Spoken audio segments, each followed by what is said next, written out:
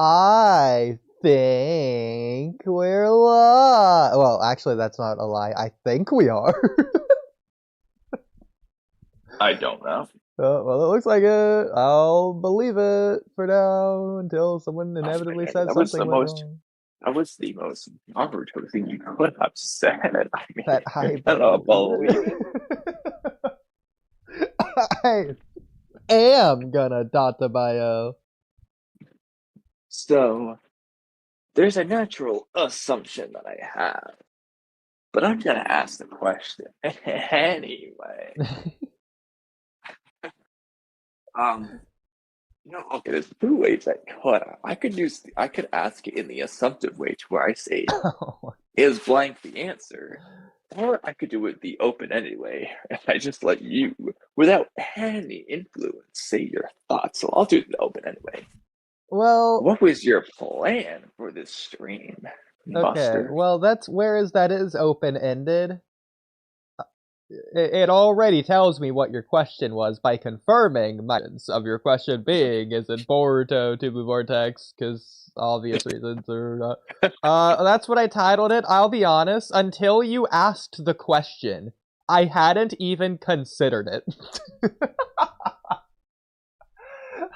Considered what we're doing. I was just solely singular, like Mamushi, singular consciousness, mind focused on my directive of are we streaming or not, and that's the only thing I had even thought of.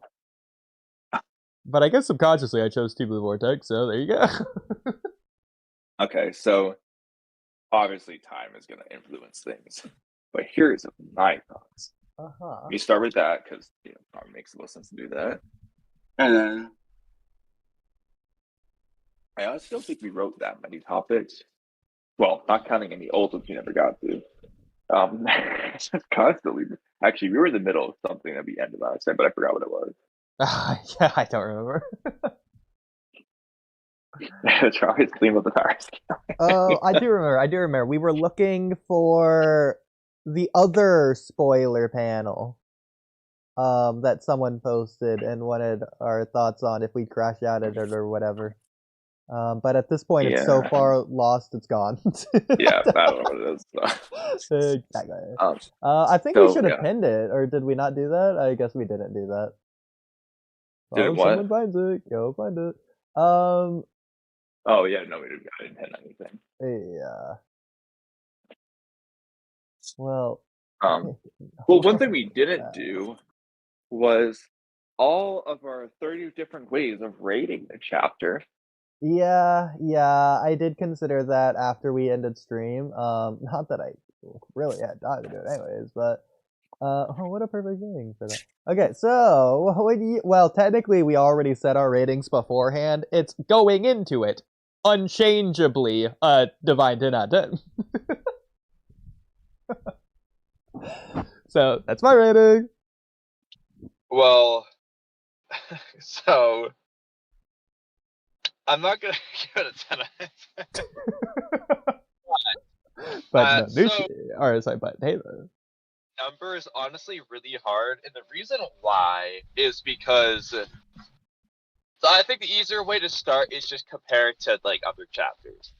And this was hands down by far. Like it's out of the park. Grand Slam. There's no competition. It's just I cannot understate just how much this chapter scales infinitely beyond the rest of the arc. Like the rest of the arc's F tier. This is the S tier by comparison. Like in every regard. Exactly. Like because while there were plenty of things we pointed out, at the end of the day, this is okay. It's not on the level of our Naruto makes no sense points to where just about every.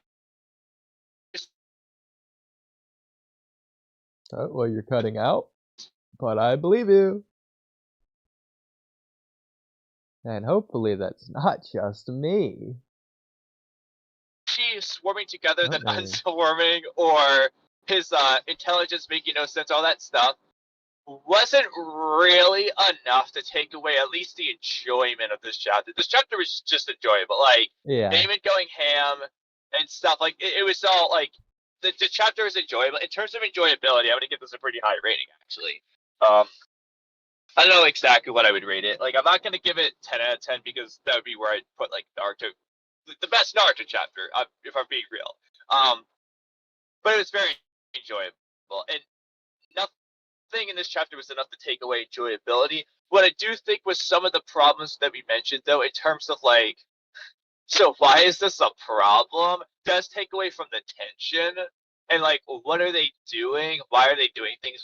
Stuff like that. Yeah. So it does take away from some of the narrative aspects of the arc, but I would say it's still enjoyable regardless, and it was never enough to just make it bad. Like, even though there were blatantly bad things, it didn't make the chapter bad. I didn't walk away saying, oh my god, this ruins everything, you know?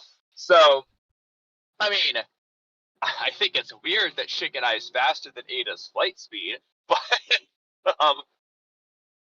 yeah. But yeah, so but that's a really good thing though, because every story is gonna have things. I mean, we do it all the time with rewriting things in Naruto that make absolutely no sense, and we treat it like it's the worst thing of all time. When at the end of the day, it has no bearing on our enjoyment of the series. That guy.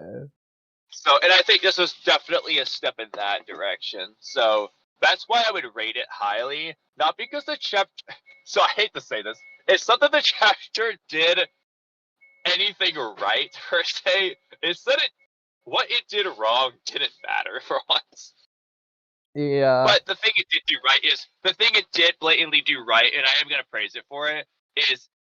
I would say it did Damon right, because things surrounding Damon were wrong, but Damon himself was right. He was just straight up bodying. He was never too slow for Mamushi. He's just constantly speed blitzing. So they did Damon right. And that was one of the big things that we were worried about is, are they going to do him right or not? And I'd say 10 out of 10. They did Damon. Specifically, Damon was done perfectly, correctly. I'm not even worried about the two hands thing. They did Damon perfectly right this chapter, and that was the number one thing I had to be concerned about. And because they did that, I'm okay with everything else. I can take Shikanai's speed blitzing Mamushi nonsense. I'm fine. It's fine. Because they did the number one thing I needed them to do. I still don't like the two hand things, but I can look past that for now to see what they're gonna do in the future with that, maybe. What I will say is... exactly. Oh, okay. Well, it's because that one change is your mic? basically, honestly, I had to switch back to my headphones. I was Well, in the stay car. with this one. Well, I'm not driving the car anymore. Okay. But yeah. So that one just entirely is just going to depend on whether we find out there's something to it or it's just inconsistent. We just don't know which it's supposed to be yet. It's beyond just inconsistent. That's the problem. Yeah, like as of right now, that's all it is. Just inconsistent here. Ignoring that, I agree, they did Damon right, but they've done Damon right in the past as well. So I would say, of all the instances of Damon popping off and being done right, I'll be honest, because that's not going to account every Damon appearance, which is always peak. But I'll be honest, this Damon appearance is probably objectively his biggest showing yet. Yet at the same time, my expectations were so high, it's probably on the lower end, if not at the bottom of the totem pole, of peak Damon for me, in terms of, like, my enjoyment or how much Damon, like, overwhelmed me with surprises or whatever. It's like, yeah, it gave me exactly what I hoped for and what I wanted, but really not anything more. I mean, whereas I get that, at the same time, though, if you're gonna like break down the only really comparative one realistically, okay, I guess there's two, but all right, so we'll just break them down. Boru's guards, I guess that's a surprise. That's your first time, but it's not necessarily the most wow because he's fighting fodders. It's just like, oh, that's stability. That one's more about Damon being Damon than it is about the guards. Yeah, and then arguably, and I'd probably still put this as the biggest surprise factor, it's going to be the code one, because sure, if you're expecting Damon to be stronger because it's kind of implied that this would be the case, but you're not necessarily expecting like that out of it. So that's the biggest one, I would say. The other one would be him catching Kawaki's rods, but it's like base Kawaki. You're not expecting base Kawaki to do anything. Yeah, So. just through conventional storytelling, Damon's always been amazing to go against it. You also have the most forgettable moment of all time, Damon versus Sarada, which, wasn't a fight, but at least, I mean, again, that's still, it's not Damon fighting, but it's Damon showing up and being the Damon we know and love. We still had our worries after that because it's Ikimoto, but I felt like that, to me, was, in a way, reintroducing Damon, whereas this was just more of the same old of what they did this chapter. More or less.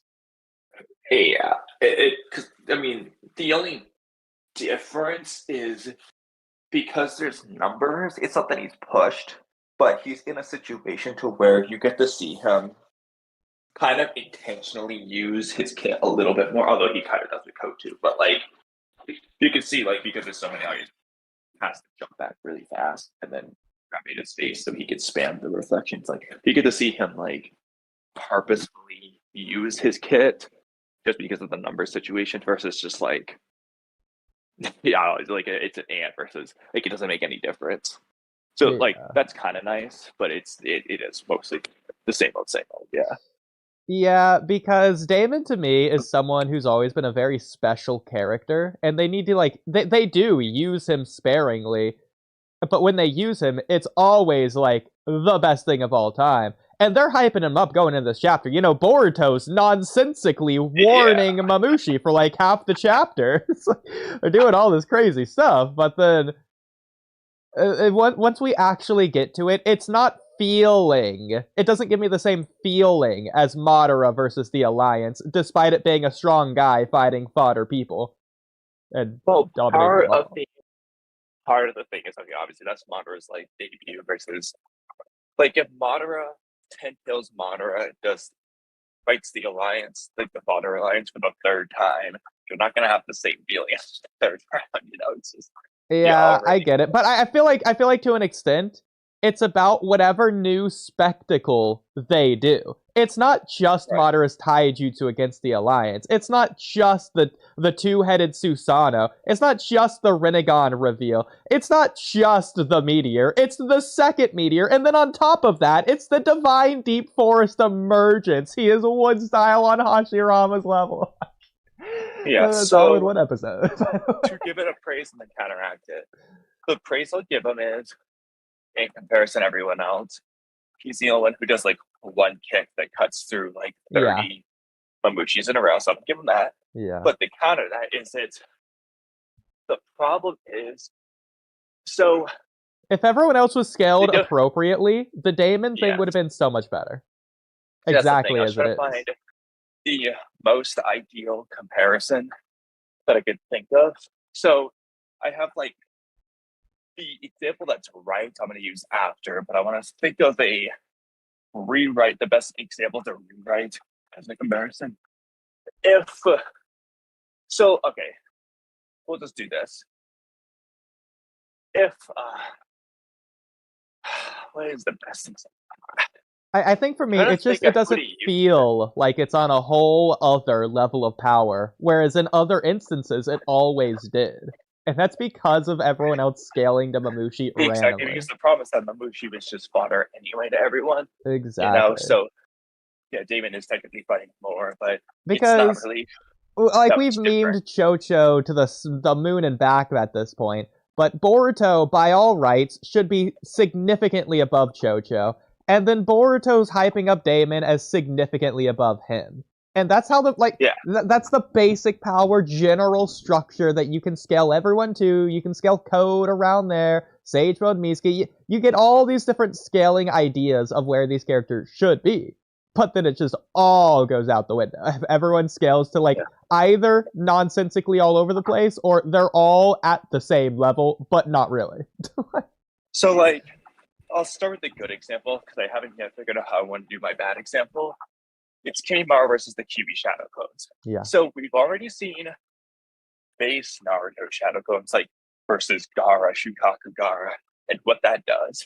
We've already seen one Kyuubi Naruto versus like Haku or Orochimaru, a different form, but versus Neji and so on. Yeah. Now you're doing both at the same time.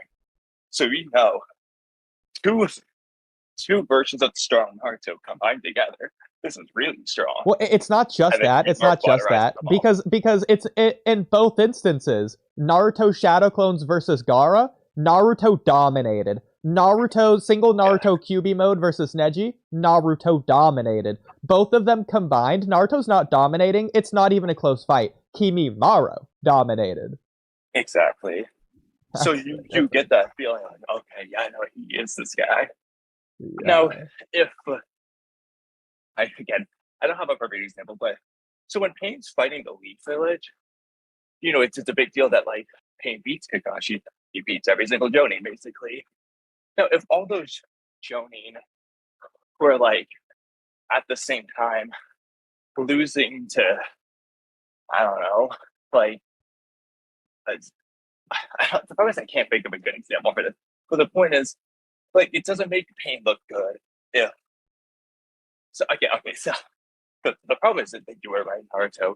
You know, when like David, like Kakuzu was a tough fight against Kakashi, and then now we just have one Jujutsu passive Pain beating Kakashi while beating up the rest of the village. You know, okay, yeah, Pain's this guy.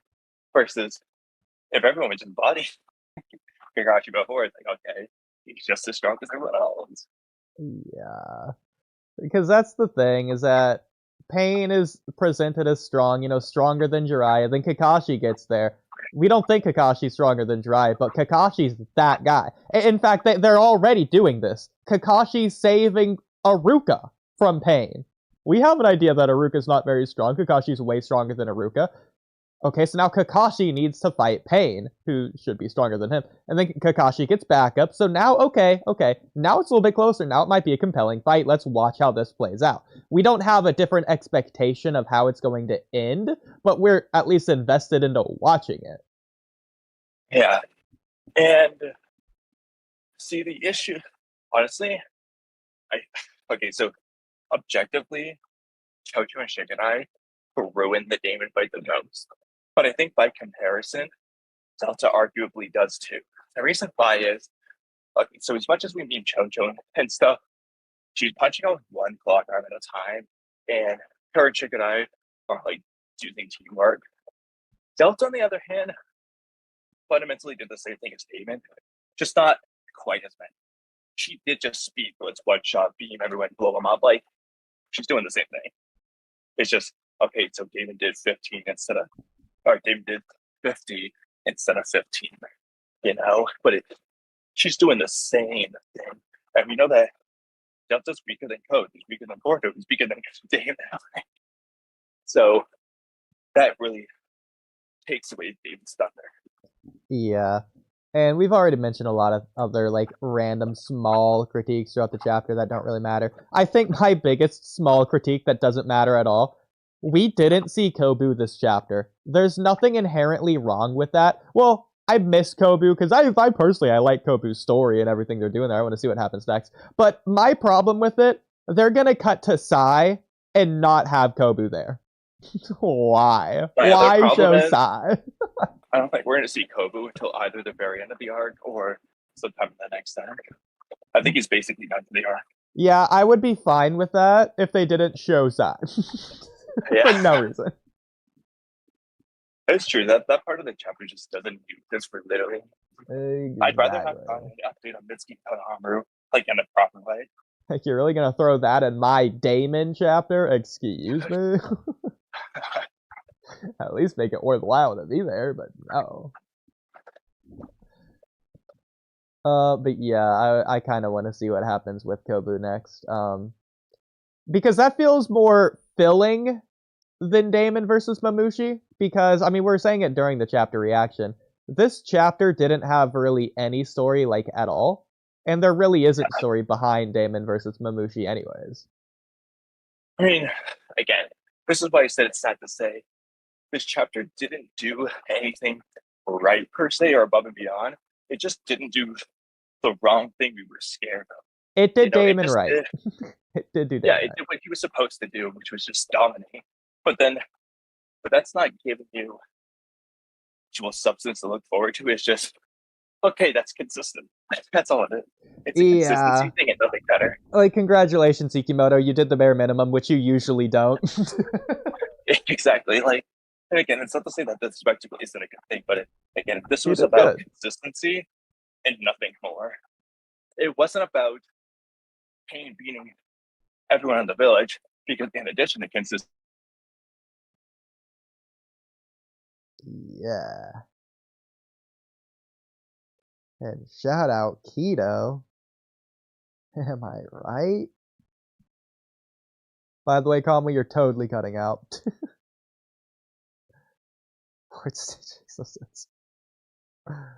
Well, I agree.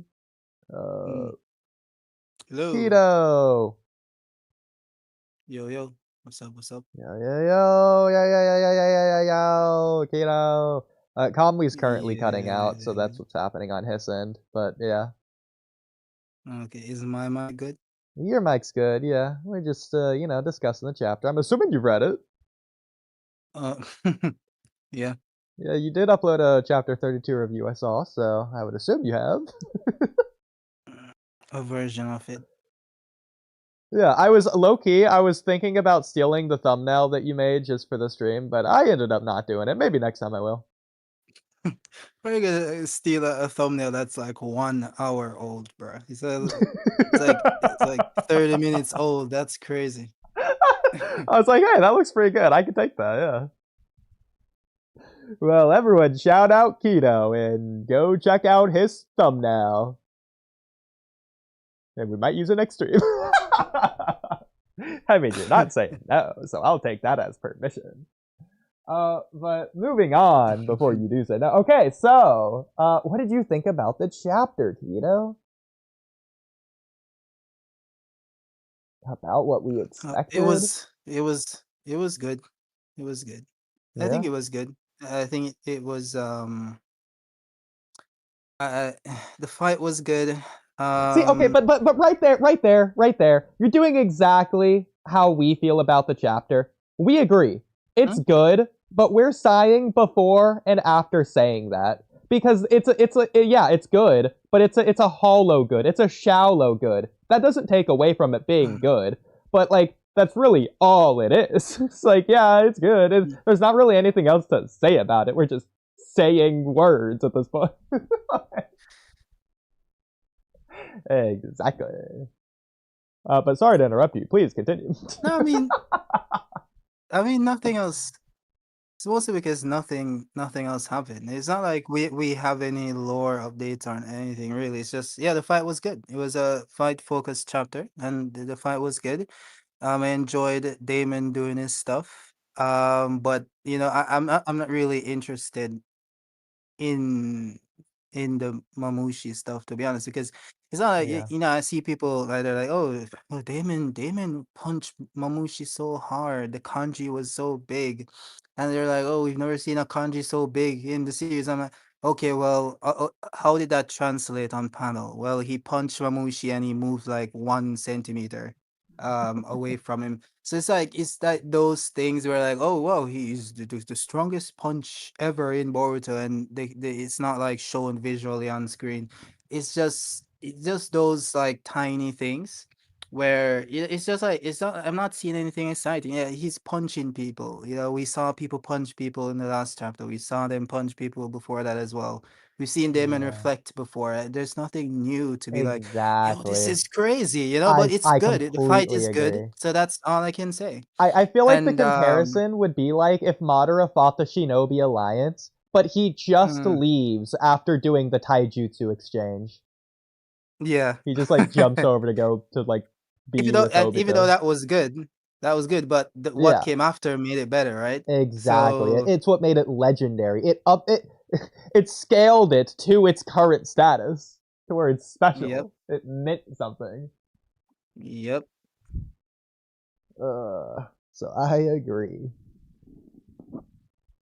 Technically, we did get one lore update that Damon is the one who broke Bug's teeth. That's not something that we couldn't have put together, but it's good to have it at least confirmed. Well, yeah, that's one thing. That's one thing. Yeah, I didn't really. One thing I didn't like though is new but not brand new. I don't know why. I don't know why Ikimoto does this, but he tends to have a lot of filler pages. There's this moment where Sarada is going blind, and he takes up 4 pages to depict that happening. Like I'm like, I it's it, Ikimoto to me is like Ikimoto is like the Zack Snyder of manga when you look at it. And Zack Snyder isn't bad, okay? I like some Zack Snyder stuff, and but you can see that he loves the flashiness of it. He loves lingering on panels, on the characters, on pages. He loves to show his designs. He loves to indulge, which I mean is fine, but when it's a Yeah, monthly manga, I'm assuming it's like you're taking 4 pages. I'm assuming you read the interview where Ikimoto said that him drawing heels is like one of the only thing that keeps him going. Well, like if he couldn't draw his heels in the Boruto manga, he just wouldn't do it at all. Oh, bruh. He must have been kidding, bruh. Bro, I don't think he was. That's the problem. Compare that. There's nothing else in Boruto special enough to make him want to make it. Compare that to Naruto, which is inherently good. I don't know, man. It's just I feel like there could have been more. It's just that those instances that I think we spoke about it on Discord the other day.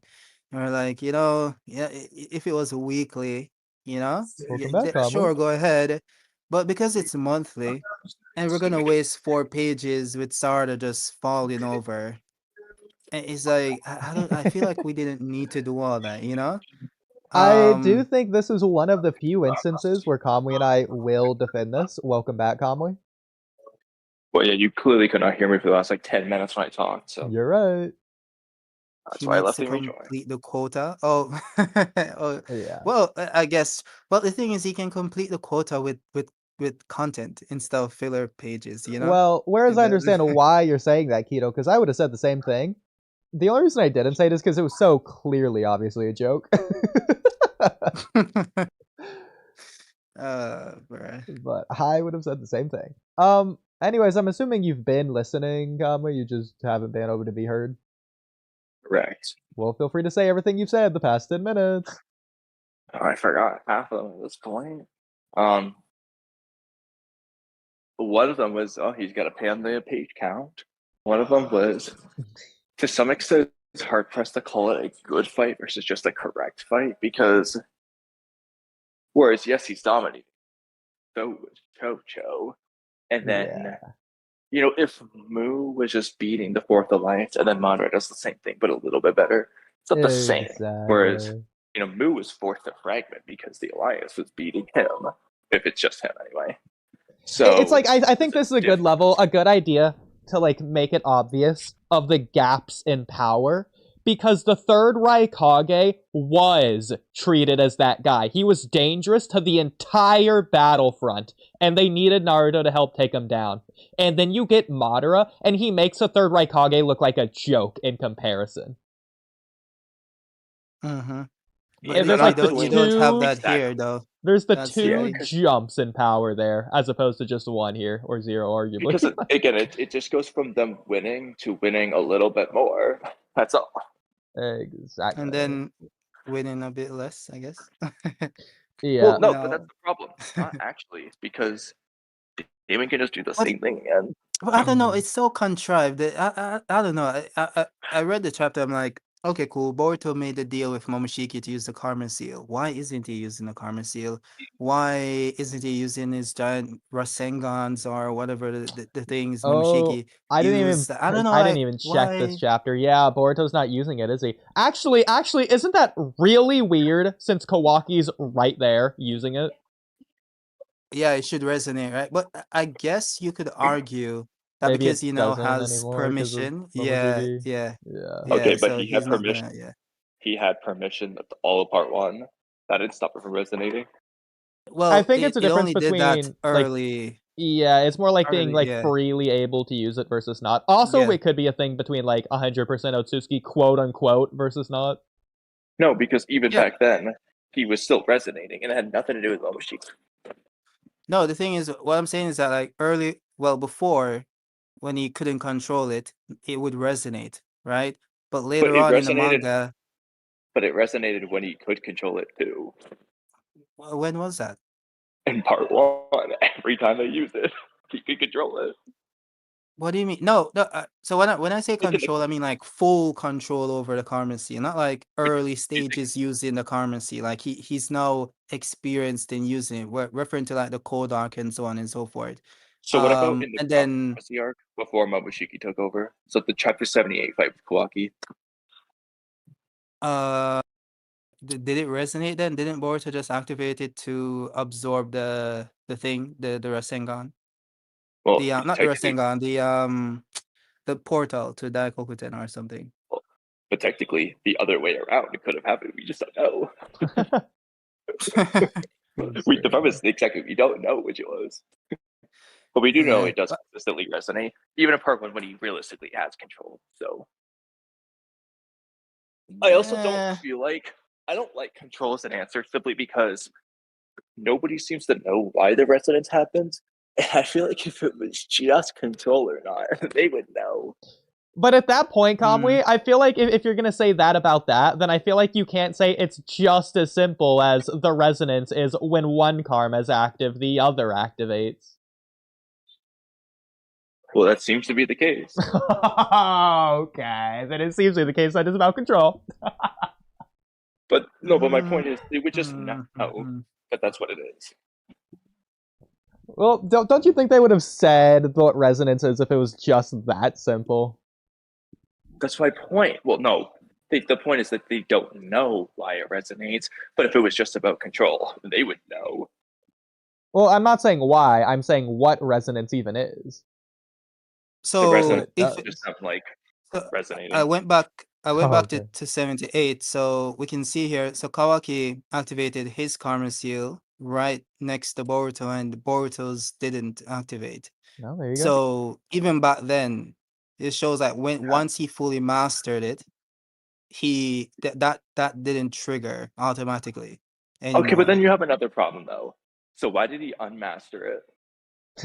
well, it wasn't unmaster. I guess it was like more so Momoshiki forcing him to activate it. I think my headcanon, my headcanon is that Momoshiki has some level of control over that phenomenon. I think.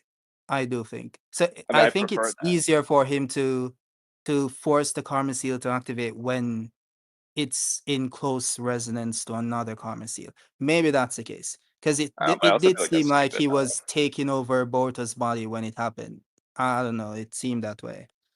I'm not gonna Or maybe it's because Boruto didn't use the Karma Seal for like 3 years. It was kind of rusty.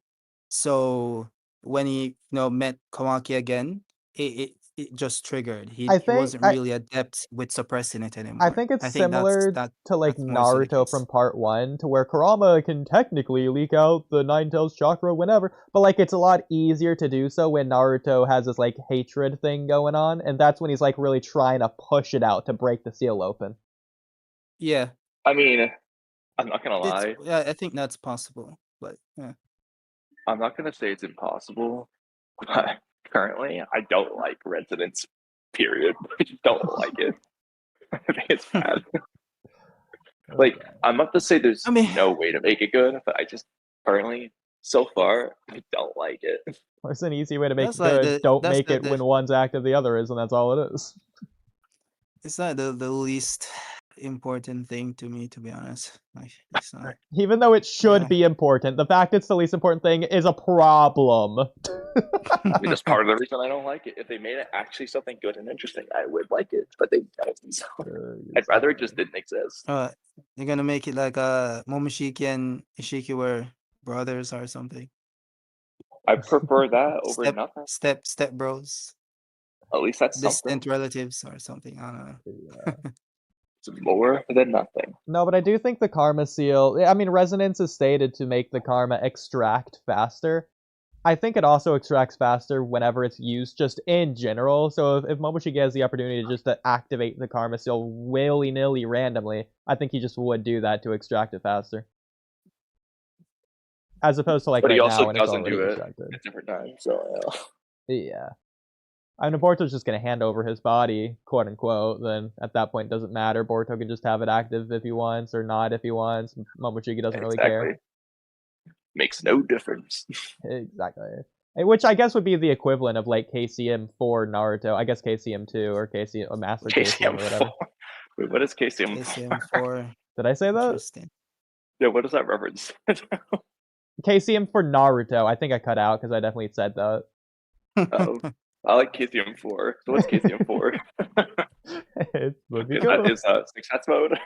It's so strong. It skipped over the third. It's a prediction. It's gonna happen. That's burial mode right there. KCM 4. Okay, Oodie, you know where to write that. Okay, sure.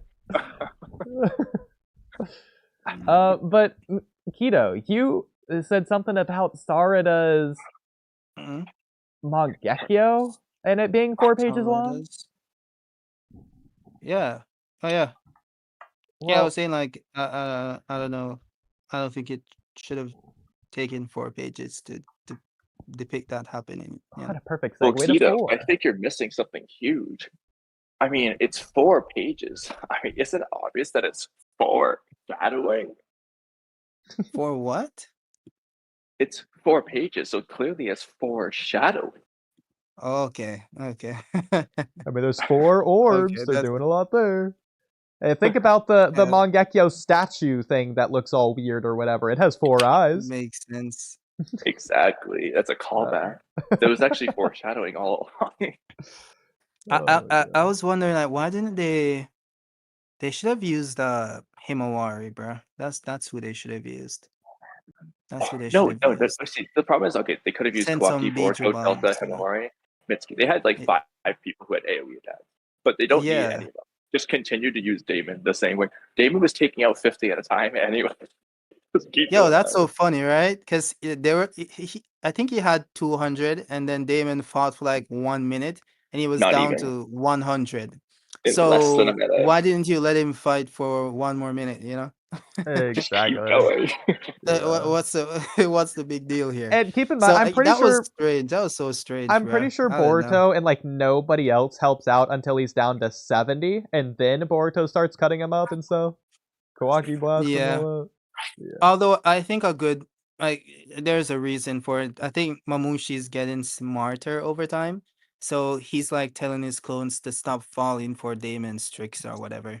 Well, but I think Damon could have still, run through them. Unless, when he reached a singular Mamushi, then that Mamushi would be way too strong for Damon, maybe. Who knows? But here's the thing. Let's just say that the Mamushi clones are smart enough to no longer fall for Damon's tricks. They can't touch Ada. Yeah. So it doesn't matter. It's like... Because again, if there's that's 3 the thing, though. Mamushis left, Damon will just can't instantly do get all anything. 3. Like, I just like... I don't know. Like, what's the goal here? What's the end goal? Even when Damon separates himself from Ada, okay, that's not Mamushi forcing him to do that. Damon's choosing that. Even when he does that, Damon's fast enough to get back to Ada if Mamushi tries to pull anything. He's done that already. So it's like... Yeah, but I think when I read the chapter initially, the spoilers, I thought what was gonna happen is Mamushi was going to overload Damon. So like, those characters, those animes or move whatever, the characters is so busted, whatever, you can't beat them. Then you keep pressuring them until they, it reminds me of Record of Ragnarok. Adam has the eye to predict or replicate movements, and Zeus, I think, was able to let him overload, right? Until the point that he couldn't do it anymore, and then he was able to kill him. I thought that was gonna happen, because if Damon is like reflecting the attacks of like hundreds of clones. At some point, you'd think, he'd run out of chakra, or maybe they get a bit exhausted or something. There Damon's has not to be even breaking a some sweat. limit. Well, Yeah, no, there I don't has to think. be some limit. I don't think there's a To be limit. honest, You to be think honest, though, it's chakra? Well, there was a statement that said he has limitless strength. I don't know. I don't know how Yeah. true that is. So maybe.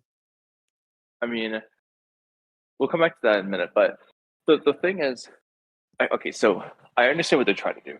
They're trying to do the whole, oh, well, he'll get smart, and so they won't be able to take them all out at once if the numbers get too low. The problem is, if they just let it get down to 3, well, he could be a super genius. Okay, so Damon's speed blitzes all 3 before they react. They're all dead. Well, that's assuming Damon can beat 3 Mamushi. But Maybe Okay. 3 Mamushi is like Yeah. 3 Juras. Who knows? But that's not how that works, because they're equal power. Yeah. No, I know. What I'm saying is, like, maybe at that point his intelligence is so high that he's able to wield his power to Jura level. So each But if that's one but of them. but if that's the case, his ability is just useless, and he shouldn't use it at all. Yeah, but that's the conundrum, right? He's too dumb to not realize that. So But also, But if he- let's no, just but- I think it ignore. is. Let's ignore No, but Mamushi just being scared of Jura, implying he's significantly weaker than Jura, anyways. ignoring that for a moment, He he's- never if he- showed that he was scared. He's just he respects authority. Okay, that's it. Instinctually afraid to destroy the village. By the way. even ignoring that for a moment, if he's so smart, he's Jura level at 1 Mamushi, then why was he dumb enough to use his ability? That makes it worse. He should be smart enough to know that. Well, look at bad. Naruto. Naruto isn't the smartest, tool in the shed, but he's the strongest, one of the Yeah, strongest. he's So maybe maybe not that strong because he's smart. He's just that strong. no. But what I'm saying is, like, maybe it could be the case that Mamushi, a singular Mamushi, isn't the smartest person. He's like Naruto intelligence, but he is Juro level in terms of power. Well, never mind Who the knows? fact that we've already seen he's just Boruto level when he's only 1. Well, technically, he was pressing Boruto, and Boruto ran Well, away no, when from there's him. only So one I of them would later in say the arc, he just wins. Boruto wins. later in the arc. In this arc, there's a 1v1 with Boruto where he just wins, and then the 2v1 he starts to lose, but he's at base. When was that? The very beginning. He pops up on 1 Mamushi and killed it. Oh, that doesn't No, count. I'm That's pretty just sure he had catching it off guard. multiple clones.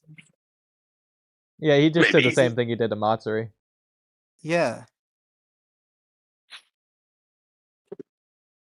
I mean, it all remains to be seen. I don't expect it to be consistent, but getting back to your overload idea, Overload. I'm probably gonna do my own video on this because I did the original video with Boros thing, but they technically have yet to explain why he was ever sealed away to begin with.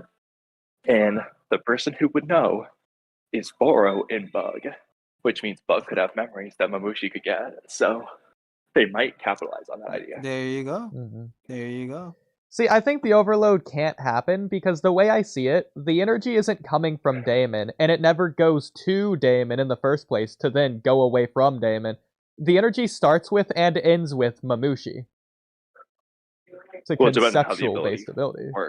I understand that. If you say that about the physical attack, sure. If it can reflect mental intent, I think it has to just be a conceptual ability. It just can't go to Damon at any point. I don't think so because, for example, this isn't 1-1, but Kakashi with the Sharingan can even get Jutsu illusions, can see what the opponent's going to do. Now, in his case, he physically copies it. In Damon's case, it automatically just copies it, essentially. But then, technically speaking, it could be Damon who essentially does the Fireball Jutsu, even though it's the other person who imagined it. And if that's the case, it costs him chakra. So it just depends. I don't think that is the case, though, because first of all, that means Damon would have to be able to do literally every single ability in the entire verse, which I understand your Kakashi example, but I just don't think that's being the case with Damon. Well, Plus, that I mean, means he I should would just go have do thought it you at of any all point. people would say that he could. Okay. But that means he would also just be able to No, he do doesn't any go- ability at any time, period, regardless. Well, it depends on whether, not necessarily, because for example with Momoshiki, he could do any ability so long as he absorbed it first. Damon's would be very similar in concept. Mm-hmm. It has to originate from the other person, but then he can do anything. It'd be the same idea. Sure. And would it just be that one time, or would he keep it permanently? Correct. It would be Just that one okay. time. Okay. Yeah, I just don't think that's how it works personally. It just because it seems like he's not even conscious some of the times that it's happening to him. Like he's asleep sometimes, he's turned around other times, and it's just reflecting back on the person. Seems like Well, it's just technically, disability. we haven't seen him do it while asleep. We've seen him wake up and immediately do it. No, Yeah, I think and he was even asleep in when Kawaki blasted him. The code woke him up. nah, I think he woke up by the time he was pulled through. It could be the case. Yeah, either we'll never know, I guess. But Exactly. I think either one is possible. Either one's But, possible, but it's portrayed as in if he was asleep. the I case disagree. of autonomous portrayed either abilities, way. this isn't the first time we've seen one, right? We've seen Kamui, ironic, but we've seen other things that they operate autonomously. The person doesn't need to be looking or seeing or perceiving, but it still takes a toll on their body. So it's not implausible for that to be the case for Damon either. But it could also be the case that it isn't, So we'll see. We just don't know. They don't tell Well, us the thing anything. is with Kamui, that applies to Obito's body. Damon's reflection doesn't apply anything to Damon. It applies it to the other person. Yeah, but it does take a mental toll as well, right? You could argue it could take a mental toll because it's doing calculations and reflecting concepts and abilities. So there's some mechanical force at play there. That's operating through Damon But because the if ability that's stems from well, him. it's operating through the ability that Damon has, so it might not be going through Damon at all. Well, unless the ability is some omniscient force that exists in the cosmos and he's tapping into it, I don't think that's the case. I think it's originating from him. It's It's a a theory, but I do Shinjutsu. think it's his dojutsu. But that's a theory for Yeah, another day. same. That's But where I'm at too. I don't know why he would have a dojutsu and no abilities. So that doesn't make any sense. He clearly does have a dojutsu. So yeah, I think it's stemming from him. But we'll see. We'll definitely see. I just feel like it wouldn't be able to reflect attacks before the attacks even begin. Otherwise, Kakashi can copy a Well, jutsu before it the happens. good thing is no, that he he's can't. doing both. He can't do that. You could Well, argue maybe the he did it to intent. Zabuza. No, that's not what's happening in the Zabuza case. You know this. No, I know, but he did technically do it. Well, no, he didn't technically. He realistically didn't do that. Well, no, I mean he finished the jutsu before Zabuza did, canonically. Oh my god. This is stupid. Simultaneously. Anyways. Bro, Damon be smiling. Someone said maybe Ada's omnipotence will save them. There you go. Ada The does plot have device. That's still Deus a Ex thing. Machina. It can fix anything, really. So. Yeah. Okay, Keto, let's talk about the 4 freaking stupid pages that we've brought up and not talked about like 20 times now. About Sarada's stupid Ongekyo. Oh my god, go ahead. Well, because we technically didn't know before, now we know for sure. Yeah, the Shinju just are immune to omnipotence. At least in terms of the role reversal and love charm. Because, I mean, Mamoshi's clearly not worried about harming her. Oh, yeah. That should apply to all of them, realistically. Yeah, I didn't think But that's about the that thing, though. ago. I don't know. Shouldn't he want to harm her, though? Because he's dumb? Well, that doesn't matter for the love charm. I mean, it's possible. Where you are, you think that applies to him as well? I don't think he's affected. So, Keto, have you seen My Hero Academia? Yeah. All of it? No. How much? The last thing I read up to was the American woman when she was fighting Shigaraki. And yeah, I think that's the last part I read. But I know how it ends though, so. Okay. I guess I'll just say like minor spoilers that you probably won't care about. So you know Toga. Yeah. Okay, and Kamui hasn't seen My Hero Academia, so he's not going to care either way. So there's this... Okay, in one ear, out the other. Exactly. So there's this girl who... I mean, she loves Deku. Wait, real quick. Yeah. Is she the girl with the ugly smile that's supposed She to be is cute? the girl with the ugly smile, yeah. I knew it. Okay, so she has like weird, messed up emotions, and basically Deku has like this like danger sense ability, but it doesn't go off when Toga attacks him because Toga, she's like sadistic or whatever. Her emotions are weird to where she shows her love and affection through violence or whatever. Oh, so she like Hisoka? Kind of, yeah. So like that's like her love language or however you want to see it. So it could be the case that Mamushi genuinely thinks he's like doing like a good thing for Ada by devouring her or whatever. To where it's bro, not gonna work. Listen to what he says before he goes to the village. He does not think he's doing a good thing. I'm just saying it's possible. The dialogue does support it to some extent based on what he said. I'm not sure if he thinks it's a good thing for Ada, but more so a good thing for him. Yeah, no, it's definitely the latter. Yeah, well, it could be a good thing for Ada from his perspective, depending on how the Ten Tails see the world. Even like in the long run, or however they want to see it. It's possible. It's plausible. I'll give you possibility. There you go. Okay. You're not going to give me better than that. Alright, but back to your 4 pages. Oh my god. Okay, so Kamui, I'm like, do you want to be the one to defend this first, or should I? I'll let you, because I'm at the gym, so. Sure. Well, I don't think that really affects who goes in what order, but alright. So, Kita, so you hate Sarada's Mangekyo Sharingan this chapter with Mamushi. Hate is a very strong word. Yeah, so you drop and it's the one you would use. Because of yeah, exactly. So you drop the series. I wouldn't do it. I wouldn't spend so much time on it. But let me expound on why. All right, because it does require a bit of context. So not only does it waste, so there's the Outerverse reasoning. I technically you could say both is Outerverse. So it wastes so one. Not even just 4. So we have 1 when Shikamaru tells her to do it. She's, standing there, activated the Mangekyo. 2, she flies up. 3, she finally uses the orbs. And then 4, she falls over. She leans back. Boruto sees it. Then 5, she leans back further, and Konohamaru sees it. And then 6, Boruto finally goes to catch her. So 6 pages just to show all of that.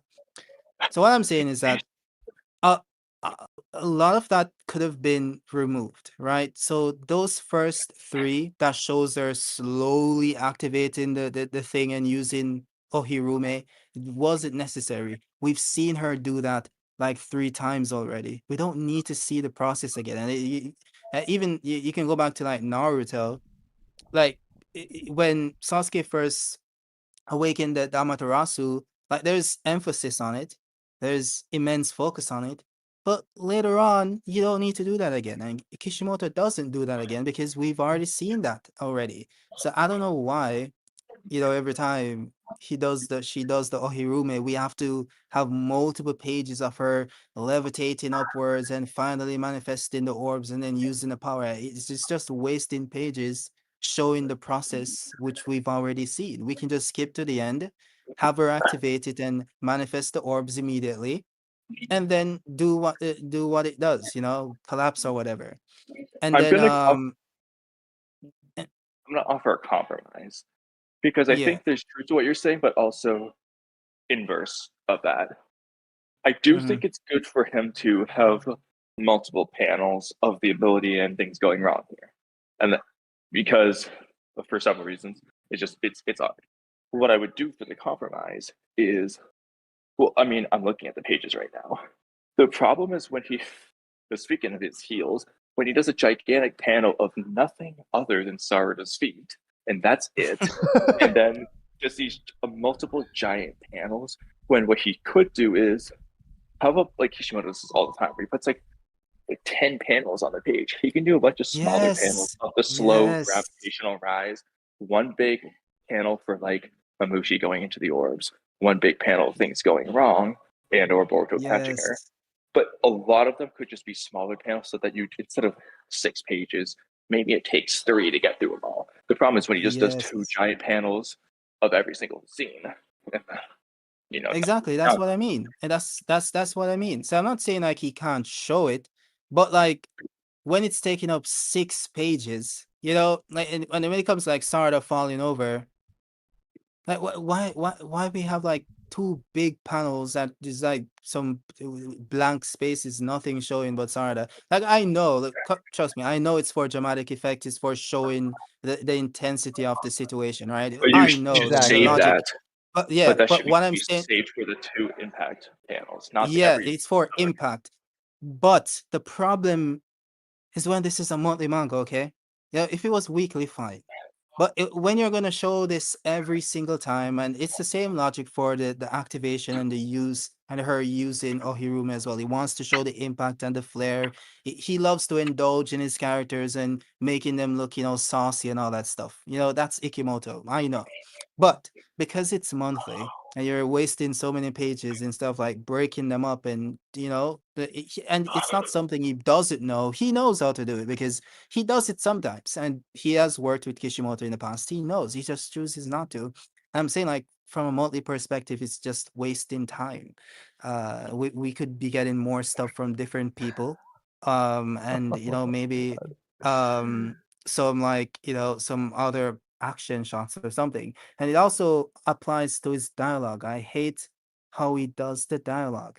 I don't know why he has to have big dialogue boxes that have like 3 words.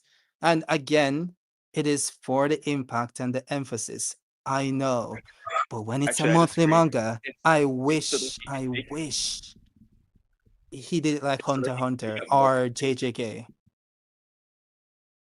Go again? He wants to take up more of the page with giant dialogue bubbles, so there's less to draw each one. Yeah. It's really. That's crazy. Oh, that's the bad way to see it, but it's probably the truth. So, okay. My turn to defend it. And I have like 20 examples to go through, so we're not just going to sit on one example, but I'll start with the best example. This isn't just the tension and dramatic effect that Kito's saying. It is that, but it's more than that. You need, for moments like these, it's good to sit in the moment. Not even the scene, but the moments leading up to it and the moments afterwards as well, to make it like a bigger, larger than life scene in a sense. The biggest it's going to sound ridiculous comparing these 2 scenes, but like the biggest example, at least like plot point wise or whatever, would be Madara activating the infinite Tsukiyomi. You don't just sit in that moment, you fly up with him. You watch him do the hand sign, you watch him tear off the horn and then activate the eye and then look at the moon and say, "Behold the world," and all these other things. And you see Kaguya, you get the aftermath. You see so many things. Everyone gets wrapped up individually, one at a time. The divine force emergence. I want to agree that's and also counter that. Go ahead. So, but that's you're the first time. But yeah, go ahead. well, no, Oodie is absolutely right. However, Oodie, I want you to put the piece of the puzzle here. You mentioned like 4 things Madara did, and there's actually probably a bunch of smaller things he also did. There's like 6 different things there. So what did Sarada do? She flew up. She doesn't do the fly. She does the fly up. We'll give you that. She does the fly down. I'll give you that. She activates her eye. I'll give you that. But she's not doing the tear off the mask, read the stone, to quote the stone tablet, look into the moon, the Kaguya appears, and the hand sign. All that's not there. And what it is it's just Madara flying, Madara activates the eye, Madara flying. And for the Tsukiyomi, Madara goes down. You replace half the steps with just flying.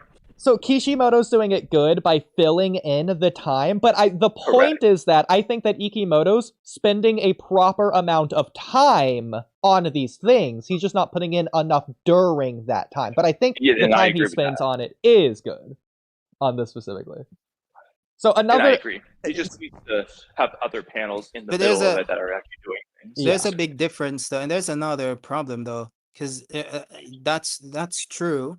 But the reason why it's important for Kishimoto to show all of that, because that's what the entire manga.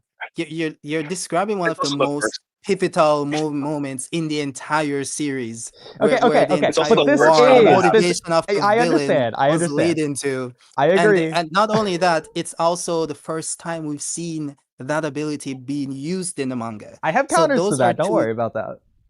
I'm So also those are not the gonna two things. equate But this. then with Sarada, she's doing the same actions 3 times when we literally saw her do it just a chapter ago, and we're seeing her do it again. It's just not necessary, you know. But that's what I think. You know? So, real quick, I'm the only person who cares about this, but I mentioned this panel earlier, and I mentioned the heels.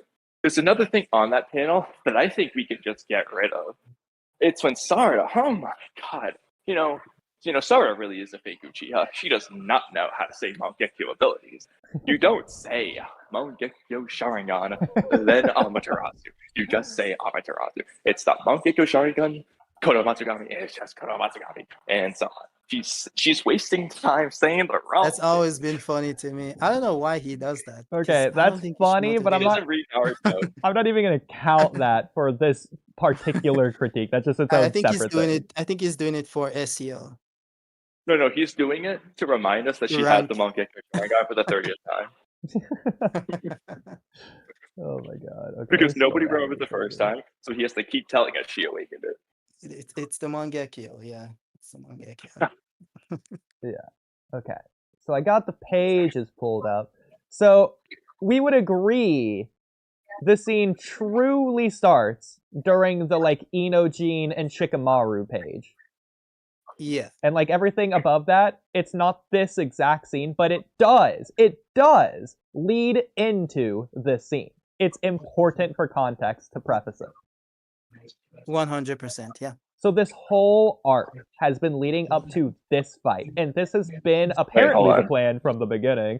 I mean, Yeah, at, sure. at the very least, if not directly stated through Ohirume, then it's been the plan Oodie, to you're get not sharing your Mamushi to a certain number. Oh, here, I'll share my screen. This is plan B actually, so no.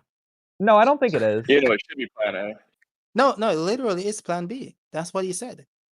Well, no, But he it should said be this is plan his A. last resort, but like he's still doing the same plan. Oh, yeah, it's plan Z. It's plan Z. Yeah, Our but bad. what I mean is that it's not like the ultimate goal of the arc. It's just like, oh, what we actually wanted to do failed, so we have to resort to this. Well, that So it's doesn't not make sense really the anyways. same That's a thing. different critique. It's stupid regardless. They're stupider than Mamushi, but ignoring that. It's the location has changed. They're not doing it in the village. They're doing it at Ada's house or whatever, but the plan is the same.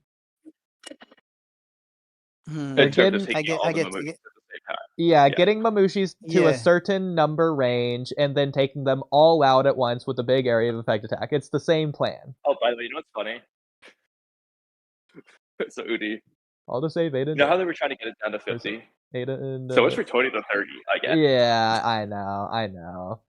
Ignore Bruh. that. Wait, would they just listen to Koji's numbers already? Listen. That's technically problems with this chapter, but like I think this. Okay, here's the thing with that. I think this chapter, in terms of Mamushi's intelligence and like the numbers, it's been consistent with the rest of the arc, ignoring the beginning that's messed everything up. So I'm gonna put the problem at the beginning of the arc rather than the end of the arc, because he was consistent with it this chapter with what he's been inconsistent with for all the other chapters. I still think it was just a typo. It was actually 200. That's hilarious too. I mean, I'll just give Ikimoto his flowers and say this chapter I felt like he did it consistent, just not with the arc, but with Do you think part in of the the, do you arc. think in the volume release they're gonna change it to 200 to 30? That would be funny. I could imagine it's just like Dragon Ball, where he just constantly wants to make them exponents that randomly increase for no reason, the numbers. But ignore that. But the whole arc has led up to this singular pivotal moment. This is the technically defining moment of this plan. This is where it's all seemingly going right. Everything has led to this moment, and everyone's done their part to get to this point. And right here at the very end, this is the final straw, the camel's back, or whatever the phrase is. Camel's back? I feel like there's more to it than that. But... It's not. It's the straw that breaks the yeah, that one. Yeah, okay, forgot the straw. But I got the rest of it. It's just... Well, no, you got both, just not together. So it's just it's the camel's back. Right, but then, the final straw and the camel's back.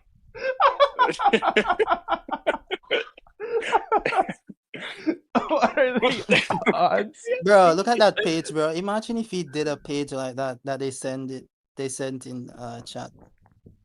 The one with Sasuke and Itachi, bro.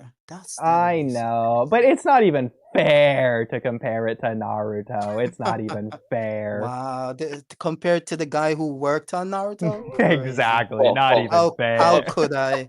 How could I? You know, I think you should rephrase yourself to the guy who hated Kishimoto. Oh, wow. Have you seen his 4chan post about how much he hates the guy? And it was miserable working for Kishimoto. I did come onto your stream when you guys were... I didn't stay, though, but I did hear... I'm going to send that to you because it's so funny. I don't know where it is, but Kamui, maybe you can find it. Faster than me. No, I got it right here. Just search 4chan, yeah. Got it. When I asked you for the 4chan. Right here, okay. Well, it wasn't about searching, it was about finding the correct room. Okay, I'm gonna send this to you, Kiddo. I still haven't looked through it all yet. I need to do that. Kiddo, have I talked to you recently? Yeah, okay, you're right here. And I meant in DMs, but there you go. Okay. Well, Oodie, you definitely have talked to him recently. It's like 20 seconds. Okay. Getting back to this moment, though. Okay. The numbers are depleting. The goal is to get it to 50. We finally got it. We're finally here. It's all relying on Sarada now. It's like the final second of a basketball game. You're at the three-point line with the ball. It's all tied up. Are you going to make it in the basket or not? You want the basketball shot to be in slow motion, even though nothing else is going on. It's just watching the basketball do its slow arc towards the hoop, and it doesn't even matter. What matters is whether it goes in or not the trajectory it takes on the way there. That's going to look the same regardless. But that's the part that's going to be in slow motion. There's a counter. Well, to be fair though, if you want it in slow motion, then you can't just do a what's the a claymation video, but where you do like instead of like each little frame, you skip 5 seconds in between, and then just do each like a still frame for 5 seconds and then a new one for 5 seconds. Funny. You need to do every in between. But I didn't mean literally it needs to be slow motion. I mean it needs to like sit in the moment.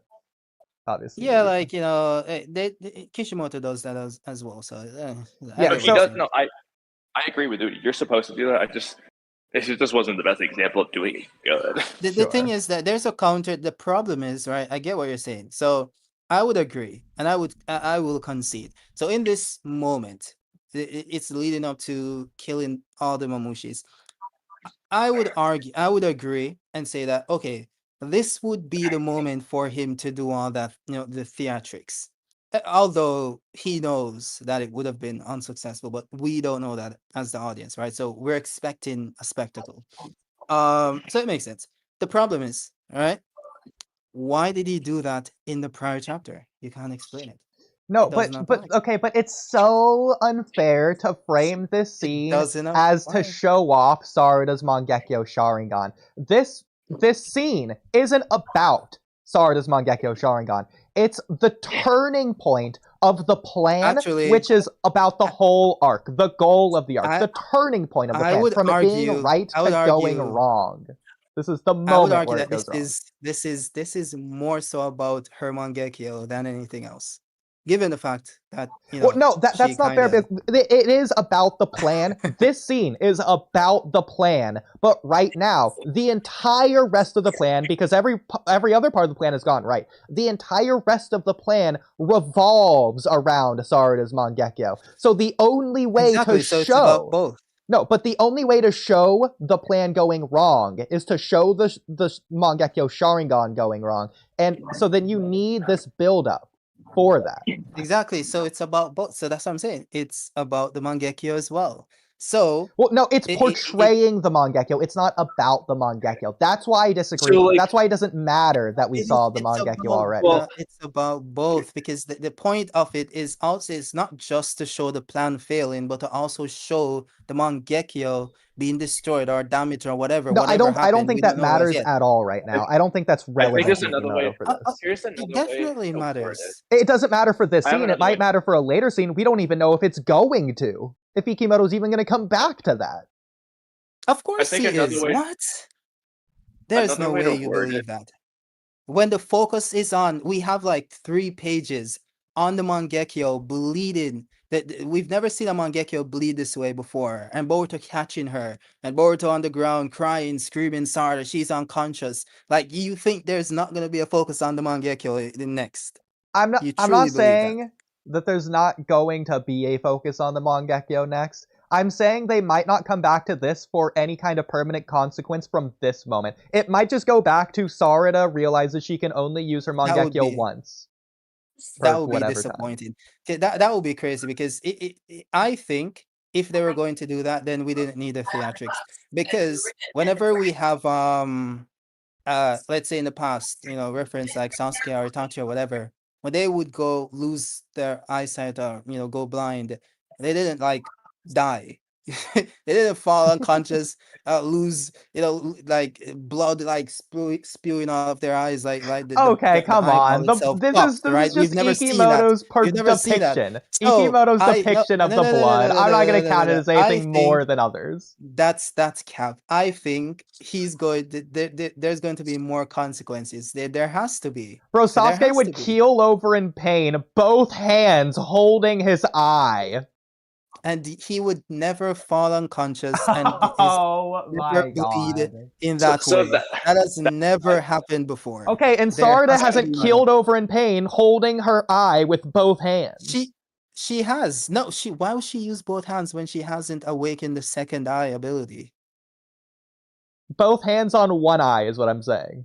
That's what Sasuke Bruh. was doing. That's crazy. No, Yeah, that's not Sasuke, true. it's crazy. No, he had both hands on both eyes because he was using Amaterasu. No, he didn't. and He the never flame once controller. had both hands on both eyes. It was always on one eye. Bruh, literally have the panel, bro. Okay. Pull it I'm up. I'm gonna send you the panel. He does it. It's because of Susanoo. That's why he does it on both sides. See, I was Well, because referring to the Amaterasu. Susanoo does use both eyes, right? Technically. To awaken it, at least. I mean, it's weird. Kind of Because you arguable. need both eyes to awaken the Susanoo. Then you don't need Yeah. them at all. Yeah. Even though you need them for every other Mangekyo ability. Because the So Susanoo anyway- is just chakra, it's just chakra, technically. Well, that aside for a moment, about the lingering in the moment thing. So another way you can phrase this is you essentially need to show the plan being as close as possible to succeeding before you can rip it away. Because so it's just like I'm just giving you the dumbest analogy. So it's the parent holding the keys in front of the little kid. The closer the kid is to grabbing the keys, the more impactful it is when the parent pulls it away. So the more you spend on the moment of her, quote unquote, using the Mangekyo and succeeding, the more impactful it is when things go wrong. Whereas if you just show her activate it and it turns off, that's a pretty big surprise factor. But you never felt as close to victory as you did. So another example, Naruto and Shikamaru get Sasuke's coffin. They're as close as possible. They have the coffin in their hands. And that's when Kimimaru shows up. Versus if, let's just say, Well, Kimimaru real showed quick, up, that's how you just Kamui, plan it. because either I heard it wrong or you said it wrong. It wasn't Naruto and Sasuke getting Shikamaru's Shikamaru. coffin. I said Shikamaru getting Sasuke's coffin, I believe, but Okay. Now that But would have been an regardless, interesting rewrite. like, cause there's 3 ways you can do it. You can have Tayuya have the coffin, and then Kimimaru shows up. You can have Naruto and Shikamaru jumping to the coffin, and then Kimimaru takes it before they get there. Or you can have them literally get the coffin, and then Kimimaru shows up. The third one is the one that Kishimoto did, and that's for a reason. That's good, So, yeah. like, technically speaking, you could argue they didn't have Sarada do enough. There should have been, like, one or at least a Mabushi a millimeter away from the orb before things go wrong. It's technically If anything, I think the Infinite Tsukiyomi was done too quickly. I think they should have slowed down to do that even more time. Nah. At the very least, the really thing with good. the Kane meteor over the village was a fight. really good example. Kane just floating in the air for so long. Yeah, that was good. That was good. I agree with that. Like, that's a good example. But like that one, that's different from this one, because this one, okay, the pain one is more of a tense moment. You don't know what's about to happen. For this one, it's different. We know the expected result. It's the nail biter of whether or not we're gonna get it. And the closer we get to it, the more likely we're gonna believe that it's gonna go right. So that when it goes wrong, all that hope that's been built up is dashed away all at once. So, for example, what they could have done, technically, this is arguably what they should have done. You remember when she does it versus Ryu, and it's like all those panels of Ryu getting closer and closer, and then he's on the orb for a few panels screaming before he blows up? The Mamushi should have been like on the orb, like touching it, screaming, and then she gets out. That's how they probably should have done it, to be honest. Because the closer they get, the more likely the audience is to believe that they're actually going to do it. So when they don't, it's more impactful. The problem with this is it makes sense if you look at it that way, but no, correct that. How you're interpreting what's happening isn't really the case, because it based on prior examples, as in what happened in the prior chapter, I will give them the first awakening, because when you just awaken, you want to be a bit flashy, right? But when she does it in the prior chapter against some random Mamushis in the village, what's the reasoning there? To be honest, it shows that the logic that you're using isn't the logic that Ikimoto is using. He's doing it because he just wants to show her using the Mangekyo in its fullest capacity every single time. Because if the only way what you're saying would be the reason is if in the prior chapter he skipped all of the fluff, but he didn't. So hold on. I disagree. So just stick with me for a moment, because there's going to be context that I'm purposefully ignoring to make this as simple as possible. From like a writer's perspective, what we have last chapter, it ends with Shikamaru saying this is a last resort. Okay, this is the worst case scenario. Boruto brings all 200 clones to Ada. Worst case scenario. And then you start to slowly whittle them down from 200 to 100 to 70 to 60 to 50. Everyone's fighting. We see everyone doing their part. You finally get down to 50, and it's the final move. And this is it. And then they get moments away from succeeding. Moments away before suddenly it just falls apart, literally and figuratively. All at once. They were moments away from success. It would have been over. The whole fight, everything leading up to this, it would have been done. And now we get to something even worse. Sarada failed. What are they going to do now? But not just is it bad on the good guy side, it's good on the bad guy side, because now there's a new worst case scenario. It's not just 200 again. He didn't just keep the 50. Now it's up to 1,000. It's way worse than it ever was before. The new worst case scenario, and they need a new way to deal with it. Yeah, but I agreed with all of that. That's what I said. I will concede and say that it makes sense to do it here. Okay, again, I mentioned I have like 20 examples to go through. The problem is that the logic that you're using, right? You're saying that the reason why he did that here is the reason you just explained, but based on what happened in the prior chapter, where he did the same thing without this surrounding context, shows that this is not why he did that. He would have done that regardless of whether this was the situation or not. He has shown that before. Then I would critique last chapter for doing it during an irrelevant time. I don't think it matters for this chapter. So, this is perfect. Okay, so you said that I can get to a rewrite idea. Now, this will help with Kito's point. But before you jump the gun, there's a counterpoint you might want to make. I'll address it after. So the rewrite is, he doesn't use Mangekyo last chapter. Why is that good? Well, one, you didn't do the thing Kito doesn't like. You would save that moment for here. Two, fix the power scaling. Sarada's not using her Mangekyo against base Chocho victims. So the problem you would have is, if Sarada didn't use her Mangekyo, Why is she giving out here? What's the answer? When she tried to use it on Damon, just to make that the same day, just write it to where that happens on the same day. Sarada's not doing a training arc in that week anyway. Just have her Ada thing happen the day of the morning of. Just coincidentally, that's when that happens. And when she tries to use on Damon, have her literally start to try to use it so it wastes a Mangekyo usage. But Damon's too good, obviously. It only upskills Damon anyway. So there you go. She wasted it on a moment she shouldn't have. Her own fault. Narrative consequence. Here they are. So I have a similar rewrite for that exact same reason. So the reason it's emphasized so strongly, Keto, why they did it last chapter, first of all, I think it should be close to right now. It's for the same reason that we're asking why the plan failed. We know it did, but now we need answers. We demand answers. It's the same thing. This is going to sound ridiculous as a comparison, but just hear me out. Writing-wise, it's the same thing as when Obito is unmasked. That's Obito. We need answers. Then we get immediately 2 episodes following that showing us what happened. That's 2 full episodes. In comparison to this is like nothing. Technically, we got this beforehand, but that's okay. But this is about why the plan went wrong. Why are we using episodes? No, why are we using episodes? Okay, it doesn't matter. Because I don't know however many chapters it is. 4 chapters, 5 chapters, filler. whatever. It's it like 6 chapters. Okay. It's like 6 chapters. That doesn't matter, though. The point is, we get a long extended sequence showing the answer. We're getting that here. If it was just a quick, simple use of the Mangekyo, then it's like, whatever. But they're emphasizing, why did it go wrong? Why did she pass out? She lost consciousnness. Yeah, did she use it before? She did earlier in the day. Remember that. That's a big moment. That's a big deal. Because that's why the plan went wrong. You just got done saying it was 2 episodes or 6 chapters. This was like 1 page of saying why it went wrong.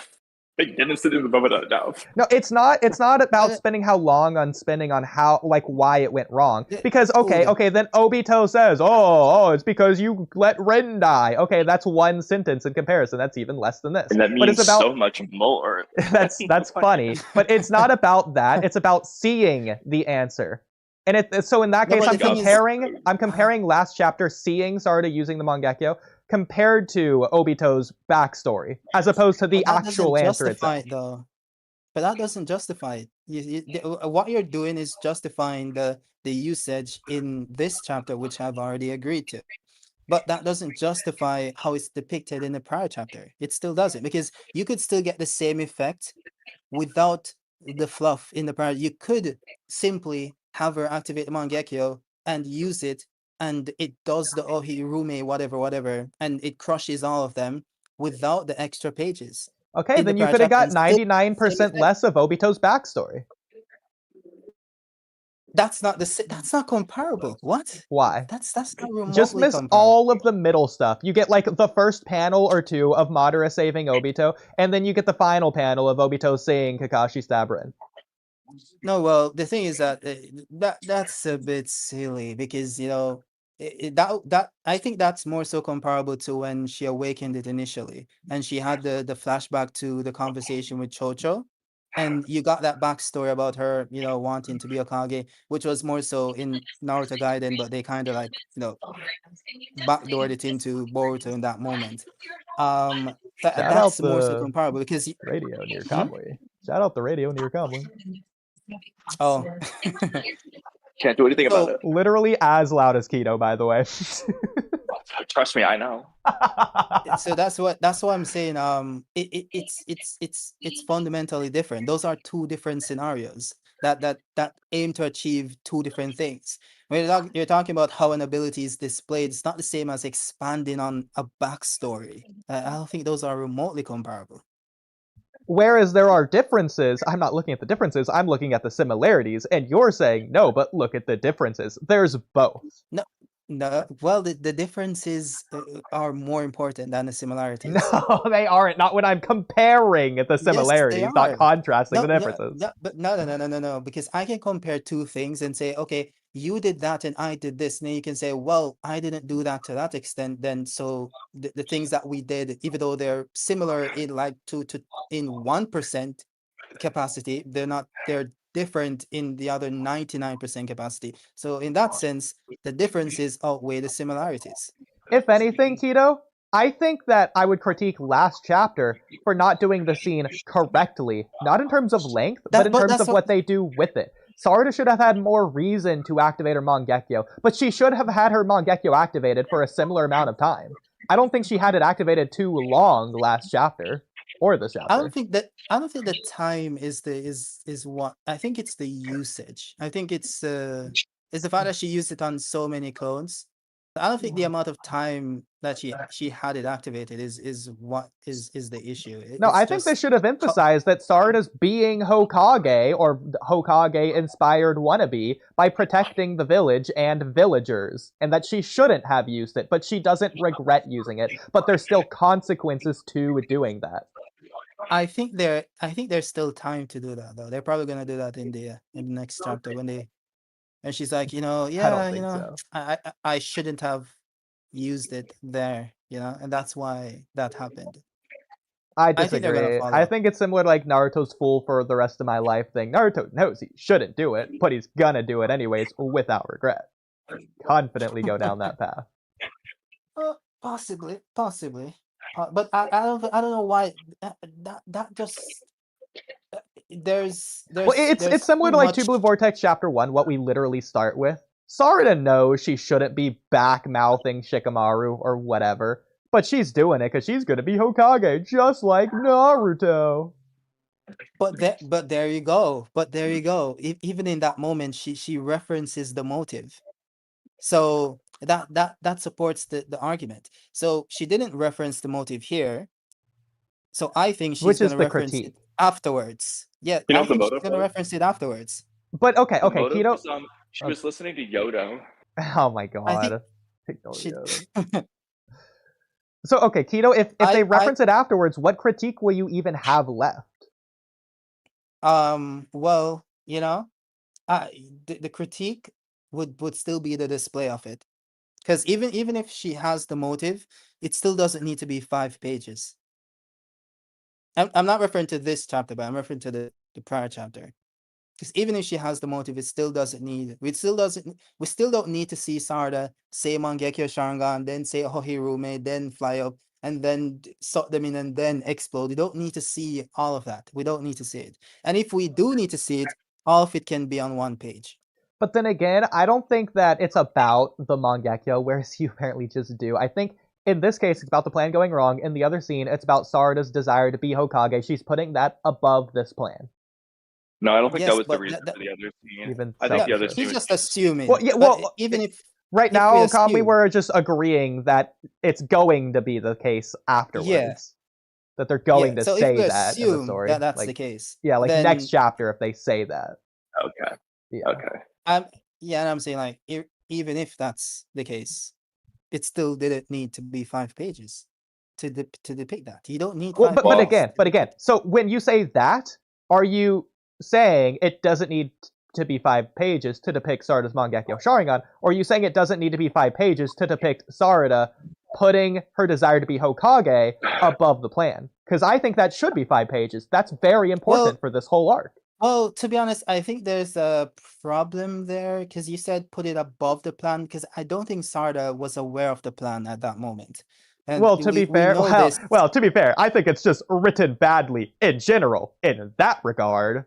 But yeah, I don't think I would say she didn't know, because if you read the chapter, this one, he just told her, and he's like, how many Mamushis can you kill with the? Because I would assume, if he told her about the plan before, he would have already discussed, how many. Because that doesn't make sense regardless.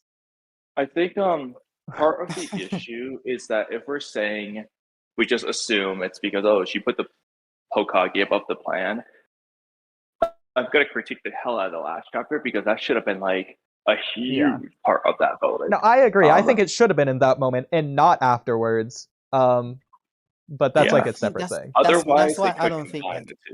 I don't think that. I think how Ood said it is wrong. Because I agree it has to do with her wanting to be the Hokage, but I don't think it's about her wanting to put being the Hokage over the plan. I just think she believes that the village is her family.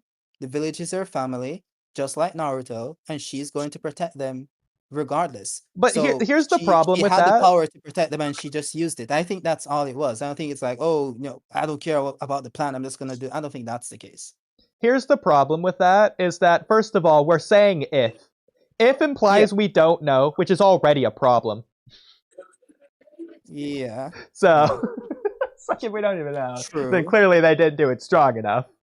But I think at a very base level, you we can agree tell. that she did it to protect the civilians, right? That one civilian, yeah, Clearly, seemingly. yeah. And so yeah, she did it to protect the people in the village. I think at a base level, that's very clear. Now, if you could link it back to how Naruto views being the Hokage. I think that's very easy to do. It's just very obvious narratively, but it doesn't have to be the case. I can accept that, and we can wait and see. We can wait and see. Yeah, because I think they spent an appropriate amount of time on it if they do it correctly. But if they just don't say it, then obviously it's a waste of time. Yeah. So, okay, like I said, I do have like 20 other comparisons to go through. So you mentioned that part of your problem is that, oh, Infinite Tsukiyomi, that's the first time we see the jutsu, as opposed to here, we've seen it before. What about Gaara Sand Coffin against Lee at the end of the tuning exams? He's crawling away for like 30 seconds straight. You don't need that. Okay, that's not true. It wasn't that long. Okay, that makes it worse. Just cut off all the crawling. Just they land and Gaara sand coffins them. Why do you need the crawling? What a waste of time. Anime. No, we shouldn't use the anime. It's oh my god, then use the manga. Who cares? Who cares? It's the same thing. It's the same story. If you use the manga, then the comparison doesn't make sense. Because in the manga, it's literally 2 panels or so, I think. If I remember correctly. Well, it wasn't that long in the manga. They still emphasize it pretty heavily. Because no, the emphasis wasn't on the coffin. It was on Lee losing his leg, his dream of becoming a ninja. That's what the emphasis was on. Okay. You can't do that there, but not here to say that. That's so not fair. That's so biased towards Naruto. Even I can recognize that, even though you're absolutely right. No, look. The thing is, I'm not being biased because I already conceded and I agreed with you. Because when you pointed, you explained it and I said, yeah, okay, it makes sense then. No, but I agree. This doesn't have to be 4 pages regardless. What I would do is similar to what that Lee panel does in the manga. Because if you remember, they have the big shot of Gaara sand coffining Lee, and then on that exact same panel, not a different panel, same panel, they have like unironically 8 different reaction shots of 8 different people watching that happen on the panel, the same panel. Ood. I would rather see 8 different reaction shots than 8 different shots of Sarada's Mangekyo. No, so that's what I'm saying. That's what I'm saying. That's giving me the thoughts, what the other characters are thinking. I think this would have been the Mangekyo at different angles. You know. So I like the way it is personally, with it all being combined into one. I think it'd be a lot more digestible if all of Sarada activating the Mangekyo, rising the Mamushi's up, and falling apart, all that. If that's happening throughout the rest of this. So we get like the first shot of Sarada activating her Mangekyo, then we see Sage Mode Mitsuki doing his thing, and then we get Sarada rising up, then we get Kawaki blasting the claw grimes, then we get Sarada activating her orbs, then we get Himawari attacking, and then we get Sarada activating all 4 of her orbs, and then it's like, oh, 70 left, and we see Mamushi's fly up, 60, oh, we're under 50, go Sarada, and then she says, oh, Hirume, and then that's you get this, what I wanted. But no, that's not fair. Because what I just did was reorder it. I haven't shrunken the amount of pages. It's still 4 pages in total for Sarada. No. But the critique isn't just that it's 4 pages. It's 4 pages of showing something that we have seen before in the same order that we have seen it. Because it's just literally just the panels again that we've seen before. That's not a critique. That's a nothing critique. It's a critique. It is a critique. Because look, if he had because if you order the panels or the pages how you did it, right? You need to shrink the panels. So then you get to fit more, panels on each. No, what I'm saying is you don't shrink the panels. You just reorder it. That doesn't make sense. Because Why? how would you get Sarada on the page and doing Ohirume with Mitsuki using the snake and all that stuff? You need to shrink some of it. Because these are big panels. What I'm saying is you would just reorder it. Yeah, he's doing a hypothetical that, like, just randomly insert the Sarada panels. I think you should shrink it as well. I think you should. Well, I think you could shrink it. Like, I don't think that necessarily would be a problem. Like, you could have like 70, 60, nice job, keep it up on the same panels, like this, for example. So that's why I gave the example of what they sent in chat, right? It's not exactly to get it the same, right? But something similar where you have like multiple pages on multiple panels on one page, you know? Yeah. But I think you on one page. I mean, so a couple other examples would be right before the Geto Mazo turns into the Tin Tails. I think it's Naruto and Bee together blast the Tin Tails with a Biju bomb, or I guess the Geto Mazo with a Biju bomb in hopes of destroying it. And we don't know what happened. Did they destroy it? It's gone. Where'd it go? What happened to it? Oh, it's over. Thank goodness. For this world that is Tin Tails. And in the episode, it was revived. Oh, worst case scenario. Similar idea there. They spend a lot of time wondering what happened that you could have cut out, but that's the tension. We don't know what happened. No, but I don't. That's not the same. It's not the same because Naruto's better than Boruto in general, but like writing wise, it's the same idea. No. It's different. Different context of it being better, higher quality. I agree. No, it's not just that, because I'm gonna use this isn't exactly what they do, obviously, but I'm just gonna use it as an example. So take your same scene, and this time you're gonna slow it down the same way. The difference is you're just gonna have Kakashi do a really slow Kamui that makes it look like it's being Kamui away when he's actually summoned away, because it's transforming. If you slow down that Kamui before, you think, oh, you finally did it, and then boom, 10 tails or whatever, that would work good. So what's the difference?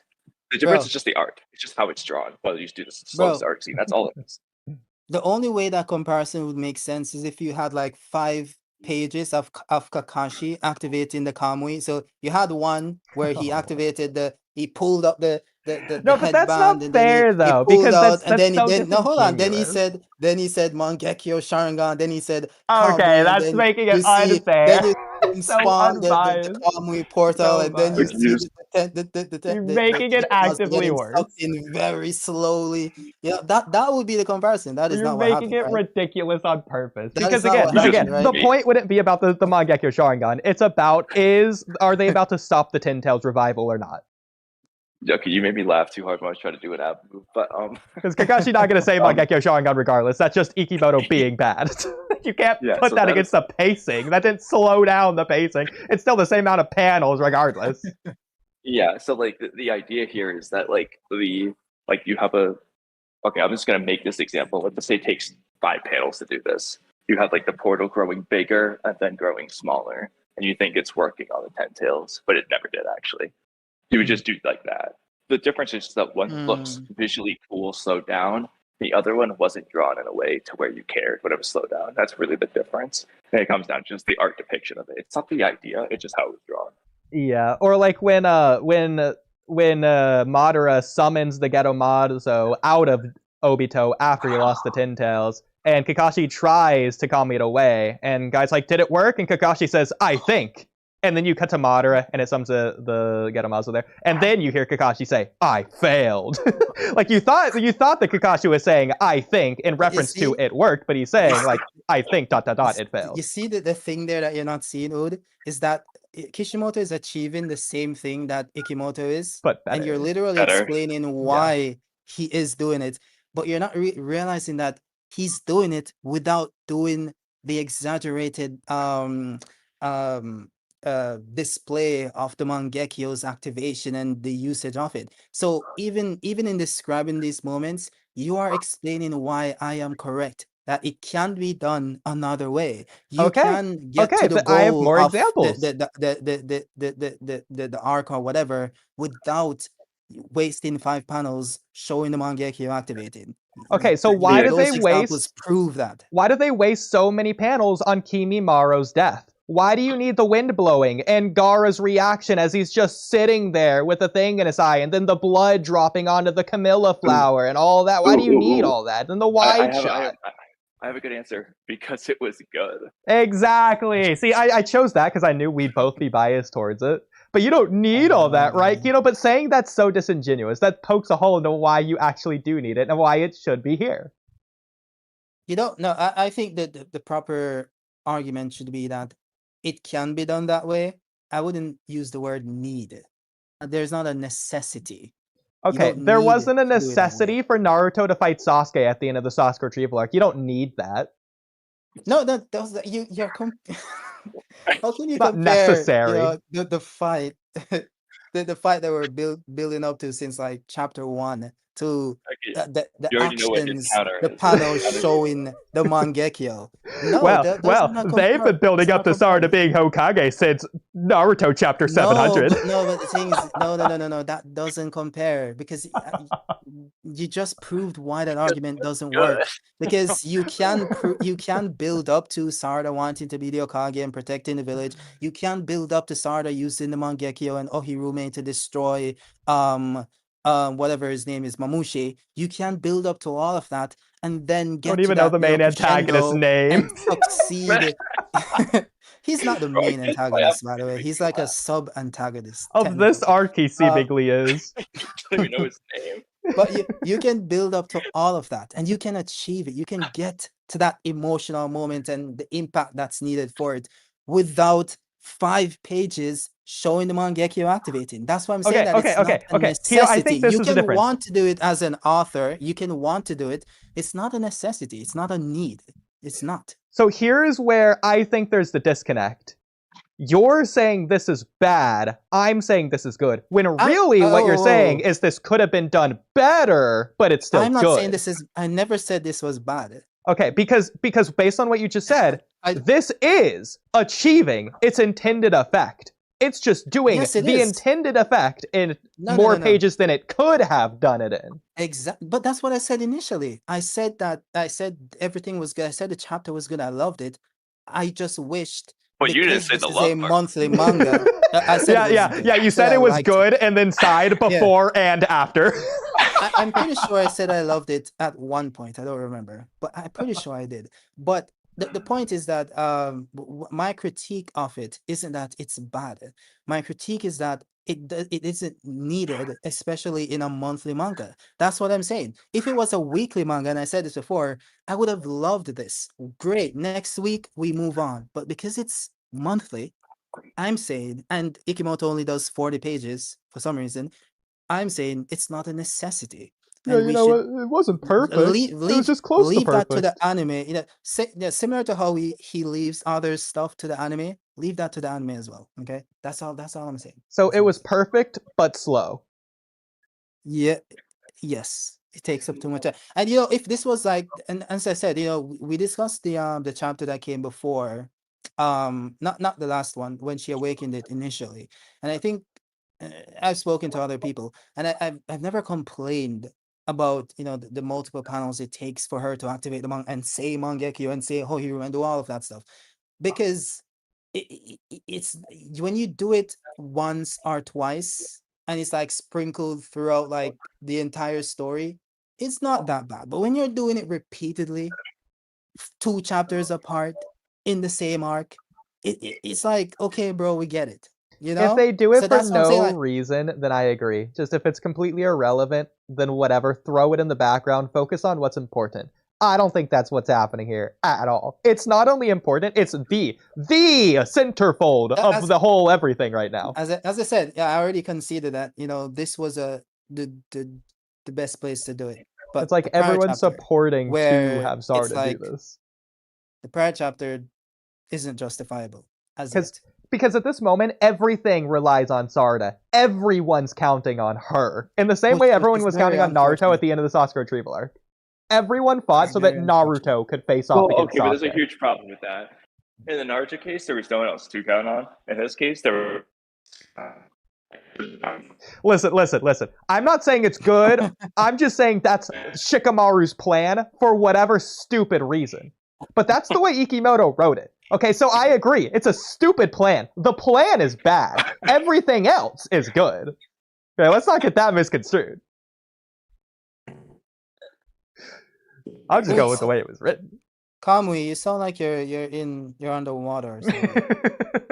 Well, I'm at the gym. You're speaking in slow motion or something. I don't know. Underwater. No, Oh my literally, God, I it's couldn't awful. hear. It sounds like you're in the Matrix or something. Yeah, it's pretty bad. Okay. But I think I've said my piece on that. Mm-hmm.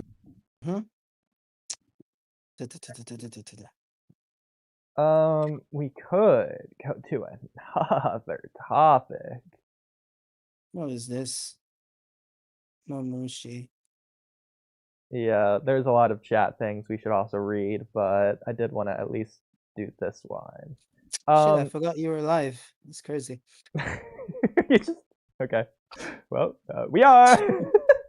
Hey everyone, we're live. Shout out T123. The chapter in my language said that Boruto go around to round Mamushi up as one big group. Yes, we agree that did happen. Good job. Okay. So Keto, I'm surprised you haven't mentioned this yet, but here's something that like really stood out to me and Himawari's pancakes, which I realized what they were saying afterwards and it was throwing me off of hers, but now I understand. So Kamui, hopefully you like read this as well and like got the gist of this. And I'm curious on your perspective on this. So Keto, Mamushi is instinctually afraid of Damon. We agree based on the chapter, right? That's what they said? Hold on 1 second. I'm getting a call. I'll be back. 1 second. Okay. Well, Kamui, how are you? I'm great. Oh, perfect. Well, you agree with what I said? Oh, okay, before that, I'll do my rewrite of the Sarada thing. So assuming they don't do the Hokage thing next chapter, which would still be bad considering they should have done it last chapter, not next chapter, but it's still fine if they do it next chapter. Instead of that, my rewrite, if they're just not going to do that, which probably would be best, Sarada should just overestimate the number she could do. She thought she could do 30, but it's going to be like Kakashi in the Omoi filler. Yeah, losing Omoi is going to be bad for an hour, but we'll manage somehow. And then Omoi gets back and they're all dead. Or like, like the 5 Kage telling Naruto, yeah, we'll beat Madara, trust me, we'll win. And then they say it 5 times. Something along those lines they could do is, in light of the whole the fact that the Mamushis aren't all in one person in one spot, they have the opportunity to do what you're saying. What they can do is the Mamushis closest to Sarada / her orbs get sucked in first. The furthest the ones away get sucked in last. Exactly. She gets to like 30 of the 50. Exactly. I would even have like maybe 30, like 5 left or something. Exactly. And now because there's only how many you 1 left? And exactly. Yeah, in that case, it's similar to like Baryon mode Naruto taking all but 5 minutes away from Ishiki, and now Kawaki's back. Worst case scenario. The only problem with what I just said, though, is that you wouldn't be taking them all out at once. In this case, I mean, it's close enough because they're all in the same jutsu, but they technically be staggered, which could pose a problem for the idea behind the plan. It's the only problem there. Yeah. Potential problem. Well, narratively, there's 2 things that I'm suggesting this idea for. First of all, I think it'd be really cool for Sarada to put, like, she has all this pressure on her. Everyone could be, like, apologizing. Like, oh, it was supposed to be 20 to 30, but sorry, Sarada, it's 50. Can you do it? And then Sarada's like, yeah, I believe in myself. I'll do it no matter what. And then she just can't do it. I'll make it happen. Yeah, you can even do, like, Hokage stuff in regards to that as well. Like, I'll be Hokage, so I'll have to be able to do it or something. I can't be Hokage. But the reason I'm particularly suggesting it for this arc in specific, for this to be the narrative that they should do with Sarada, is because this would perfectly contrast against Inojin, who did the exact same thing earlier this arc. Oh, you should learn this jutsu in like a week, but you'll have to learn it in 2 to 3 days. Can you do it, Inojin? Oh, I'll do it in 1 day. And then Inojin apparently just successfully did do it. This would contrast that to whereas Inojin did do it, Sarada can't do it. And then they can do whatever narrative thing there, especially getting back to like the Inojin Kobu stuff. oh, it's because I'm a ninja, and Sarada doesn't have Maybe, the okay, Kobu this is stuff in the stupid. same regard. Considering the last arc, okay, this is hilarious. Maybe Sarada's being selfish while Inoki was selfless, and that's why. Yeah, Because that could work too. Sarada to be selfish. I would like that. Yeah, she's trying to do it for her own need to become Hokage, whereas Inojine's doing it for Himawari. Which again, that's the goal of the arc. So if Sarada's not doing it to protect Ada, that's actually narratively good because she just said that Ada's her friend. So if Sarada's doing it for Boruto, like Yoda said. Yeah. Yeah, there's a lot of narrative ninja tool stuff you can do there as well. Do anything I like to make it. Sarada look bad narratively. Yeah, so that's the route that I would go with it probably. I'd be down for that. Yeah. But of course, I don't know what they're gonna do here, so I'm not gonna say they're not doing that just yet. They just don't feel like it. Yeah, it definitely does not feel like it at all. At all. And closed. Yeah. But that said, I'm assuming Kito's still gone. He's doing a heck of a phone call over there. Yeah. Who knows why? Literally. I guess we could read some other stuff while we're waiting, like such as Axel's comments here. Technically, you're right. The retrieval art could have been in any other structure. Mamushi is an underdog. Ikimoto also cheats by not drawing backgrounds in panels. Most of the panels have a white background. Yeah, but that's just Ikimoto being bad. That's not like a narrative thing. So. Port stage makes no sense. Yeah, I was thinking just make it be for love, since it would tie back to Matsuri. And Boruto and Jura had a whole discussion about that, implying it was going to be important later. That's a good idea too. I definitely like what I said, because it's not just Inojin. It's everyone in addition to Inojin. Right there at the very end, Boruto, Mitsuki, Kawaki, Himawari, they're all doing that with the goal of protecting Himawari and particularly Ada. No, they're not trying to protect Himawari. They're throwing her right in the action. I mean, that's hilarious, but ignoring Ikimoto being bad in that regard, that's what they should be doing. So keeping in mind that's their goal, they're succeeding. So Sarada, in contrast, if she's failing, there needs to be a reason that separates why she failed when everyone else succeeded when they're doing the same thing. The question is, what reason makes the most sense for her character? Well, the question is Ikimoto going to add in a reason at all in the first place? Or is it period? Exactly. Well. Because, for example, why she failed is because she has another Mangekyo ability to awaken. Oh god. Well, she could just use that, but ignoring that, if you look at Sasuke, he's going blind because he was so deep in the hatred and darkness. You spammed the shit out of his eyes. But that's not playing the Sarada, obviously. So you can't use the same reason. Hey, yeah, it's really intertwining the narrative and the plot there. That dude was like spamming. Yeah. One thing I forgot to come back to, Kido, is in your rant about how bad Boruto is here at the end. That's crazy. Especially this chapter. Yeah, this was the worst chapter of TV Vortex. Ruined the franchise. It's a 10 out of 9. It's a 10 out of 9. So, obviously, I'm not going to count the last couple of pages of Boruto catching Sarada to be about her Mangekyo. That's obviously about Boruto caring about Sarada character stuff and possibly shipping stuff, getting the Missand, Shadow Missand. It's about both. It's not about Sarada's Mangekyo, bro. It's about both. It's about both. What is this? Bro, there's even a chapter, there's another page, by the way, that's not the only one. The one that comes after, where Kawaki is like, what's going on? And he's like, Sarada lost consciousness. So even then, Sarada is the focus, not Boruto. But that's not a bad thing. I think that's totally justified. That's my compromise. That it's still about Sarada. No, that's how it can be both. Every scene about Kawaki or Shikamaru, that's about Sarada. The scenes about Boruto and Sarada, that's about Boruto. Bro, he's literally shouting Sarada on the panel. But who's shouting it? But even you could make that argument about Kawaki and Shikamaru as well. Well, Oh who my are they God. Right, talking yeah. about? Oh my Sarada. God.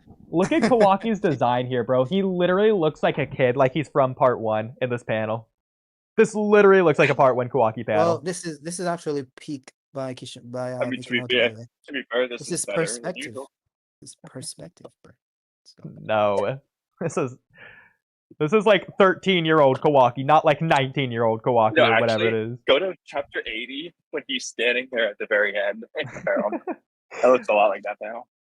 Okay. but my problem, hold up, isn't Kawaki supposed to be like a 100% Otsutsuki or something? It doesn't Well, make sense. Yeah. Yes, even though Isn't it he makes supposed sense. to be? I But he's don't also know. supposed to What's be going Akbi, on? but you know. I don't know what's going on, man. Yeah. Okay. Chapter 80. Go to a free website. This is free website. This is Manga Plus. I thought they Can gave you the do first chapter 3 and the 80? last 3. Did they not give the last 3 anymore? Yeah, they It's do. probably because it's not the most recent 3. But it's Naruto next year. This is a different manga, sir. You know, I don't know, man. Damon would be perfect. Would be a perfect to do. It's it. so You need to pay for stupid. Manga Plus, bro. I don't know why I pay for that shit because it's so weird. They don't allow you to use it on the browser. You have to use I'll the just app. try to take a picture for you. Okay, please, because you know I'm not gonna find it. I'm not gonna be able There's to find it. no way to sign in on the browser for some reason. The Anyway, website. yeah, that's just so weird because this looks like freaking Kawaki from the Delta fight or something. If not No, younger. it doesn't. It Okay. doesn't. It looks like a mix between like kid Kawaki and like Kawaki when you first see him. It would be good if you could put Karma on this Kawaki. It's like a 11-year-old Literally Kawaki looks here. It's in chat. like a young adult, bro. His face looks old. You No, should it draw doesn't. Karma on this Kawaki. His face Bottom does chat. look old. Like, you can Even see this the Kawaki looks wrinkles older. under his eyes. This Kawaki looks younger. Look at his face. It's so fat. His body's Bro, so It's skinny. good to zoom out. His face literally has wrinkles, bro. What are you saying? This looks like an adult body, whereas this looks like a kid body. Oh, to be fair, go back to like chapter 56 of Code in the snow. That's what this is again. It kind of does look like that. Yeah, that's exactly what this is. That's kind of funny. I just like if this tank top is green, this is literally Kid Kawaki's body. Like You know remove what, Kawaki's head. That's Kawaki's There's body. Take off the jacket. hold on. There's a panel of Boruto crying that it looks like. Not the Oh my god. not the popular one. There's this other one. I think I know what you're Where- talking about. Yeah. You know what I'm talking about? His mouth is like wide open. That's what it Mhm. looks like to me. It's funny. Okay, anyways, enough of this diddle daddling here. Okay, so shout out Himawari's pancakes. I thought the same way. So this is my biggest problem with the chapter.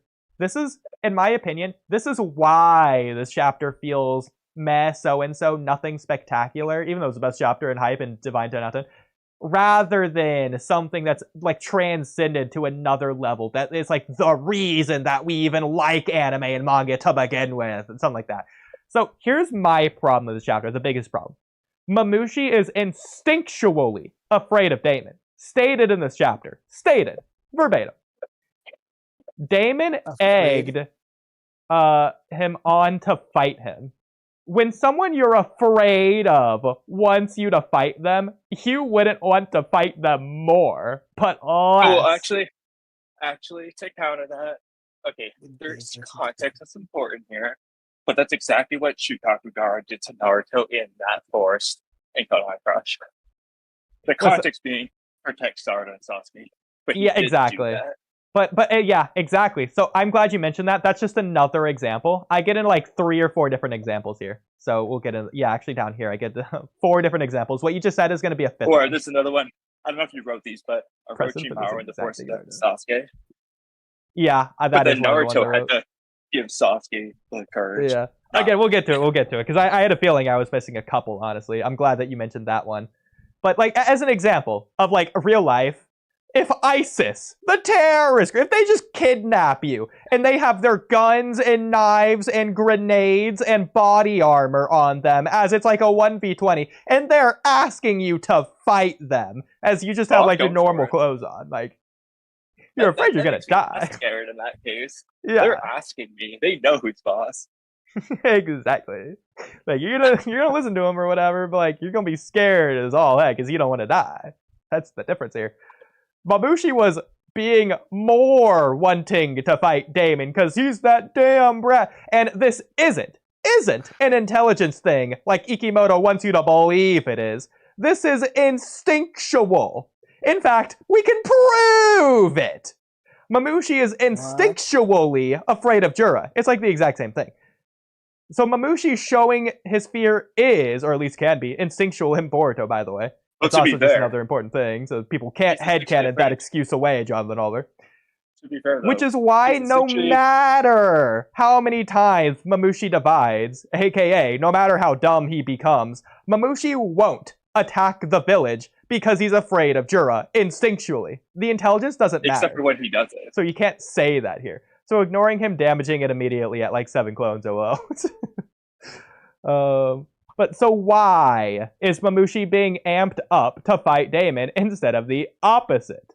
Before Jonathan Oliver headcanon something wrong, this isn't an instance of Mamushi feels more powerful, or so he can finally have his chance to get Damon back, unlike when he was Bug and being bullied. You know, Damon's the one saying he'd knocked out Mamushi's teeth. Mamushi isn't saying, oh, I'm gonna get him back for knocking my teeth out. Grr, that Damon kid. Oh, I'm so mad. He's not doing that. No, stop it.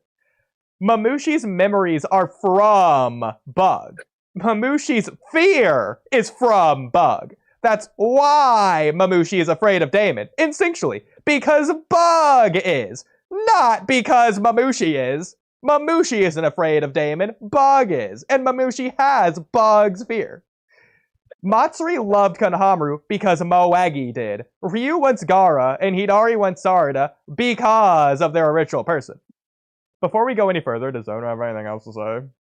Thoughts? Do we all Can you hear me now? agree? Is my Wi-Fi out? Hello? Can I not hear? Okay, I'm just gonna guess I can't hear. Can I hear now? Can you here hear I me am. now? Can I hear now? Guys, are What you is guys happening? there? I don't know. Can't know. Oodie, we could hear you. Okay, well then I guess it's just both of them are randomly gone at the same time. Okay, well thanks for telling. Guess I'll just keep going then. Glad we're all on the same page, apparently. We all agree. Maybe Immortal has something to say. Does Immortal agree? Oh, I'm sure. By the way, Axel, Noob, Certain B, Archduke, if any of you guys want to come up on stage, feel free. We can talk about it. I wish Emo Pancakes was here, but you know. Immortal! Bro, it's so funny Hello, when I get Immortal! bored to hate comments. Oh my goodness. It's beautiful, bro. Are you live as well? Oh, I can hear. Okay, No, hi. I'm reading my comments on the review. Oh, okay. Okay. Well, glad that By everyone. hate comments, I mean hearing people hating on Boruto. That is. Okay. Well, that's Oodie's trying Hold to on, talk. did I hear Sauron just now? No. You heard Immortal. Oh, okay. Hello, Immortal. Yo, what's up? What's up? I can hear you What's all up? again, What's by the up? way. How you guys doing? Well, Immortal, were you listening to what I'm I was doing just good, saying? man. I'm just here trying to debunk Oodie. Well, now that I can hear everyone again, Disappeared. feel free to say it. But he ran away. He ran away. He's like, I'm my right. mic isn't Okay, you working guys or are trolling something. I me. don't You know have what's to be. going You on. guys can hear me. All of a sudden, the mic stopped working. But okay.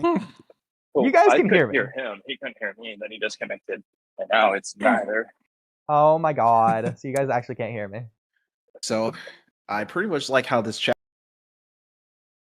100 to immediately Can you hear me? 1,000 after, you know, 1,000 in a Well, way that's where it technically went not from. what happened.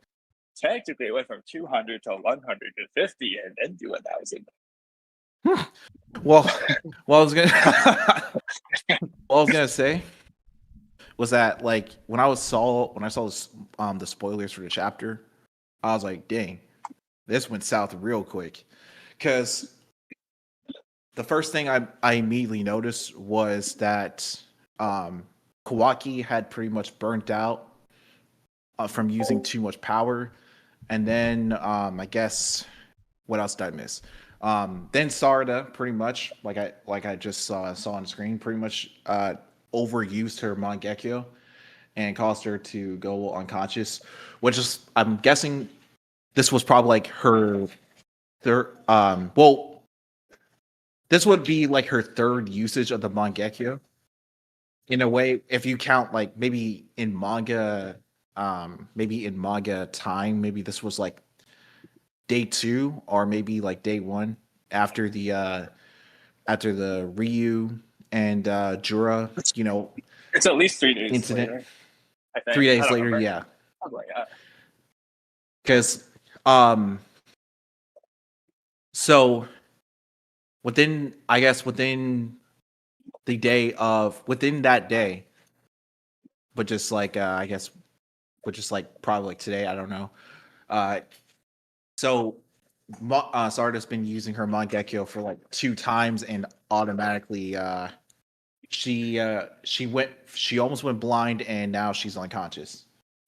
So I do think we can probably conclude she was going blind there, and it wasn't just Sasuke spilling the cup. So, no, she's like dying. this is way worse than anything Sasuke had. Yeah. Sasuke connected. So Connected. okay. So now this pretty much brings up theories on how Sarda is going to be able to use her Mangekyo without, going blind. And I'm starting to think maybe she might have to go to Sakura or maybe Tsunade if they ever reintroduce her. Well, if they ever introduce her into this. Yeah. So Sarada can't talk to her mom about, Sasuke or Hidari or Boruto. She can't talk to her mom until she's fucking blind and dead. That's what it takes to talk to your mom. I don't think that it should be that easy, to be honest, because based on the lore of the Mangekyo, it's way deeper than just healing a physical wound. It's like a spiritual. I hope she loses it forever. Sealed. There's one way. I think it was Ruto that brought it up, and I did a video on it. It could be. What if Ada uses omnipotence? I hate that. To fix the Mangekyo. And not just fix the Mangekyo, fix the concept of the Mangekyo. I hate it. Right, because guess what? Sarada is going to have kids. But if Ada rewrites the Mangekyo to not lose the light or whatever, then she fixes the issue. Yeah, they'll probably do that and ruin the whole story. I wouldn't say, to be honest, I wouldn't call that ruin, because can you imagine we're moving into like the new age? We're getting scientific ninja tools. We're getting let's do that instead. That's better. And then now, but still in like 2020, 29 with like flying cars and stuff, your kids are still going blind because they had one terrible emotional moment or something, or they have to take the eyes of their sibling in big 2020, 2030. Yeah, at some point they have to fix that, at some point. Yeah. You're explaining why ninja tech should do it, not why omnipotence. Well, what? Because omnipotence applies in all stages of time. Here, it's not about the new age or the young age. It's nothing to do with that. It's the most ancient technique of all. True, but I don't think it necessarily has to be something from the new age. But technically, it boundaries on the 2 lines, right? Because it was introduced in the new age, even though it's older than the new doing age. That 30 years ago. Did the same thing with Hachirama. So there's no difference. Even then, I agree. Exactly, that's true, because there you go.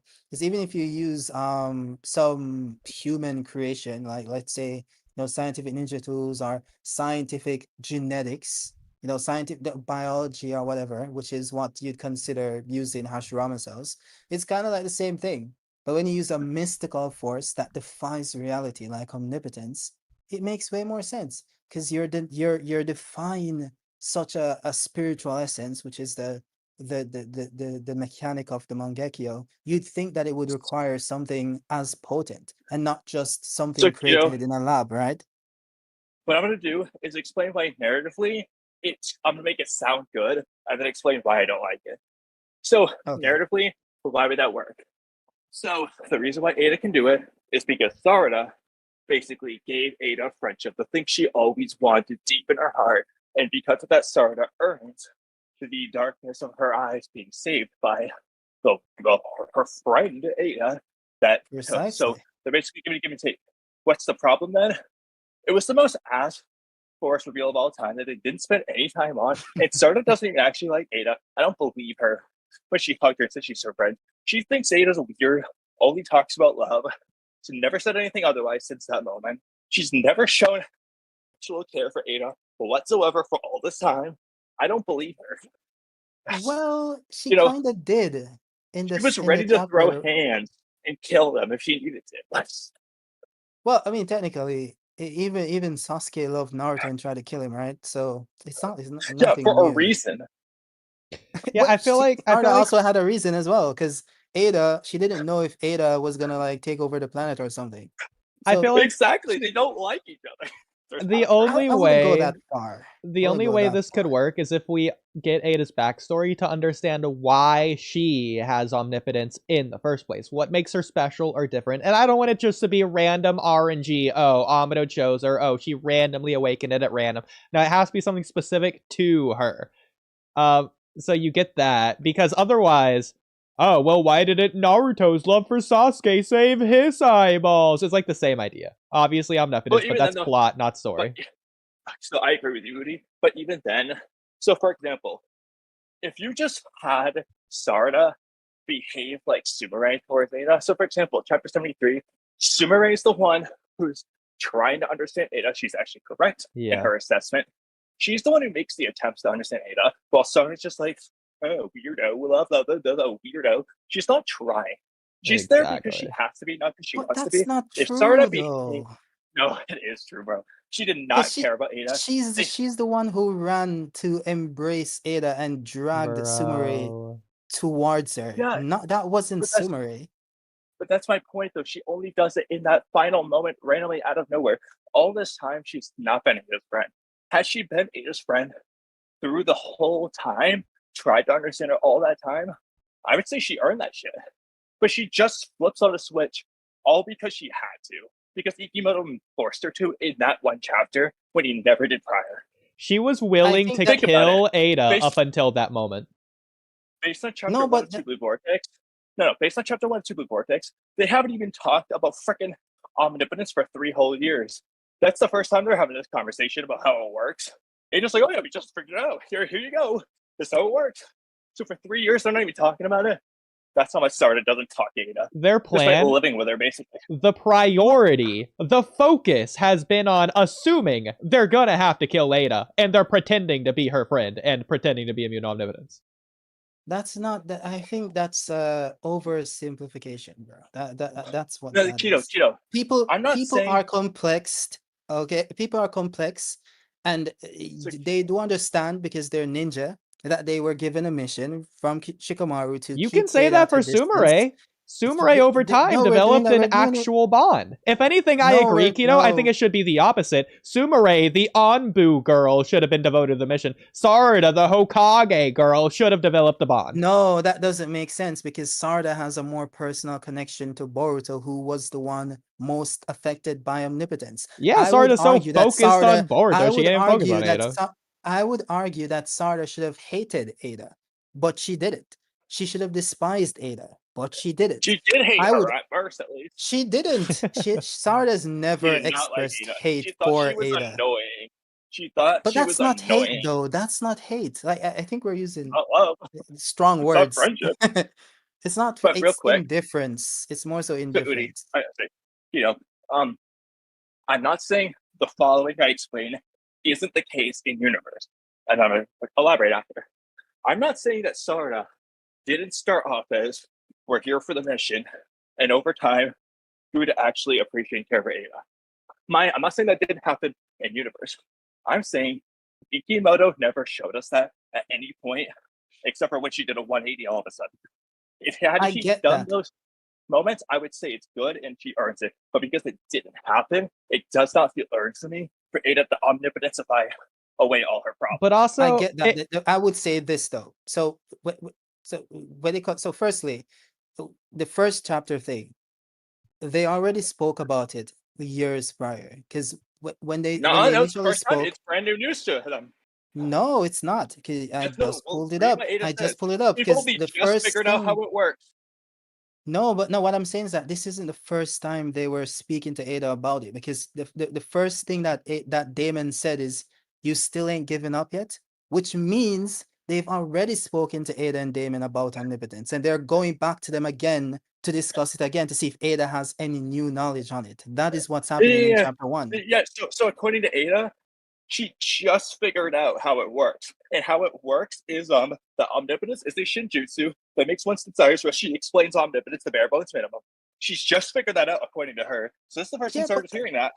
Yeah, but that's not the initial claim. The initial claim was that they didn't speak to her about it, but Well, they that's haven't. not the Okay, case. if they spoke to her But about it, Ada she just hasn't figured said jack out. shit. No, but She Ada, figured no, this no. out 3 years Ada ago. just figured out. No, she figured that out 3 years ago. She was told word for word those lines of dialogue 3 years in the past. it's This is just the problem with the bad. first chapter. It's also Emo obvious is what recapping Kamui it to the means. audience in ways that should have happened 3 years ago. You're taking But the it so thing, Broadway. I think Obviously not what it is. even if I do get what you're saying. You know, Boruto did tell her that, you know, she activated omnipotence because of her design Yeah. or whatever. So technically she should have known. So I would argue that's probably a plot hole there. Exactly, it is. Iffy But that Yeah. doesn't writing. That's work an in our iffy favor. writing. That's It's just iffy writing. bad, yeah. But that has nothing to do with Sarada pursuing a relationship with Ada. So 'Cause what okay, I'm I'm saying is glad you that say that. So this is where I wanted to jump in, Keto. So I disagree with you. I think what you basically did is headcanon analysis, because okay, oh, she's not mad at Ada about omnipotence. The problem there, Sarada and Sumire never blamed Ada for omnipotence. That matters. Okay, I'm not going to say, oh, it would be unfair to unjustifiably I blame never her. said they The did. point is, they're not blaming her, so they can't forgive her and be friends with her anyways, because they don't But I think nev- it's her fault to begin with. They just But think it's I something never that said happened. I never said they did. I said Then they have no they reason to should have. hate Ada. I said they, but I never said they did. He said he did say if I'm anything they should. Ood. I'm the one arguing that they didn't hate Ada. That's what I'm arguing. Kamui is the one who said that. I'm saying they did Okay, it. no. First of all, I did not say they. I said exclusively. Sorry. You said Star. Yes, Sarda hated Ada. I'm arguing that she didn't. No, I would argue that she should have, because she had a more personal connection. As a teenager, I'd assume she'd be like, "Oh, you ruined the life of Boruto," because she used omnipotence. And by what you guys just said, she's literally just explaining that she did it involuntarily. 3 years later. Exactly. So what about the but that's prior 3 separate years? though. So Because for the prior 3 years, she should have believed that Ada did it purposefully, and she should have despised Ada. But But that's not the case, for all we right? know, she did. We just don't know either way. Well, at least it's not They shown haven't on talked panel, about it. because when she's interacting with Ada, she's very friendly and nice, you know. yeah, I don't But think it it's at all was a thing. I think 3 years ago Yeah. she didn't blame Ada at all. I yeah, agree. I don't but think why that's it. didn't she blame Ada? That's the important I question. don't think Why? it's because it's Sarada Sumire specifically. They're Ada's friends. I think they're just not blaming Ada because they just don't think it's her fault in general. They understand it was an accident. She couldn't control it. Whatever. If not, it was No, probably you know directed why? to You him. know why? You know why? You know why? Because they Well, already it's not spoke to because Ada they about like it, Ada. and this is proven on the panel when Damon said you still haven't given up, which means they have spoken to her before about it. No, okay, two things. One, the funny one. Well, it's disproven by the previous panel where she explains these things, but ignoring that for a No, moment. no. That panel came Ignoring that for after a this moment, though. one, actually, not Damon. before. Okay, well, I don't know, it's retcon in 2 panels. But more importantly, Damon's line of dialogue doesn't have to be because they've asked Ada. It could just Yeah. be that he's observed them not giving up in general on convincing people. This could be the first time they've asked Ada, and you can still say that. Especially with the context So- of going into chapter 1, coming out of Giving chapter up 80. on, Well, That we makes just perfect got sense. giving up on convincing people about what? Of the truth of omnipotence. then it's a lie. Okay. Keep in mind, this scene is obviously- right after she went to go talk to Shikamaru. And by the way, Sarada isn't shocked that Damon knows that she hasn't given up about convincing people about omnipotence, and you'd think that she would be shocked since Shikamaru told her, because Shikamaru told her not to let them find out that she's immune to Ada's power. But in this scene, it proves that they do know that she's aware, and she isn't shocked that they're aware, which means that she already knew that they were aware. That's very logical and very obvious. Ada hasn't said we gone to find that out. They don't have to be. But that doesn't dispute my argument. That just proves that she knows, and Sarada knows that she knows. That doesn't mean that they had to have a conversation about it. But it's not just Shikamaru. Sarada's been going around the whole village trying to get everyone, but she can't do it. She's doing it multiple times, showing people pictures of Boruto and everything. Guys, I think it's fairly obvious, based on Sarada's non-concerned reaction to Damon explicitly stating that he knows that she's immune to Ada's power, something that they were supposed to hide. Her not reacting to that in a threatening way means that she already knew that they were aware. I think because we can agree, right? She hasn't been trying to hide it for the past 3 years. Okay, so that's what I'm saying. But when you guys initially claimed that she didn't know or whatever until this very moment in time, that's clearly not true. No, we said that they haven't spoken about it. Exactly. Not that they don't know. Yeah. I would argue. So if you believe that she hadn't spoken to them, what you're saying is that she simply saw it with the Senringan. So it doesn't even have to be in the Senringan. What you're arguing is that Sarada is assuming, just assumed for 3 years that Ada just knew. She just assumed that she saw it. It's not that she. That's what Boruto and Koji did with Ada about it. Well, but Keto, everyone in the village knows this about Sarada. This is public knowledge that Sarada is on Boruto's side. She's trying to convince everyone in the village. Everyone knows. Sarada knows that everyone thinks that. No, that's not true. You can't prove that. Who doesn't know? The only person she spoke to was Shikamaru and Ada and Damon. That's not true. No, Sarada Samurai said that they went around showing people photos of Boruto and Himawari and stuff. Exactly. That's not true. Yes, it is. It's in the chapter. That's not true. It's in a different chapter. Hold on. I think it was they chapter say everyone. 1 or 2. They ran around showing random people pictures. It has to be chapter 1 because chapter 2 is they're already in the middle of the fight. I'm pretty sure it's before the not what Ada they Damon. did, the photo thing is in chapter 5. That's not what they did. 5, is it? They say they showed everyone. So yeah. they showed literally everyone. Are you taking everyone literally? Are you really taking everyone in the village? Well, everyone that knows Boruto. It's more than one person. I'm pretty sure she's just referring to those close people, not literally everyone in the village. Everyone that she knows that knows Boruto. Shikamaru, Ada, and Damon. They showed more than Ada and Damon and Shikamaru with the photos. Yeah. I would assume that the only people they showed was probably like Shikamaru, Ada, Damon, Mitsuki, or maybe Sakura. She's not going around showing a random ninja in the village pictures. I don't think that's what she means by that. What? Why? Kamui's underwater again. They say early on, everyone still sends something like chapter 5. They say, "Oh, we show everyone the photo." They're clearly referring to more than like 3 people, because otherwise, omnipotence wouldn't seem so strong. Exactly. So I'm gonna try to turn off this loud ass radio. That's a crazy. There's no stool. Great. If I come on a stream, if I'm on a stream with Kamui, Oodie, Mello, free game, and I leave the stream, and I'm speaking to Saran, and I said, "Yeah, I told everyone that X, Y, and Z." Does that mean I told the entire planet, or did I tell the people on the stream? But that's not what we're saying. We're not saying Sarada went to the Mist Village and told everyone there. But you literally just that's what Kamui No, said. but the point is that she clearly told us. The narrative point is the majority of the village knows.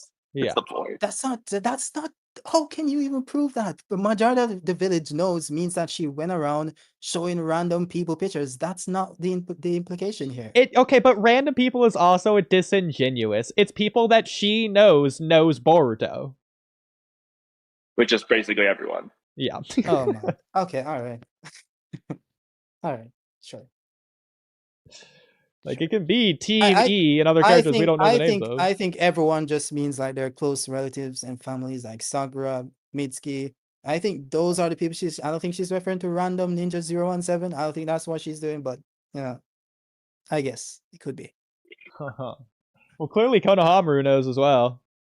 Well, Konohamaru is a close family member, and he was in the office when she was Okay, but confronting Kido, Shikamaru. literally So everyone in the manga that is proves someone my who would point. know. Close family member to who? No, but you said majority of the village. Majority of the village isn't Boruto's close family members. Those are random people. Okay. I mean, right? I'm not going to say that your interpretation's impossible, but I definitely think it makes more sense story-wise if more people are included in this. Yeah, that just makes more sense for every reason. I mean, again, Sarada's desperate. She has nothing else to do. Why wouldn't she show random people? I guess, maybe. Yeah, you might as well try it. Like, what's the point of trying it All on she some needs is people but one not person. others? Yeah, because what's the point of trying it on some people but not others? Especially if she's trying it on the same people over and over again. I still think even if that's the case, it wouldn't be majority of the village. Keep in mind, she knows that herself is immune and other people can be immune. Sumire is immune. They could be trying to find more people who are immune as well. Complete headcanon, but it's possible. Yeah. It's a nice headcanon. I like it. No, there you go. I like it too. Okay. But I guess going back to Immortal, did you have anything to say on that? Actually, no. All right, going back to Mamushi being afraid. So before going on, did you guys have anything to say on it? Actually, being afraid. Since I couldn't hear what you guys could say. Mamushi should have been afraid of Damon, but he wasn't. He wanted to fight him more, not less. If anything, Mamushi should have been running away from Damon or something. You can't really judge Mamushi that way. He's actually, not intelligent. We're judging him based on like logical reasoning, but he's not. Well, then why is he still able to fear Jura and act accordingly? Exactly. If he's stupid. Well, when he did fear Jura, he was singular Mamushi at that point. No, he's supposed to fear Jura. Oh my god, Kamui, this is why we can't stream with you at the gym. Okay, we're not doing it again. We're not doing a 3 o'clock stream. We're not doing it. Can you hear me right now? Yeah. Yeah, we can hear you now. Oh, in my car. Okay. So with your terrible microphone, but please continue. What do you want me to do? Okay, keep going.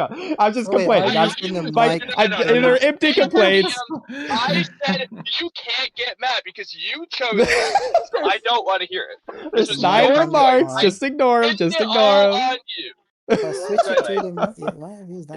It is called the Walky Talky podcast. Exactly. The Jimmy Wimmy podcast too. So, Mamushi was stated by Koji to instinctually fear Jura, no matter how many of them there are. That instinct will not go away. But why doesn't that? And same with his instinct to devour Ada. So why not his instinct to fear Damon? Because guess what? He's connected to Jura biologically, so the instinct is more. It's more connected to bug beyond biological. I would say it's biological and emotional. Exactly. No, but he's not connected to Damon. The question is, why doesn't he fear Damon? He doesn't have an instinctual connection to Damon. Why does he want to devour Ada? That has nothing to do with Jura. It has everything to do with Bug, though. So this is my exactly. This is my theory. There's no connection to Damon. That's the problem. So the analogy doesn't make sense. No, that's not true. There's a connection. It's the same thing. So the instinct in this case is devour. That's the instinct. The connection to Ada is bug. The instinct is fear. The connection to Damon is bug. It's the same thing. No, the connection to Ada is bug. The connection to his fear of Jura is their biological connection as Shinju. No. Ignore Jura for a second. The connection to Damon is non-existent. His connection to Damon is Bug. There's no. I mean, I would argue. I get what you're saying, but I don't think the connection to Damon is that strong. I think it's just like him tapping into the knowledge that the prior Shinju had. Okay. Keto, what I'm I wouldn't compare him ridiculous, knowing stuff about Damon to him wanting to instinctually consume Ada, right? That's not the same thing. What I'm about to say is ridiculous, and it's not your fault. It's Ikimoto's. Mamushi remembers more about Damon than Hidari remembers about anyone, including Sarada and himself. I wanted to make that clear. Well, I think it's a bit weird because even Matsuri she remembered more, right? Yeah, Hidari's too stupid. He's dumber than 1,000 Mamushis. Yeah. Yeah, I mean, there might be a reason. Let's also remember, Keto, you are just headcanoning that Mamushi's afraid of Jura because of the biological connection. Everything we say is headcanon. Was Mamushi born instinctually afraid of Jura? Or did he just become afraid of Jura when he realized Jura's by far the strongest? We don't know. I think it's creatures, no, because if remember, they're animals. And animals, they instinctively know which animal is superior to them. So, at an instinctual level, he knows that Jura will beat him. It has nothing to do with intelligence. But then that's not the biological connection to Jura. That's just coincidence. Jura happens to be stronger than him. If Boruto was stronger than him, he would have been born scared of Boruto, but that's not a biological connection. I think the biological connection makes it stronger. It's like a wolf pack, right? So, wolf pack, like the cubs are the lower, like the weaker, wolves or whatever. They know instinctively that this guy is the leader. He's the boss, right? He's the top dog. But they might not know that if they see another animal who could be stronger than them, but because they aren't instinctively or biologically connected to that animal, they might attack him and then get one tapped. So I'll say this. I do understand. If you understand, here, I'm not gonna say he's wrong per se. But it is still headcanon regardless. Continue though. No, just want to point that out. Everything I say is headcanon on here, right? That's everything we say is headcanon. Well, not everything. I'm glad you corrected yourself because otherwise that just makes you look bad. Yeah. I had to really, add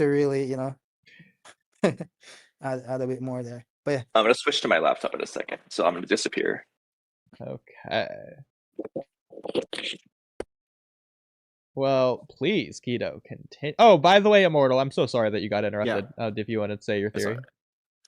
I was going to say, this is completely headcanon, but this is my theory. So, hello, it is I, the one and only Pure Dog. Oh my God.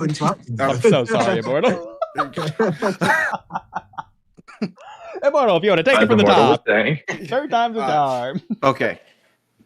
So this is my theory for why he really doesn't fear Damon.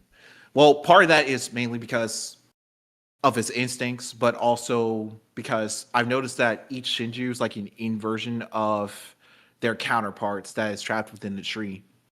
So for Bug, he does fear Damon, and that's mainly because he isn't a ninja, nor does he possess any ninjutsu techniques or anything that could counter. I mean, why isn't he showing fear? Because we do have precedents for this. We do see Bug afraid of Damon. We haven't seen that from Mamushi. Well, it's different. It's not the same. Well, yeah, it's different because of the fact that I would say maybe it's because of the fact that, he shows more animalistic traits in him. Not really that is I if you would consider the 10 tails an animal or anything of that matter. But my thing is, but the reason instinct why is an animalistic trait. Well, yeah, it is an animalistic trait, but I guess the Shinjus are more so hybrids, if you want to consider them that. Okay. But going back to what I was saying, they're more so, I would say, but Mamushi Mamushi more so has, I would say, this predatory behavior. Not that he, well, it's more so he really does want to get to Ada, and he's willing to. Well, whereas I agree based off this arc, at the same time, he's the one who was the most lazy and didn't do anything for me. That's when everyone else was going after their. I also think if that is the case, Immortal, it's being presented entirely inconsistently, because it's not, oh, he has to overcome his fear of Damon, and he's even gonna do that to accomplish his goal of getting to Ada. No, it's like he sees Damon trying to egg him on. He changes his focus from Ada to Damon. He didn't have to do that. Well, yeah. He should want to stay away from Damon at all costs. I'm guessing he's a lot. Well, not really. Actually, he is a lot more confident in himself because of the. I guess, yeah. Okay. You could argue. If you taunt an animal, if you taunt an animal, if you taunt a dog, right, he's going to attack you, and that's what Damon was doing. But that's self-defense. That's not what that's not what Mamushi's doing. So it's not necessarily self-defense. It's just like, if you taunt me, I might attack you. It's not self-defense in the Keto, if you're out in the woods and if a bear taunts you, you're not going to go punch it. You're going to run away in the opposite direction. Well, no, that's you. Knowing that if you... That's you. No, actually, stop, Keto, stop. So, actually, in the light of Immortal's inversion idea, Mamushi might not fear Damon at all. And here's why. Oh my God. Remember Boruto's weird dialogue? It's almost like Boruto had to convince Mamushi to be afraid of Damon. Maybe he's not afraid. That's what he was doing.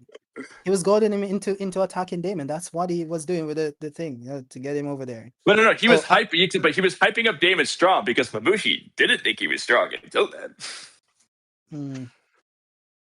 I wonder if that triggered the memory. Well, I'm guessing, yeah. He didn't remember before. So, like,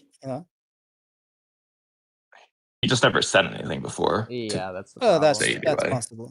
I guess it wasn't until Boruto started egging him on about, sharing Ada's location that this kind of sparked interest, and he followed Boruto, and Boruto was telling him about, what he should be prioritizing. And exactly.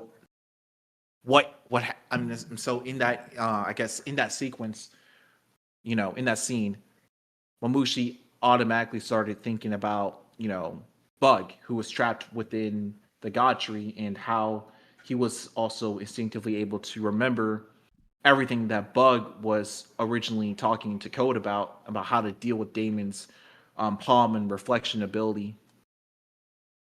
And so he does end up saying that he does end up remembering what to do in this instance. So he thinks maybe if he can avoid, Damon touching him, he would be able to deal with him. But this chapter kind of showed otherwise. Even though in the end he does gain the upper hand because of the strategy falling apart, But even there's also the thing, because what the Bug, I was going to say the Bug Shinju, what Bug the guy, what he knew was that Damon can only reflect if he's touching someone. I don't think he mentioned anything about killing intent, right? Because he didn't mention it. He also didn't realize how strong Damon was either, which is also kind of funny. He did learn before he became a tree at the very least, but yeah, and then I don't know. So when he because what Damon said was that the Mamushis were attacking him without the intent to kill, or attacking them without the intent to kill. And I'd assume that the reason why it was because attacking, they know they were attacking Ada, not him, essentially. Yeah, but he mentioned like they're attacking without the intent to kill. So even that is, let's say it's Ada, right? Why are they choose? Yeah, he used the exact phrase in intent to kill, or killing intent. And that's like a trigger for his ability. Is this from the Viz translation or the Salads and Bolts one? When you say that, it's from the Manga Plus one, as opposed to physical attacks. All right. Do you know when exactly he says that? Because I'm just gonna go look because I don't remember that from. It's when they're flying away, initially. Okay. Before Damon starts to fight him. Because it should just be if you think about damaging him. Should just work. Yahoo. You know what? Okay, here's another possibility really quick.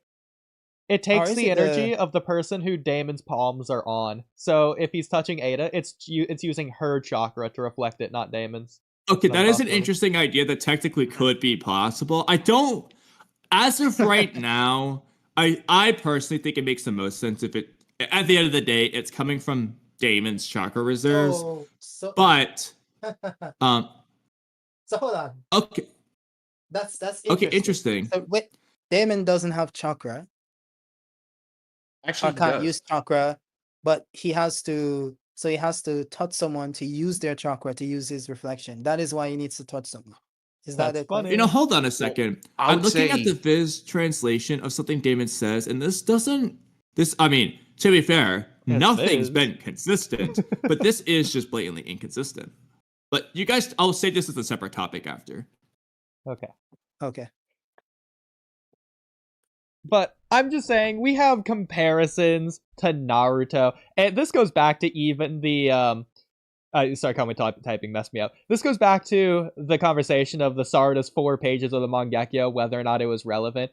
Think about when Madara first showed up to the Alliance. He jumps down. He dusts his arm off. You get the people, they're like sweating. They grit their teeth. They grab a kunai. They plant their foot firmly on the ground. You get the one girl, she's praying. She's praying, scared to death. She doesn't want to fight Madara. Then Madara slowly starts to walk forwards as the Alliance starts running. Then Madara slowly picks up speed, so he goes to run. And then you get the wide shot of them running at each other. You get all that before they actually exchange any kind of blows. You get all of that to show the fear. Because that's not the peak moment, but that's good stuff to build up towards those highlights to make them even more shining than they would have otherwise been. It's building a platform for the peak moments to jump up off of. This chapter built the platform, and then it's just like standing on top of it, and it's not doing anything else. It's Boruto hyped up Damon, and then Damon did exactly as we wanted him to do, but he's not doing anything else. He's not doing the Madara making the Alliance fear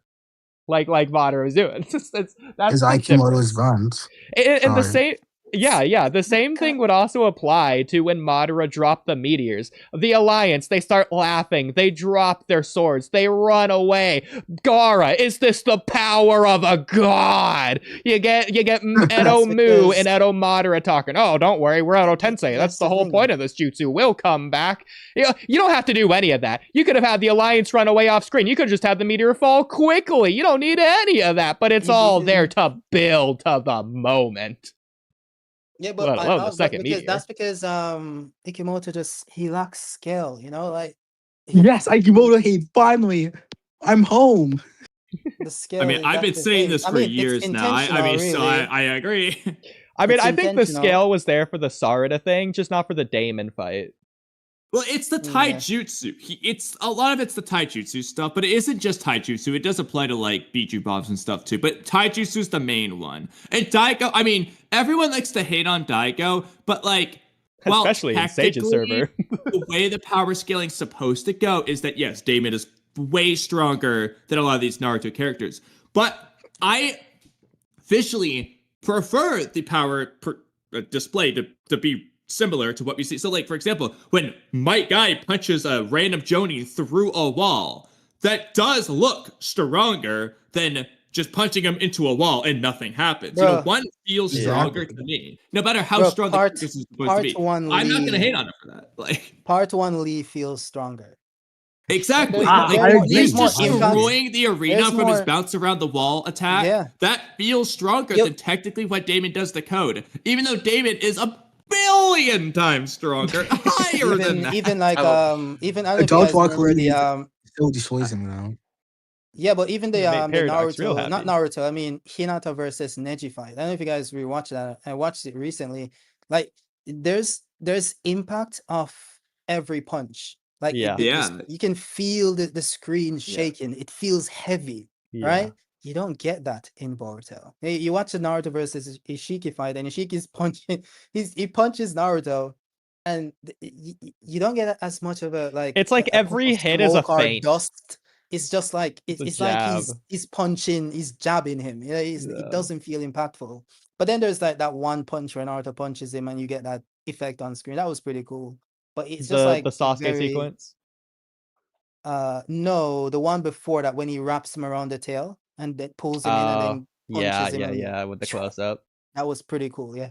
Reminded me when Boruto hit yeah. Momoshiki with his vanishing Rasengan. Yeah, pretty much. But yeah, it's just the scale. It's just the scale of it. That's the issue. Yeah. Like,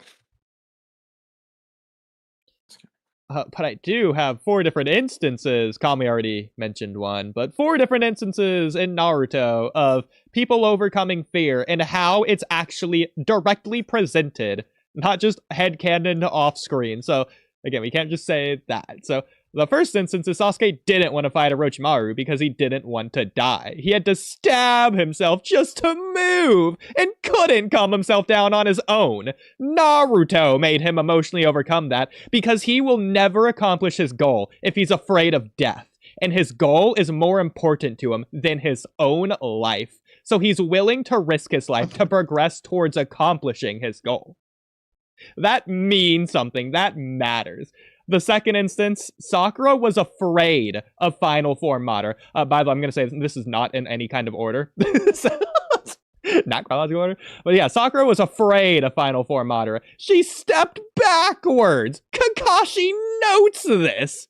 Yet she's the one to take charge and lead to be the first person to attack Madara because she saw Naruto and Sasuke's back, and that made her overcome her fear. It reminded her of that.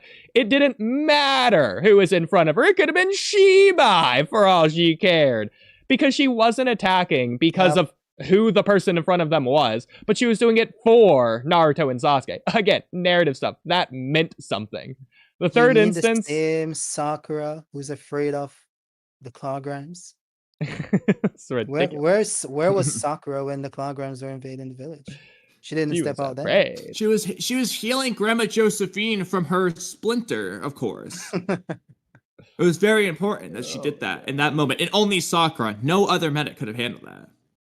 Well, just ignoring that Katsuyu exists for long range healing. That's a good point, bro. She should have been doing that shit in that arc, at least. Like Tsunade was. Exactly. We have a precedent. It's just copy Kishimoto. Didn't she surpass Tsunade like decades ago?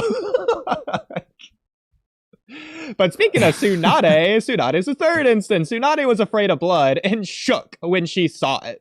She was quivering when she was fighting Kabuto. Gee, good thing the whole narrative of the entire frickin' arc is centered around this exact idea. So that when she stops shaking and punches Kabuto, it means something. Both to the audience out of universe and to the characters in universe. They make note of it. It's a big deal that the characters are freaking out about it because Tsunade actually overcome it. Whoa, they care, and that makes us care even more. It is a big deal because it was a big deal that she was afraid of blood in the first place. That's also a big thing. It's not just that they offhandedly, randomly mention, oh yeah, Tsunade's afraid of blood. Oh, it's kind of crazy. No, they do like a whole, it's like a center, like a focus on it. It's a huge aspect of the arc leading up to this moment. That's also another thing, as opposed to this arc, where they're just like randomly saying it. So then going into it, there's already less of a buildup in the first place. Like hypothetically, if Mamushi was afraid of Damon, it's already going to be less than the Tsunade instance, just based on context going into it. But it's not to say it wouldn't have been perfect anyways. But the fourth instance is, again, not chronological order, but Naruto versus the Demon Brothers in the Land of Waves. We got Naruto's Oath of Pain out of that, which is a centerfold. You can tell I really love that word recently. Centerfold of his character going forwards. And it's immediately called back on, like 2 episodes later, when he's fighting Zabuza and gets scared And then he feels the pain in his hand that reminds him of his oath. So he charges forwards despite his fear, in spite of it. We know what's important to Naruto, what's priority to Naruto. And I said 2 episodes since Kito's here and incapable of understanding what that means. A couple chapters later in the manga. But yeah, those are my 4 instances. And Kamui, you mentioned a 5th one. Does anyone have any other instances for precedents of characters overcoming fear in Naruto? Nuh-uh. Wait, let me see. Can I think of any? Well, feel free to think of one. Walky overcoming his fear to fight Ishiki? Because tell me he wasn't afraid to fight Ishiki, and Ishiki is like a god. Actually, no, that scene is filler, so it doesn't count. Oh, actually, okay, you did remind me of a good one, though.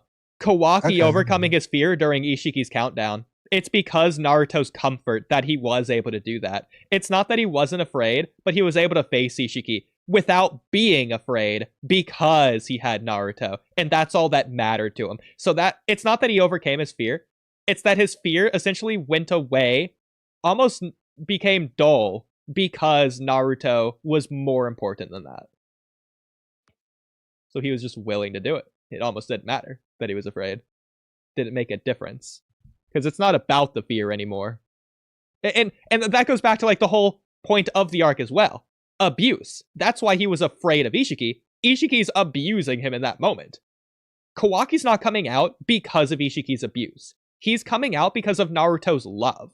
The exact opposite. Which again, that goes back to antagonist, protagonist, the point of the arc. But now that Kamui's done writing his thing... well, how did you... I got the new message notification thing. So. Okay. I was like, I just finished it. Okay. Okay, so go ahead and share your screen so everyone can see it. So I'm not even sharing my screen. Okay, that makes sense. Okay. Yeah. I'm assuming no one else has anything else to add to what I said. We all just probably agree. I wanted to talk about Walky, but I think we're past the chapter now, so it doesn't really make sense bringing him up anymore. Okay, well, I am curious. Why did you bring him up? Why was he needed to come this/next chapter? That it's not agenda pushing. It has to happen. Yes. From before it was just agenda pushing. I was basically saying that, Walky is going to come. He's going to fight Joe. He's going to fight Shiba. That was just all agenda. But now I have factual proof that he's going to come. Well, let's hear it. Well, first let's go on to chapter 42. And we see at the end of the chapter, thousands of clones of Mamushi are spawning in, right? And Sarada is knocked out. Kawaki is being the bum like he is. He's also knocked out. Nobody else can really defeat 1,000 Shinjus at once. They seem all like surrounded.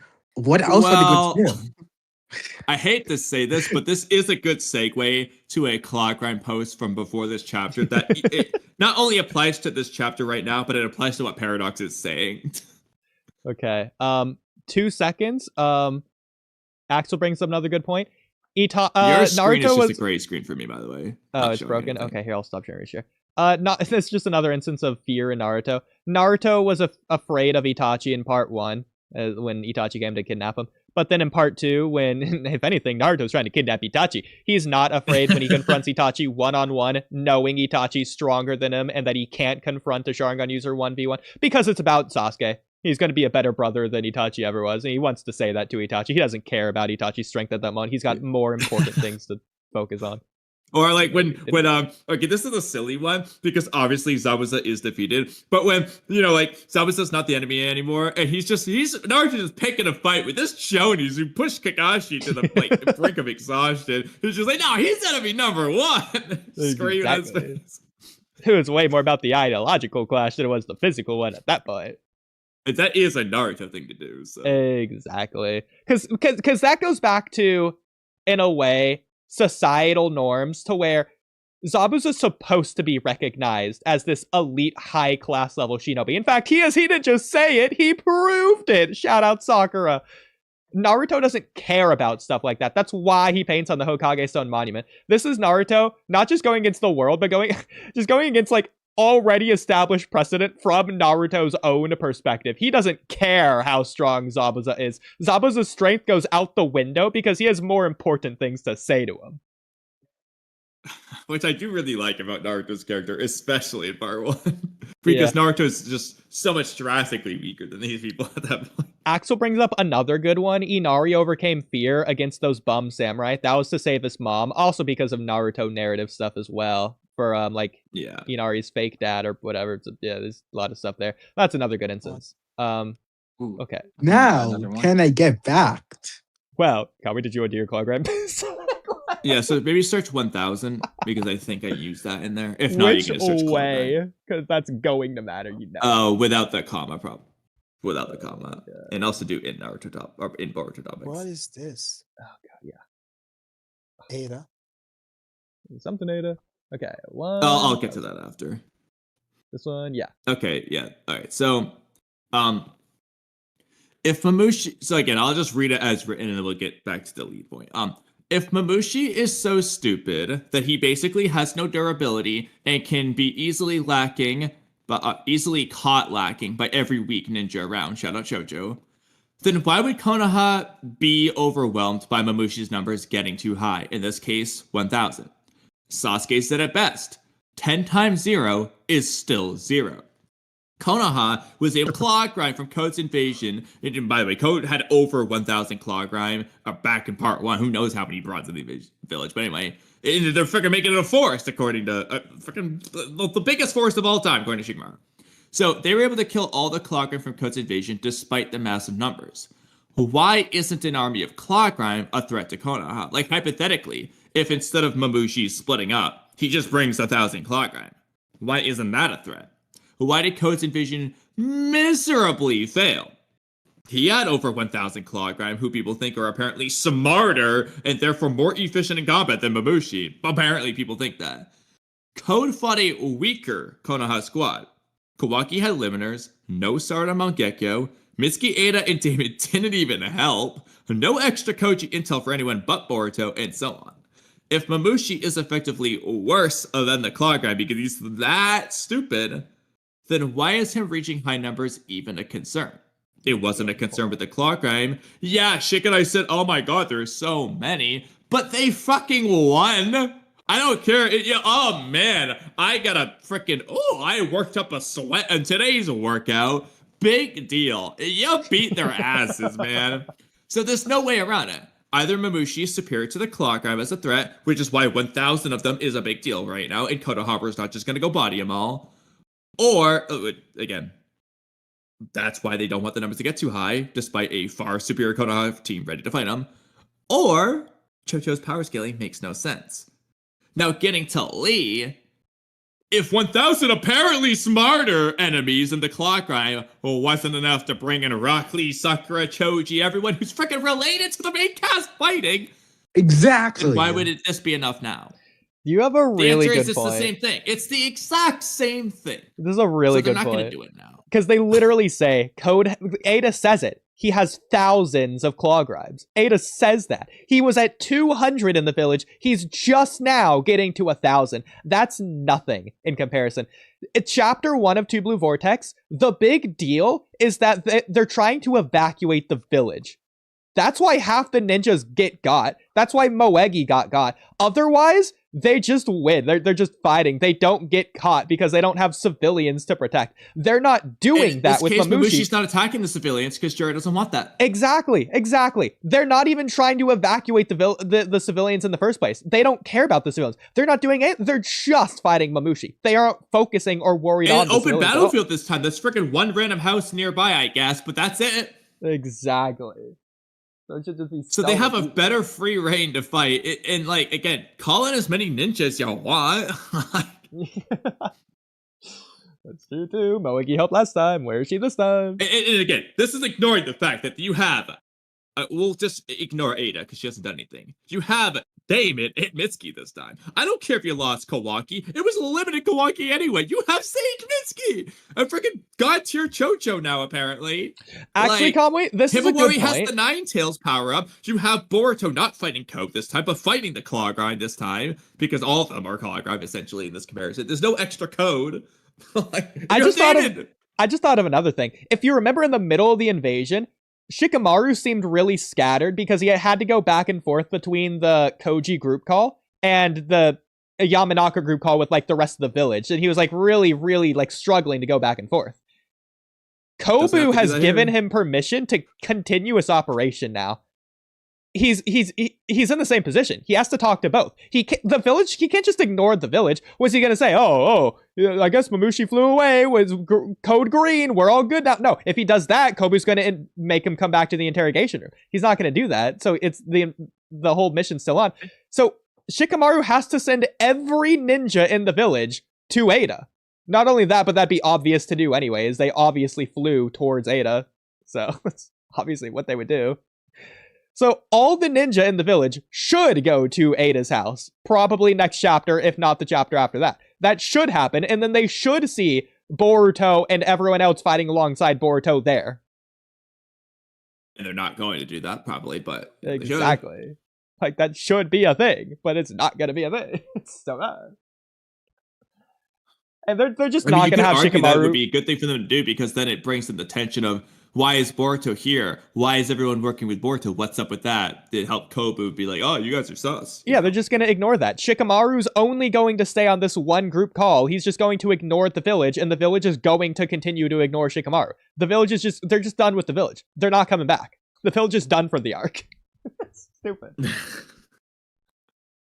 It just doesn't make sense. I mean, technically they did. I mean, I don't know if this is technically out of the village, but they left the main part of the village at the very least. Keep in mind, the police force were actively pursuing Boruto like last chapter. So, there's also that. Can't wait for that to go down. Boruto did tell him to stay out of it and run away or whatever he said. So bro, I can't wait for Jonathan Oliver to use that as the excuse for why the village is done for the arc. Now, even beyond Rock Lee, there's no reason whatsoever why Kona 13 should not be appearing when there's an army of 1,000 divine trees. Why would the Kona 13 not appear? There's no reason why they shouldn't. You want me to tell you why? Don't tell me that Aikimo is bad writing. Give me an in-universe reason why Kona 13 should not be there. Actually, Kamui, this is a good argument for Jigen not actually being surpassed. They did bring Rock Lee out against Ishiki. If they're not doing that for these villains... Filler sloth. No, I don't care. Okay, but when he's not there in the anime, we're going to use this argument. Exactly. So they brought Rock Lee for Ishiki. They're not even bothering to bring him out here because the threats are just that weak. Why waste their time? Rock Lee's got more important missions to do. True. That is true. He's probably catching the cats in Konoha right now. You know, the important stuff. Usually, I feel like they should have shown the... Now, okay, I hate this I hate the reason for why they don't show any of the Konoha 13 even in the manga. But the main reason why is to pretty much pass the torch on to the next generation. No, yeah, and the thing is, the Naruto manga was able to pass the torch on to the next generation without neglecting the previous generation. So why can't Boruto just do the same? Actually, Paradox, okay, this is what makes this as bad as possible. I'm gonna remove half of your statement. The Naruto manga passed the torch to the next generation. At no point in Boruto did they pass the torch. It doesn't happen in Boruto. We've never seen Choji pass the torch to Chojo. We haven't even seen Choji. The torch was just starting in Chojo's hands. You want to know what's even worse? We haven't even seen Metal Lee at all. Well, not in Two Blue Vortex, but we have seen him. No, I'm talking about like throughout the manga. Oh, also he's in the manga. He's in the manga, and that's what's the problem. He's in the manga. The closest. Let's say Rock Lee's fight against Ishiki was canon. You really think after Rock Lee faced Ishiki, lost to him, he wouldn't keep training every day? Why is tell me one reason why Rock Lee hasn't been training every day. Kamui, you know what's the worst part about this? We don't even know if Rock Lee was just deadly injured from that Ishiki fight. They don't give us a follow-up. So Rock Lee has been training every single day. He should literally be able to fight right next to Boruto and Kawaki. The worst part about Now, passing it on to problem. the next generation, the closest thing we have to addressing it is Naruto saying, quite frankly, the next generation isn't ready to face these threats. Everything after that has been the adults facing the threats. Code arc, Naruto goes. He's not entrusting it to Boruto or Kawaki. The prophecy arc, I got more Naruto examples, sealed away planning to deal with Kawaki. He's not leaving it to Boruto. So here, I'll do a couple examples before I give you the funny one and explain why it doesn't work. So, more examples. Code arc. Boruto did not want Boruto or Kawaki to go there. He was planning to go fight Code. The only reason Kawaki fights Code and the way he does is because Naruto was forced into a hostage situation where he wasn't allowed to move, and then Kawaki just got a power up and took over. Also, it wasn't Naruto's plan there. The reason next arc, Naruto's not saying, "Oh, go handle it, Boruto and Kawaki." He's trying to do stuff. He's running to Ada and stuff. Like, he's still trying to be involved. And let's keep in mind, at the beginning of that arc, the reason Boruto goes is because Naruto's being stupid and not listening to Boruto asking if Naruto to go. That Boruto probably wasn't even going to go. Yeah, and another example in the chapter 80 chapter 80 only.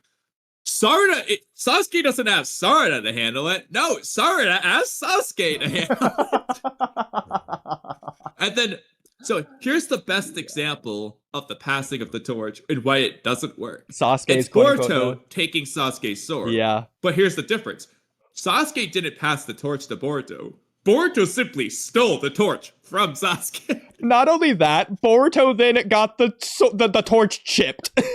then he ruined the torch. torch. It got a different torch from Super 8. The only thing remaining is the handle. It's a different flame entirely.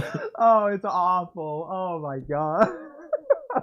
I know I'm just repeating myself, but generally, in character, why would Walky not still be training every day? Walky's always about the power of you, always self-improvement. Why would Walky not be training every day? So nothing indicates he isn't. For all we know, he's too busy training to help defend the village.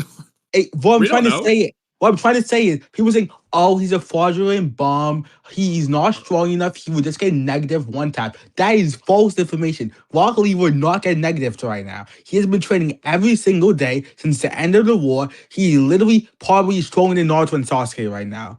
Naruto and Sasuke got more sealed. He's probably stronger than Naruto and Sasuke right now. I'm gonna give you an actual legitimate argument for why the rest of the adult Konoha 12 should be relevant. So, Shikamaru is, and it's not just like the fact that Shikamaru's Hokage. No, okay, we make fun of Shikamaru all the time, but as far as what Ikimoto's trying to present, intellectually, Shikamaru is just as relevant, if not definitely more relevant than Shikanai. In terms of the planning strategies, Shikamaru is taking the lead. In terms of his shadow possession strength, he's consistently shown the ability to, like, the hold Momoshiki and Kinshiki for a while until they have to absorb the jutsu. Like, the jutsu is working until it's absorbed. Consistently. He holds down a limited code and all these things. So he's consistently shown his strength. He dodges Delta. So consistently, he's shown his strength, and his intelligence is just as relevant as ever.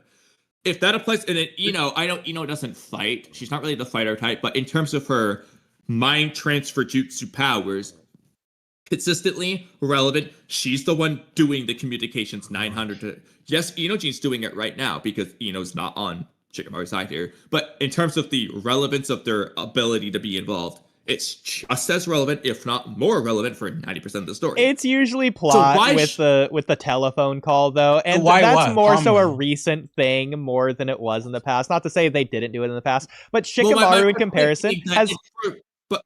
My point being, okay, Inojin and Ino have both been telephones. They've both been equally telephone. Shikanai and Shikamaru have both been strategy in shadows, and if anything, Shikamaru just completely taken the lead on that.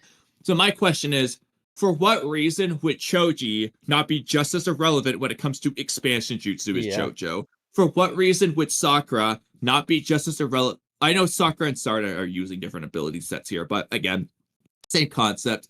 I'll ignore Sarada, though, because Sarada's kind of an exception. But my point being, when you come to each of the characters, why would so if Shikamaru and Ino are relevant, for what, and Choji should be equally, as he's part of the same team. I know Ikimoto likes to forget the third member of every team. Shout out Udon. But I mean, Who? why would Choji be Yeah, any less exactly. relevant than Ino and Shikamaru? He's only been just as relevant. And then the Yeah. same would apply to all the other people. Why would they just randomly be so far behind Ino in terms of relevancy with what they're relevant for, the things they do in the Exactly. village? This The answer is doesn't. they would be just as relevant as they've always been.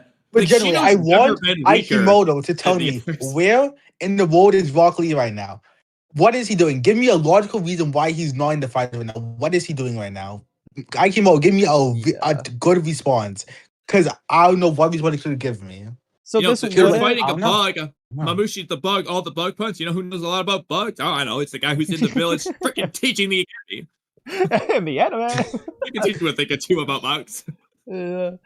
So this wouldn't Aikimoto apply. is a bum. Okay, never mind. This wouldn't apply early on, but Ino's become a character as of recently. She started to question things outside of just being a telephone. Early on, she Yeah, I was know. just a mindless drone who was named Ino. But now she's being Inojean's mother. She's being a character with Shikamaru. But that's only Which is- recently. And that's still amplifies the point. sparse. That's all the more reason why the other parents should be characters. If No, they can do I it for agree. Ino. But even then, I will say it's still inconsistent with Ino actually having a presence or a role. Shikamaru, it's been pretty consistent since the very beginning of Boruto's conception, even going back to the Boruto Naruto movie. And obviously, nobody's saying that like Choji needs to be as much of a main character as Shikamaru. Choji realistically never was outside of the Sasuke retrieval arc where everyone got equal influence. I mean, technically the war Choji gets a lot of Why focus. could you say that Honestly, way, bro? arguably, but regardless, Imagine Naruto Shippuden of the Sasuke retrieval arc having the same amount of relevancy as they did in that arc. Oh, it would have been so peak. The Naruto heavy hitters, man. Kishimoto, you robbed us. We could have had the Naruto heavy hitters.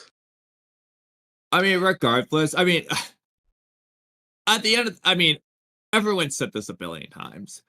If you want to write them out of the story, write them out of the story. Have them go down by Clawgrime. Have them get beaten by Mamushi. Show that Chocho surpassed Choji. All you gotta do is just spend the one panel showing it, and we'll shut up. If we see Choji get Who is bodied we? and Chocho isn't, then we'll stop. Because we will know. Yeah. We'll know what they're doing and we'll know why they're not relevant because they show us. But until they do that, I have no reason to believe that Choji isn't just as strong as Chocho because Shikamaru is just as strong as Shikanai.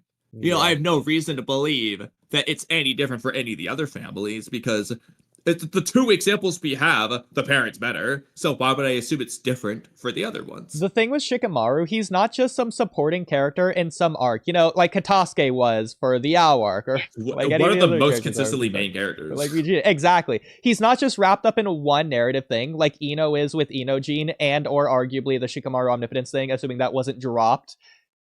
Shikamaru's a main character. He's as relevant as all of the other main characters, in my opinion, consistently.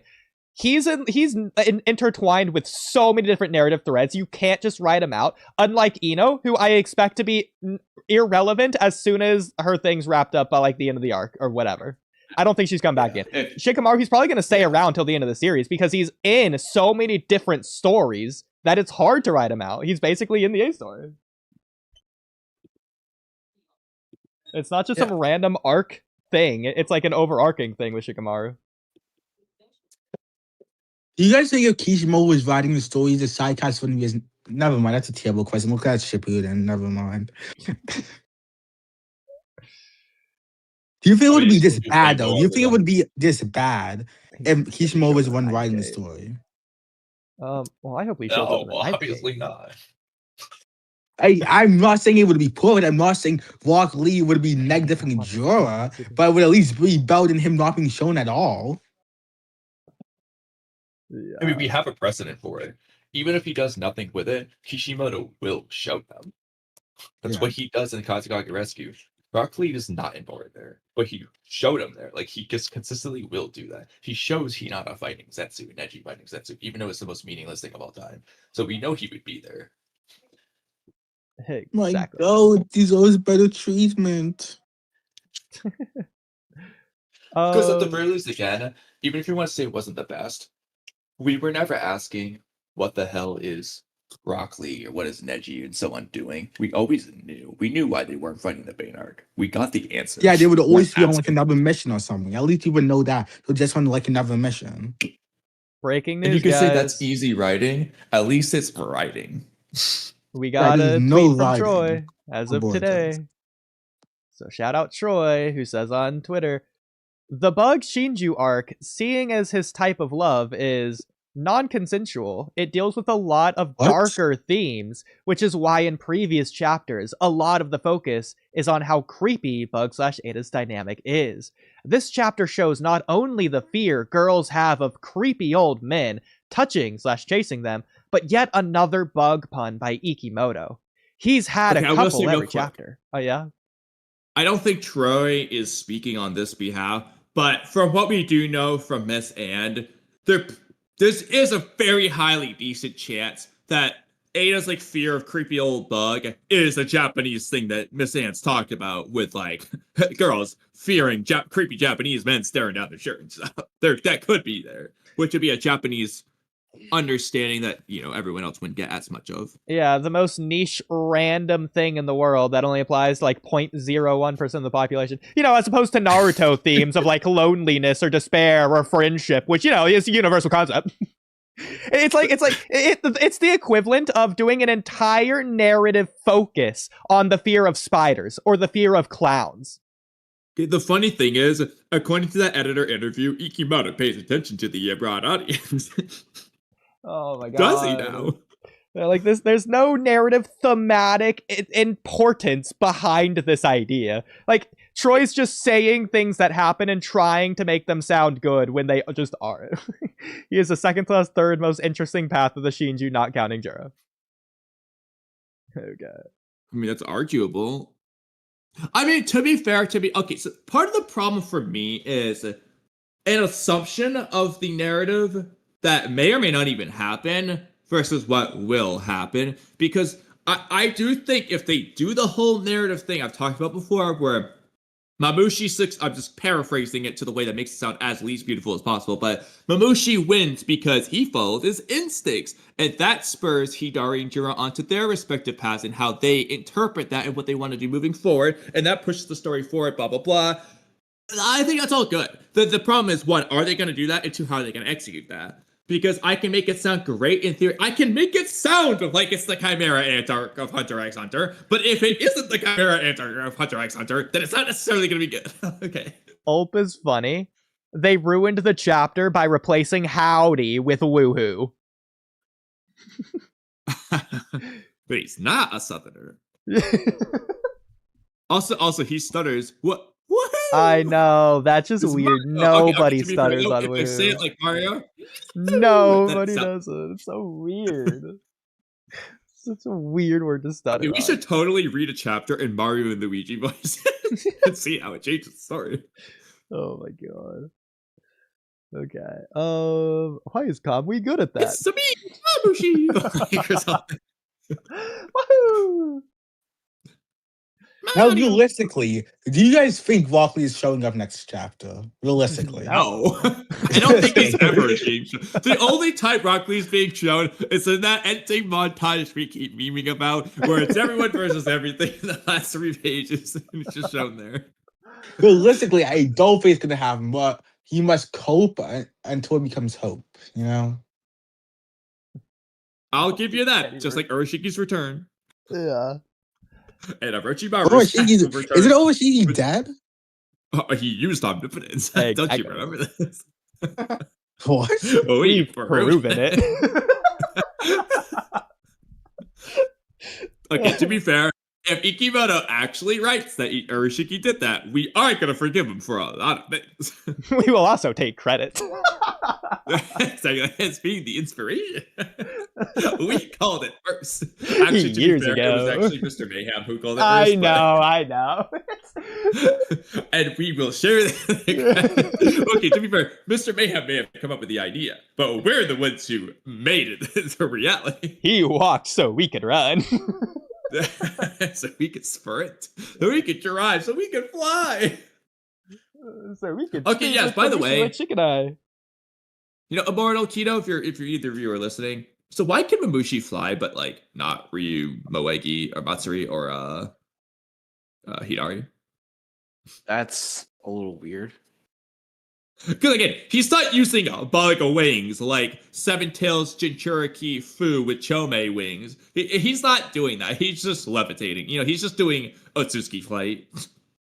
To be fair, we don't know if they can't. So, well, they've only suggested that they can't. So even Jorah, Bug, like he didn't start flying since till recently. They've been in scenarios where they should have. And they don't. Have they? Really? Yes. I mean, to be fair, like for example, because we know like Madara can seemingly fly even if he's chopped in half. So when Hidari was like, ripped in half, why didn't he just fly? Why did he fall to the ground? Well, to be fair, for that one, he was trying to get to his claw marks, which are on the ground. Okay, but what if he just flew to a claw mark that wasn't like 300 feet below him? Yeah, why is he falling with gravity to get there? That's not exactly. Just fly down faster. Which also, that's a terrible speed feat that Boruto and nobody else stopped Hidari from doing that. Okay, maybe he did fly down. That's what he was doing. He was flying. Ignore the 0 crater in the ground from his impact, but... Well, to be fair, he was trying... And then actually, no, yeah, Kawaki slammed him into the ground too to make him worse, and he still made no crater. Oh, God. But yeah, no, I think that all the Shinju should have flown. It's kind of crazy that Jorah and Mamushi has shown some form of flight and levitation, but we haven't seen, Matsuri, Ryu, or Hidari shown the same thing. I'm not saying that they may not have this ability, because they should have some form of, I would say, some sort of Otsutsuki genetics in them too. But who knows? I would say yeah. I'm gonna double check this, but okay, depending on how this looks, something to me is weird about the Ryu versus Sarada situation. So he's being levitated, and he uses his sand to like save himself, and it works up until his sand gets gravitated away. If that's the case, shouldn't you be able to fly away? Like, if his sand was enough to like stop him, then why isn't like flying enough? Like, the only reason sand didn't work is because the sand eventually got sucked in too. Well, the sand wasn't enough, so that's the thing. He has enough time to pause before it gets released, and then he's surprised. So he got a breather out of it. But I think it's more like she applied more power to it. No, I don't think that's what it was. I think that she switched it from, well, not switched, but she included it from Ryu to the sand. That's to say... She just added it onto the list. That's to say the power of sucking Ryu wasn't enough on its own to make the sand go. She had to suck the sand individually. In addition to Ryu. I think that's a stretch. But that's a little weird because, since we're talking about... Huh? Go ahead. I was about to say, since, I think Ryu should be able to fly using the sand, because we have seen Gaara be able to do the exact same thing. Well, he should just be able to fly. Rock Lee can fly, by the way. Just reminding you guys, Rock Lee can fly. By the way, okay, Keto, here's my perfect rewrite to make the Sarada thing 4 pages. The reason it's 4 pages is because Mamushi's trying to fly out of it, but Sarada's making it too strong. And because she made it so strong, that's why she fails and go blind. Well, they should just, do that then. No. They didn't do that, though. Exactly. Well, but that would have been a good rewrite. Amato explains that they all have shared vision, but among the, I would say the cluster, he theorizes. He theorizes he that doesn't they know what's going on. That's kind of weird. Super massive. But I'm guessing, they're starting to develop their own individual, I would say, decisions and everything else. Even though they pretty much are clones of Mamushi, you would think that they would work similar to shadow clones. I think they started that. They started with their own personalities, and then immediately they picked a target. Well, yeah. Oh, real quick. about Amado's theories where he gave like 2 options. I think it pretty definitively is they have separate consciousnesses but are like also linked together, because if it was all one consciousness, just one, they wouldn't attack each other and have disagreements over what they're gonna do. Like Exactly. So clearly they're like individual consciousnesses, but they also can like feel It's each kind of other's at the similar to same time. Naruto shadow clones, how he talks to his clones Yeah. sometimes in weird ways. Yeah. Yeah. It's more like Hashirama's shadow clones, wood clones.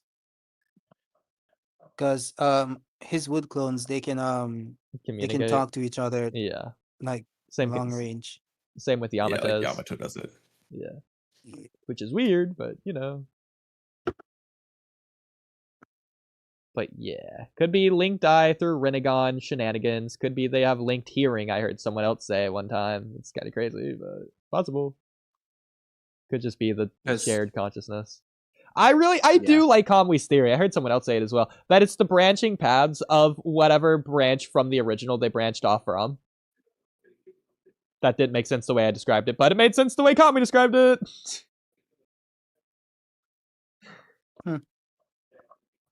So, like, hypothetically, if the original tried to attack Damon, then every single Mamushi would have died.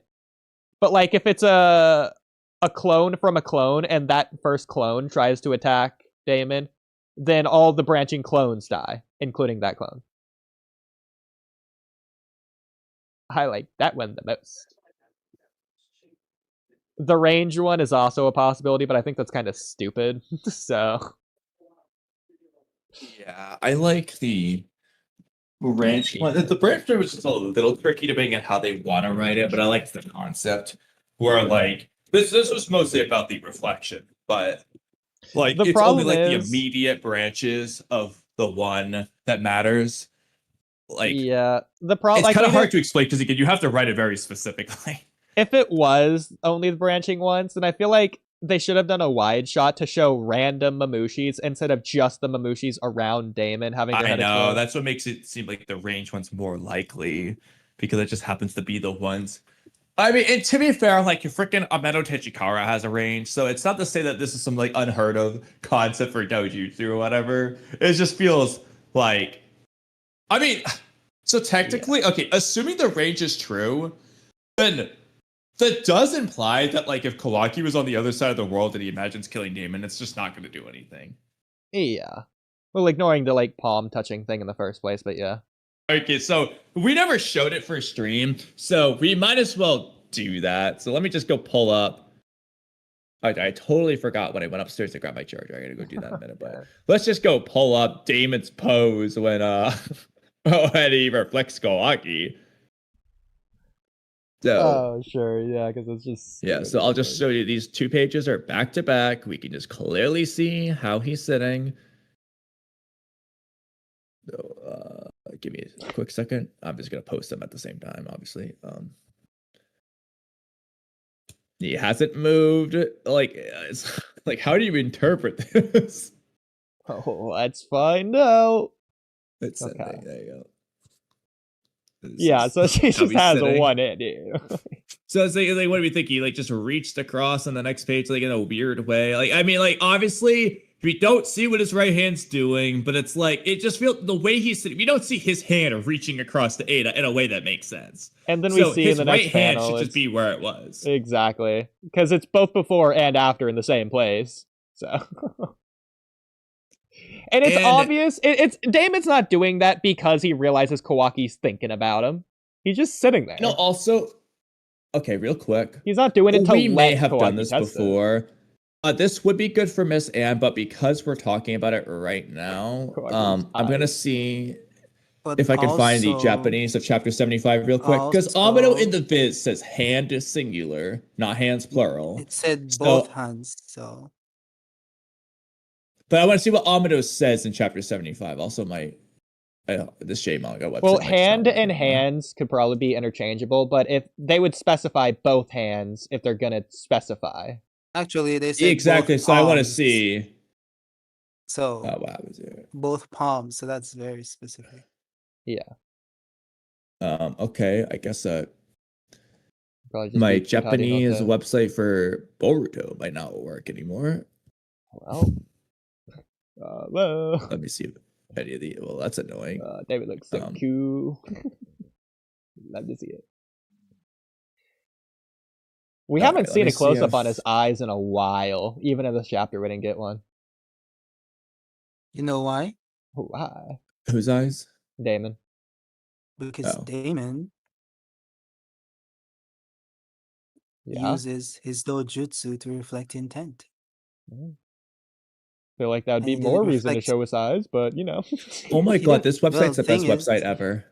He didn't reflect intent in the recent chapters, so they didn't need to. This let's okay. Well, that's good to know. Ignoring it's implied he did. Oh shoot, it doesn't have the chapter I need.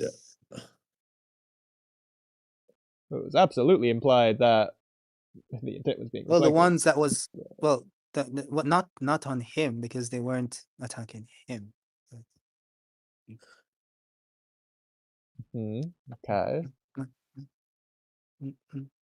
All right. Well, this is unfortunate. I might not be able to get chapter 75. You might just need salts and bolts because this website, which is great, it just doesn't have Japanese for chapters 65 to 80 in part 1.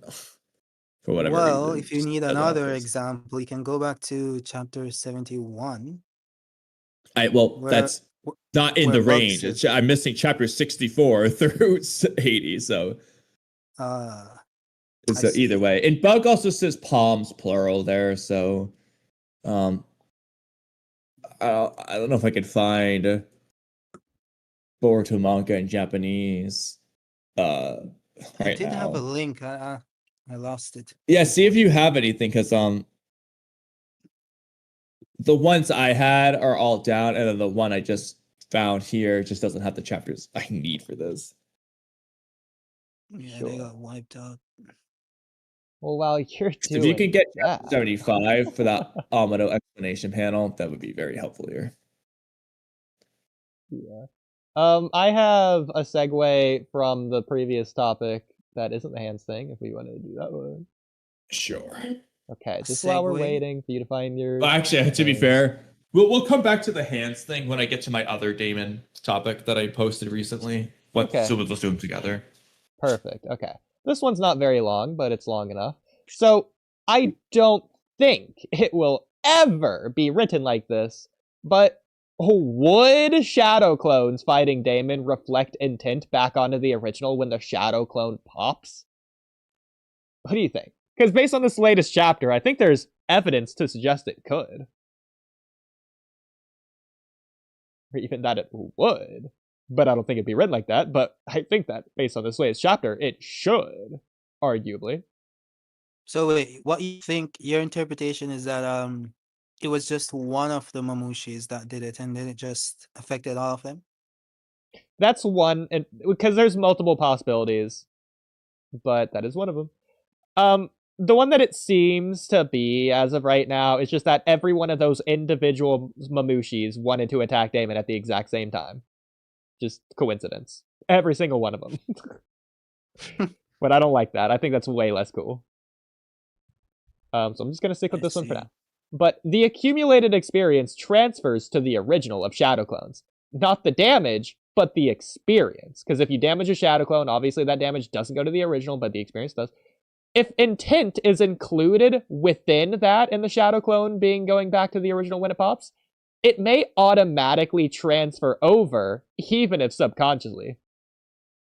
So the reflection might just work on the original if the Shadow Clone thinks about harming Damon in a fight, or tries to harm Damon in a fight. Thoughts?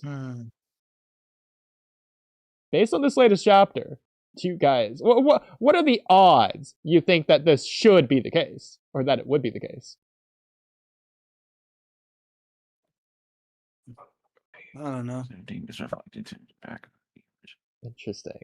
Well, I'm guessing Kamui either isn't talking, or I can't hear him, or... Immortal, what do you think? Transfers to the original. All right, well, Immortal's doing his So wait, hold thing. on. I was trying to. Yeah, please go for it. Whenever you're ready. I don't think it would. Don't think it would? Okay. I don't. Yeah, I don't think it would. Like, never in a million years would Ikimoto write it that way. But I'm thinking, like, logically, based on the chapter. Even in universe, because for two reasons. One, the clone would pop first. Because it thought of it, it would pop, and then things would transfer to Naruto. And Naruto doesn't, from what we've seen, he doesn't gain like the intent of the other Shadow Clone. He just gains the memories and experience. So that's the thing. He would remember the intent, I suppose, but I don't think it would backtrack backwards to in the past like that. I understand that. I agree with that. But that's not the only reason either. But okay, go ahead and say your other reason. The other reason is, if we assume it has anything to do with shared consciousness and all that, the Naruto clones don't share consciousness. Like, not while they're being clones anyway. So that wouldn't apply either. So they wouldn't do all of them at the same time. It would have to be they all individually had that intent at the same time. Yeah, well, what I was thinking it's a two-step process. I don't think it would apply. So yeah, well, how I was thinking of it is that it wouldn't be like Naruto does 1,000 clones. One of them tries to attack Damon. It's not all 1,000 clones would pop. It's just that one clone would pop, and then the damage might go to the original Naruto. But the other 999 clones would stay and be completely fine. I don't think the damage would go to Naruto. Okay. So with your first thing, they would have the memory of it, and I agree. And from what we've seen, obviously, I think that, like, for example, in the scan you posted, go into here, like, obviously, I think Kawaki had the intent to harm Damon at the present moment. In the future, he doesn't have the intent to harm Damon, so he isn't being attacked. But he has the memory. But he still remembers when he did this. Exactly. He remembers this. So he has his past intent still within him, but it's not affecting him. He probably also remembers what he imagined and intended in that moment. He could probably imagine what he remembered, but he doesn't have the intent anymore, so it won't work. Like, yeah. So I think it depends on if it's a physical attack or if it's a conceptual attack. Because if it's conceptual, it might not matter, and it might apply to both. But if it's a physical attack, I think it would only apply to the clone and not the original. What would the conceptual attack in question be for this? It would basically just be the intent. It would just... No, I think either way, it's just going to go to the clone who intended it. Because they don't share intent. I mean, they're the same personality, but like they don't share intent. Yeah. So I get they're that. duplicate personalities, not one of all the same personality. So what's the so what are we trying to figure out? Is it physical or conceptual? Well, there's two different like ways that Mamushi's ability reflects. So my problem with it not reflecting on the conceptual, the intent version of it, would be I feel like the damage would follow the intent. If that makes sense. What do you mean by that? Okay, so let me give you an example. Hypothetically, if Inojin wanted to kill Kobu, and so he took Kobu with the mind transfer jutsu, he took Kobu to Damon, he had Kobu pull out a kunai and try and stab Damon. Does that reflect onto Inojin or Kobu? So, wait, hold on. So Inojin's like moving Kobu, like with his hand? Like the mind transfer jutsu's on, he doesn't deactivate it at the last second or anything. So it just stays on. Oh wait, he's using mind. Okay, real quick, I got a really interesting one for you. Puppet jutsu? Real quick, before we do the mind transfer one. Imagine if Damon, like Inojin is just literally picking up Kobu's hand with a kunai in Kobu's hand, and he's just moving the arm for Kobu. In that case, I think the intention is going to reflect on Inojin, but the physical action might reflect on Kobu. I'm not sure with that. I agree. Yeah, it might be both.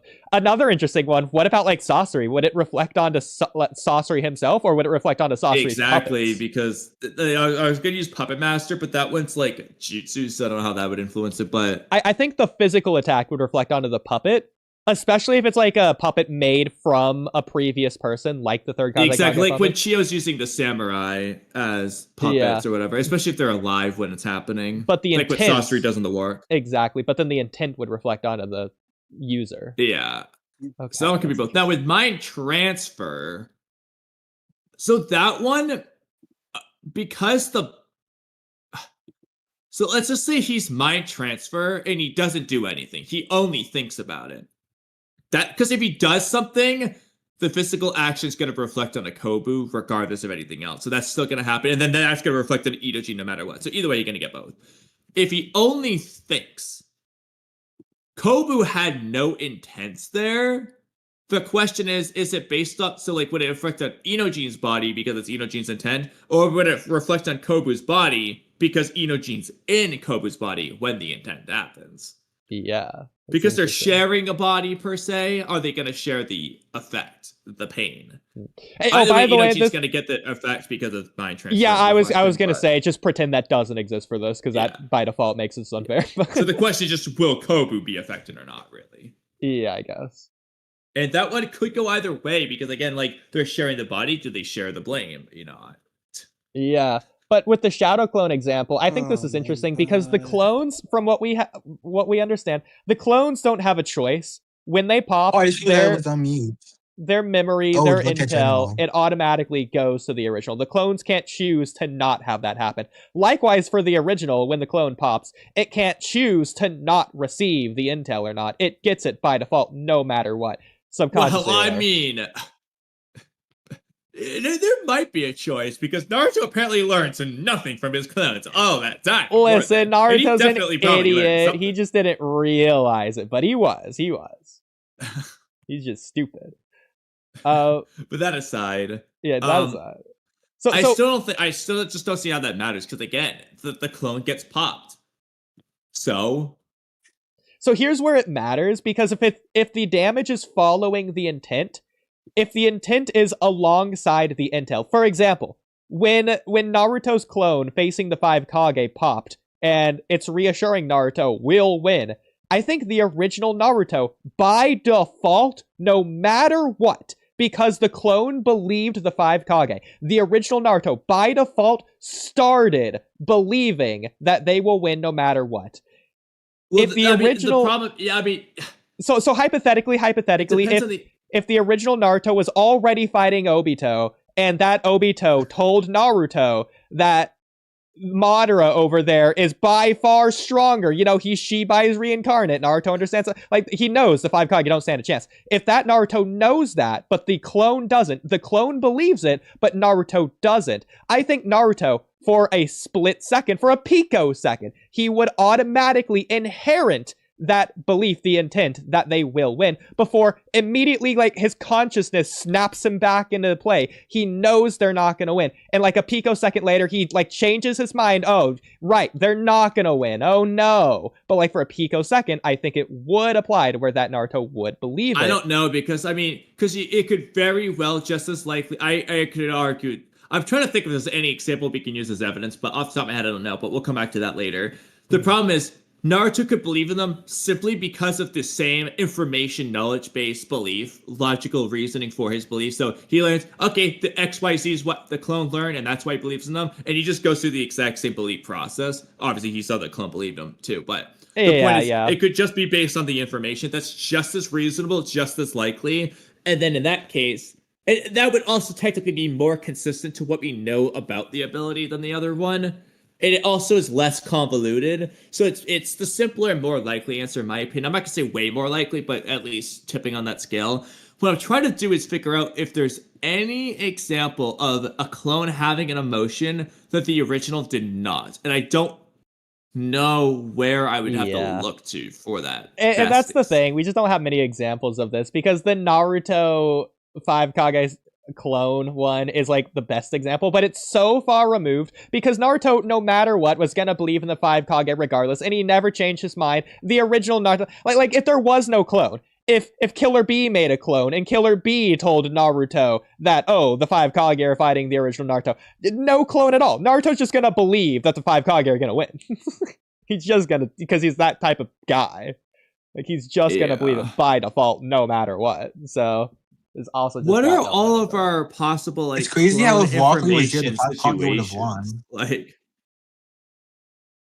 I guess the closest example of this could be if Kakashi, when he's explaining the shadow clones, so Kakashi and Naruto's clone go away. They do the rock, paper, scissors. If the original and Kakashi, because the original asks Kakashi, what's going on? Kakashi's like, just wait, you'll see. If instead of that, if Kakashi said, all right, let's play rock, paper, scissors, except Naruto, I'm going to play rock, knowing his clone is going to play scissors, that would lead to the two different Narutos having two different experiences where they might like play two different hands if the original Naruto knows what Kakashi's going to play, but the clone doesn't. They might throw two different hand signs or whatever. Hand signs is weird in this case, but they might do two different things. So they get two different like experiences from that. That'd be the only time where it'd be like the closest, I think. Yeah, I mean, it's hard to the problem is Kishimoto never wrote a situation to where this would apply. So yeah, at the very least. Wait. So at the very least, there is the instance of, okay, it was the shadow clone to teach the rock, paper, scissors thing. Kakashi said, Naruto, if you win, I'll take you out to ramen. Naruto not only remembers the outcome of the handcuff, he's like, oh, he has the intent. Kakashi's gonna take me out to ramen. Damon could hypothetically do something similar if he makes one of the Naruto clones really mad to where when the Naruto clones really wants to kill Damon, that would reflect back onto Naruto. but that's adding the extra step of Damon making Naruto so mad that the clone gets mad, and the memory of the clone being mad makes the real Naruto mad, and then makes him reflect something. That's adding an extra step.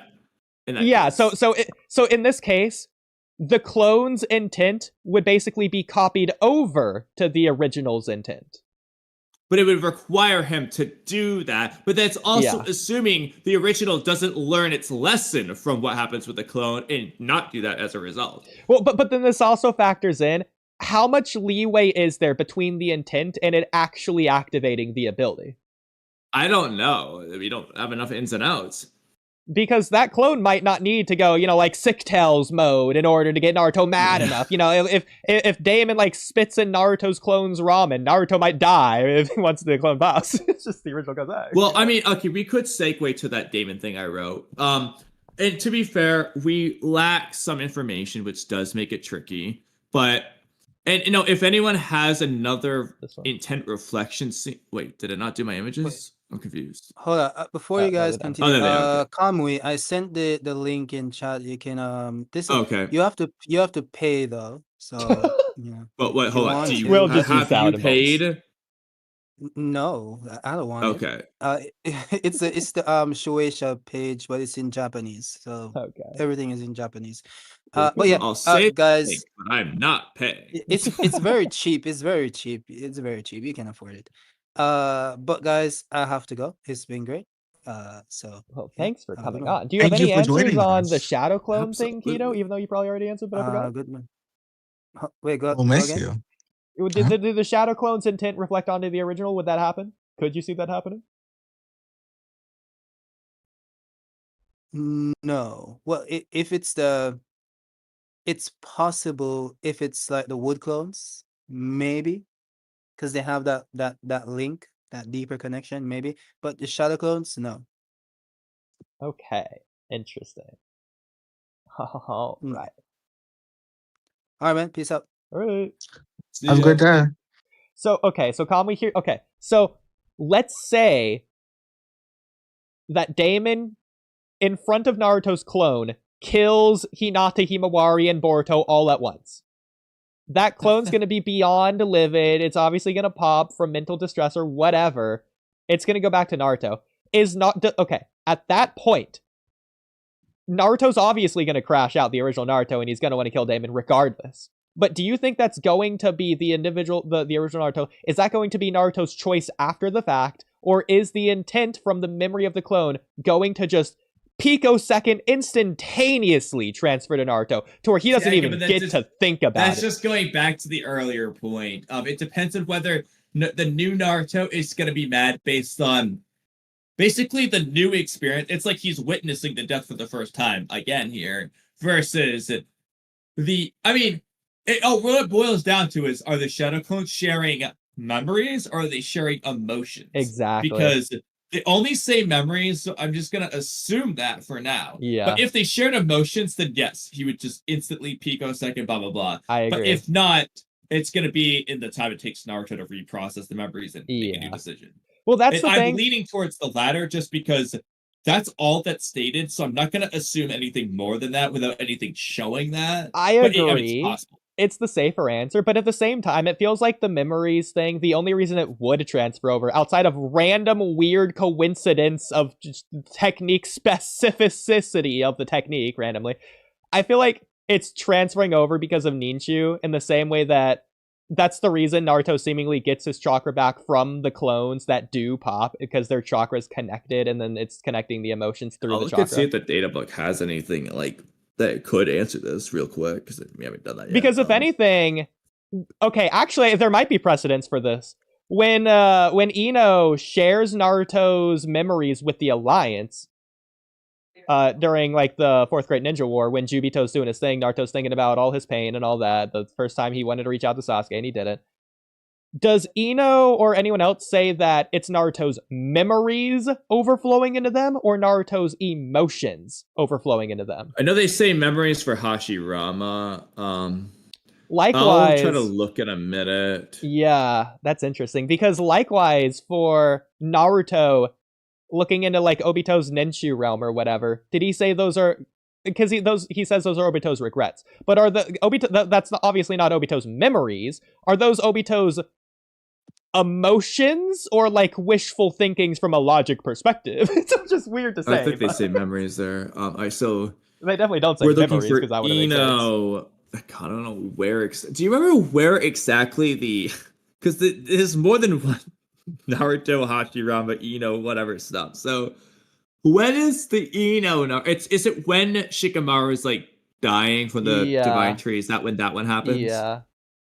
Okay, so let me just scroll through these chapters. It's gonna be a little bit after that, because that's fine. I'm just gonna start from divine tree and move from there. Yeah, because if you remember, so he pulls out the divine tree, it absorbs everyone's chakra, Naruto wants to give up, and then Sasuke cuts a part of the tree and says, "I'm going on ahead, join me, Naruto." And then Naruto flickers his KCM on and goes to join Sasuke.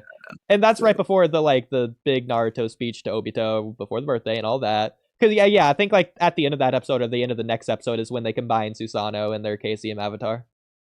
Yeah, so I see Shikamaru, so it should hopefully come soon. Hopefully. Hashirama's talking, doing all these things, and don't give up, Alliance. And Naruto's thinking about this sad Naruto. His thoughts are flowing in. Thoughts. Okay. That's a weird mix though, because that means Naruto's thinking about his memories. But he's doing it because of logic. Things of the past. I don't think that's weird. I think that makes sense. He's thinking about. He's in response to things Obito says and all that. Yeah, no, that's fine. But it's weird in terms of the context of this conversation of how we could use it, because it feels like it would be both if it's thoughts. Yeah. So, I mean, Ino's thing is based on thoughts, so I guess it's just reversing. Ryzen, hello. Yo, what's good? I'm at work, but your conversation got me interested. So you have been listening. We're glad to hear it. I was listening to it while I was in a meeting. This is like a terrible place to listen to the podcast, but whatever works for your meeting. Because I'm just waiting for like work stuff to get sent to me. Okay. But good point on the Shadow Clone stuff, because if we go back to like the Rasen Shuriken training, whenever his clones would freak out emotionally and go through beatification, whenever they'd get destroyed, the anger didn't necessarily flow back into the original Naruto. That's a good. Okay, let me go look at everything that happens in that real quick, because that's a good one to use for this. Yeah, it's chapter 322. Okay. I just want to go look at everything that's said and shown there. Yeah. To be fair, it is like almost the opposite process to when the original Naruto gets angry. It seems like the clones might as well, or at least the clones poof from the like disruption of chakra. Yeah, so like for example, during the pain arc, when he went into Ninetale state, his clone, like, he got distracted so he could maintain the jutsu, so they just popped. Yeah. But when the shadow clones themselves go through bijification, it doesn't affect the main ones. Like the jutsu still, it's still active, so you actually have to destroy the clone. Mm-hmm. Exactly. And then like it goes into the situation where if Naruto's cloning himself, Kurama should also be cloned. Kurama gave chakra to clone Naruto when he was fighting Madara. When that clone eventually dissipated. Okay, but that's also, I feel like, just I don't want to say it's inconsistent, but it's kind of inconsistent to what they explained about KCM before that scene, where it's like Kurama isn't clone too. It's just that his chakra is shared, it's split across him, and he can pull from all the clones' chakra, blah blah blah. But then you see him just talking to Naruto in that realm. So, he shared his chakra, but that fundamentally split him up because he's a clone. Yeah. And like at the very least, he's able to talk to the clone. And then Naruto only realizes that Kurama helped him when the clone popped, and he got the memory feedback from that specific clone. I mean, there's no range to the clones. Naruto can have his clones across like every corner of the world. He can put his clones in other dimensions, and it's completely fine. So that's not an issue. So, and it seems like the memories go back to the original instantaneously. It's not like the farther the clone is, the longer it takes to get there. Unlike, for example, when like Kurama gathered Sage energy for Naruto in the final fight, we see it like flow upwards to Naruto. It traveled as opposed to the memories. That would be an instance of it might just be jutsu specific weird shenanigans as opposed to that like Ninshu chakra connection. Unless you're doing like weird quantum mechanics to where there's like an invisible thin chakra thread connecting them.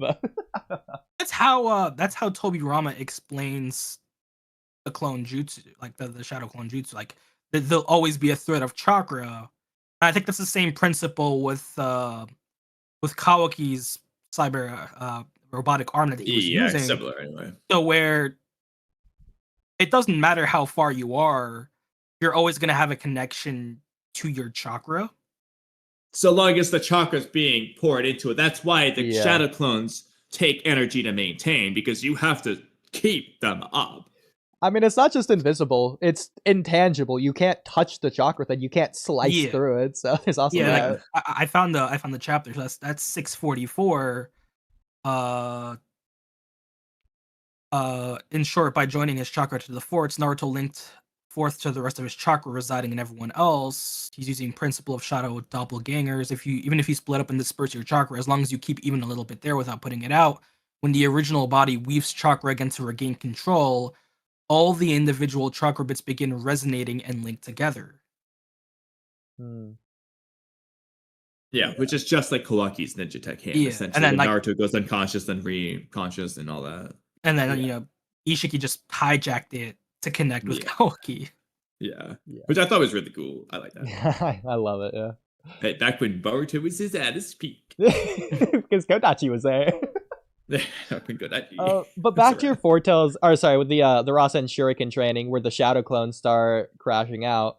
I did consider that when I wrote it. My reason of justifying it is there is a fundamental difference to when Kurama just starts leaking out versus when Naruto gets angry, and that's why it leaks out. Because Naruto's obviously not angry in the Shadow Clone training. You can say he looks angry, but that's because of Kurama's hatred, not Naruto's. There is a difference between the two transformations. Obviously, Naruto loses control, so it appears like he's angry, but that is just Kurama taking control of him. Because he's not, he just loses control at the 3 to 4 tails. That's when he falls unconscious. Up until that point, he's not going crazy. Same with like the Gaara fight. He's using the Nine Tails chakra, but he's not angry. Same when he summons Gambuta technically, but that's a little bit different. But like you can see the orange cloak around him. Same with the Neji fight, but he's not angry. That's a different transformation entirely. Well, he was angry, but just not the same way. But yeah, you get the idea. He's not. His anger isn't leading to the Nine Tails coming out for a Nine Tails transformation. Yeah. As opposed to like the Haku example where he doesn't even reach the One Tails, but that's different from when he's not even reaching the One Tails in like the Neji or Gaara fight. Didn't he? Ignoring the fact that Naruto fights like he's in the One Tails cloak, but that's well, ignoring the fact he's fighting like his freaking Six Tails power, but ignore that. But so that's the way I get around it, to where Naruto's not angry there, so Naruto's original feelings transferring over, well, it's the same as all the other clones. It's just normal feelings. I mean, there's no way to say for sure. I'm just gonna stick with my safer answer, which is this is what they say. I'm just gonna assume nothing extra unless they give me a reason to. So my answer is no, but I could understand if it was yes. So hypothetically, I don't even know if this is possible, but if Naruto sent a clone to Tenchi Bridge and stayed back in the forest with Sakura and all them, and the clone is the one that met Orochimaru and transformed into the Four Tails, not the original Naruto, and then that clone poofed. I'm not saying it'd be instantaneous, but that Naruto, the original Naruto, might just, because the clone Naruto was angry enough to transform into the Four Tails, the original Naruto might just by default become angry enough to transform into the Four Tails. It's not like Orochimaru did anything. Issue of it, is it going to do that because it heard the same Orochimaru conversation that pisses him off again?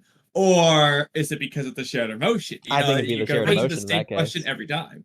Well, that's why I choose this instance. As opposed to Hinata killing Pain, Naruto's going to be mad about that anyways because he's losing something permanently. That's a consequence. Well, he's going to be mad about Orochimaru talking about Sasuke like he owns him no matter what. But that Naruto already knew that. Orochimaru's just rage baiting. He's just egging him on. Nothing's changed. He's not getting new information. Intrinsically, because memories cause emotions, he might get agitated enough to that as well start having Kurama's chakra leak out. I would be fine if it's like if the emotion thing is just in general no, it's just it's whatever you're feeling when you get those memories, because it feels like if they did get those emotions, wouldn't they have like that fear of death just in general, or would they be conscious enough to realize that's just a clone, they didn't die? Because we might use Naruto as an outlier, but there's still other random ninjas that can use a shadow clone or two. Are you getting that emotion of just death and PTSD, or are you just getting that memories of it and you can just make it out whatever you will? You can decide. That's so crazy. Naruto remembers dying like billions a million times. He's unfazed at this point. No wonder he was able to give his life during Baryon mode. Okay, this is stupid, but you can argue it's peak narrative. When Zabuza says, when you face death so many times it doesn't even phase you, then you may be called ninja. Well. Little does he know that Naruto has done that way. Do I wanna give credit to Kiba's one shadow clone? That's the question. Yeah. Is Kiba competent enough not to have PTSD? All right, you know what? Screw it. We're segueing to that topic real quick. Oh my god. Just search Kiba. Until we find the one that is about this. In Naruto topics? Probably. Okay. That's the exact answer. Okay, search Kiba with an apostrophe S. That'll get you to where we need. Okay, that did not work. Okay, 3-headed. Search Kiba's 3. Three, like 3. Number? Just do Kiba's 3. What the fuck? All right, scroll down. Just search Kiba. Okay. Whatever, the way I did it. That's how I found it. I thought it'd be quicker for you. All right, scroll down a little bit. Oh, I should have had you do cute, but whatever. Just keep going. You'll be soon. Keep going. Keep going. Keep going. Here you go. Okay. Right there. So look. It's kind of funny and cool and cute and all, but Kiba's 3-headed wolf jutsu makes no sense. It's not that the clone makes it 3 heads, that's the issue. It's that it's stronger. Kiba making a clone doesn't make the overall amount of power present any stronger. He's splitting his chakra in half to have himself and a clone, or even if it's hypothetically 90-10, it doesn't matter. He's splitting it into 2 portions that add up to the same whole. And then he recombines it back into one entity via the wolf. He's essentially doing the Mitsuki snake to clone to snake thing. What's the point? It's not doing anything more than just being the wolf. So it fundamentally makes no sense. I agree to an extent, because he should be able to output the same amount of power because he's using the same amount of chakra. The only real thing you could argue is that the 3-headed wolf jutsu itself needs a third head, but Yeah, like the third head is doing something, but it's not. He's just spinning the same circle. Yeah, it doesn't seem like it is. He's just using a variation of Fang over Fang. So you'd think he would be outputting the same amount of power because he's not using his third head. So either he's just doing it to show off and wants to show off a quote unquote cooler jutsu, or I gotta go see if the ranks any different. or normally he just uses the third head for something else, which at that point he's probably just wasting chakra to like go about a roundabout right to recombine himself. So yeah, I can see it in this scenario.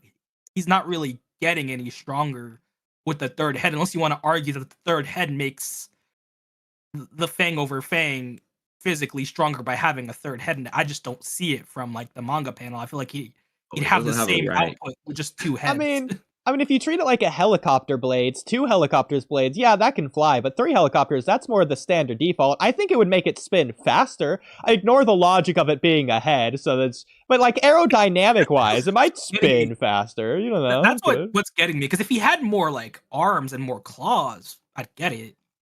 But the head, I don't know, maybe just because it's Kiba, and I'm not thinking rationally, but I just don't see how he could do it. This is weird. So...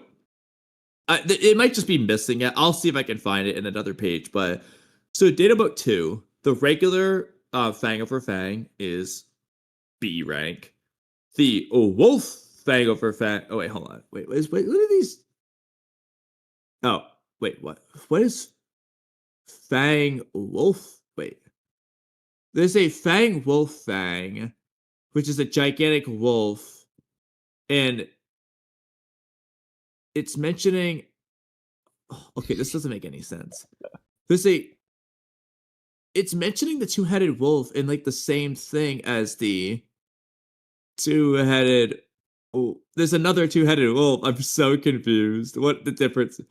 Oh my god! So there's an entry for just being the 2-headed wolf, just turning into that, and then there's an entry for doing the Fang over Fang with it. Yeah, I kind of figured. Okay. So let me go.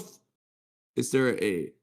I mean, my thing is that Kiba says it makes him 3 times stronger. Not that he's going from 2 heads to 3 heads or getting 33% stronger, but from 2 heads to 3 heads is a 3 times increase. So doing the math there, how do we think that works? Do we think it's every individual head is a 3 times increase? Or like just one head on the wolf just would be 3 times weaker than the 2-headed wolf? Or how do we, like a 4-head, would that be 3 times stronger than the 3-headed wolf?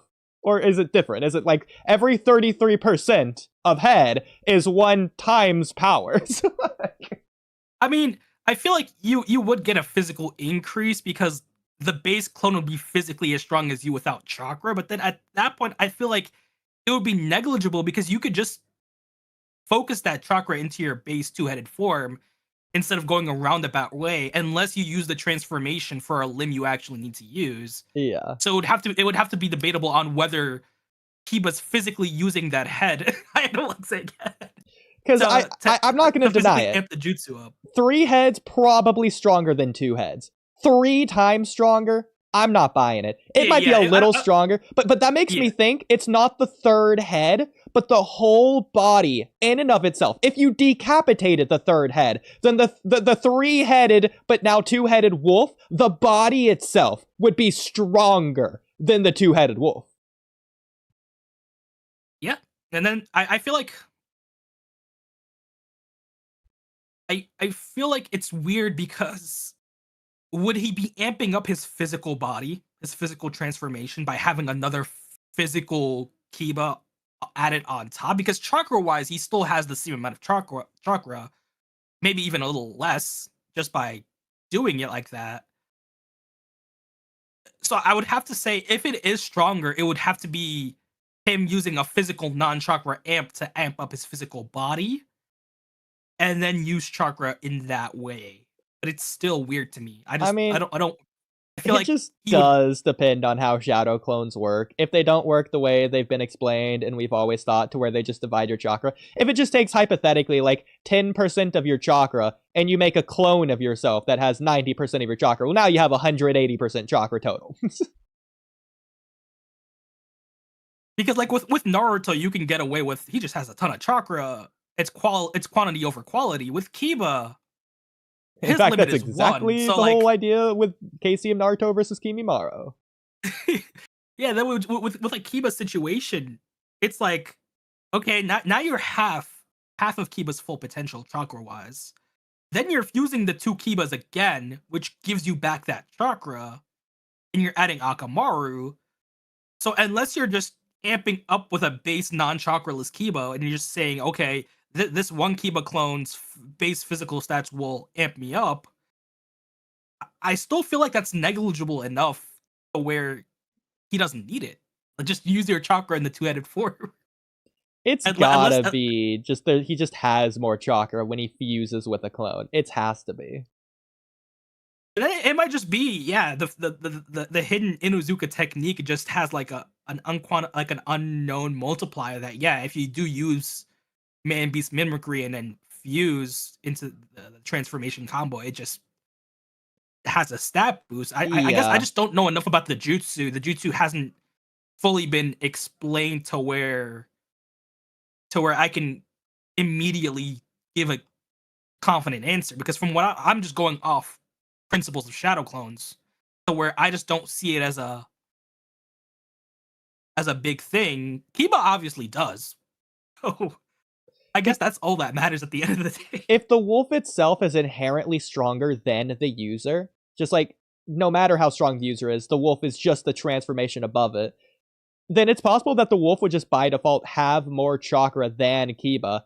So if Kiba split himself up and then had both clones fused to transform into it, he should theoretically have even more chakra than that. I guess because I would guess you're taking the physical stats of Akamaru and the two Kibas in base, and then at the end of it, you're giving them the combined chakra reservoir of Akamaru and Kiba. So I would guess if we're adding them through physical stats, they do get stronger because you're adding another physical Kiba. You're just not calculating chakra, because the chakra won't necessarily change unless there's a multiplier that I just don't know about. Yeah. Even ignoring the transformation into the wolf being probably making you stronger in general. Like if just Kiba, no Akamaru, no clone, just Kiba transformed into a one-headed wolf, that's probably stronger than just Kiba. Ignoring that, I think fusion... Yeah, it would be an amplified tunneling Fang. Yeah. Which is just the one-person version of Fang over Fang. Yeah. But I do think that fusion in general, so no wolf, no transformation, just fusion itself would probably make two fighters combined stronger. Yeah, but the problem, though, is with the shadow clones, that just is your default starting state. I would say the amplification would just be base stats then.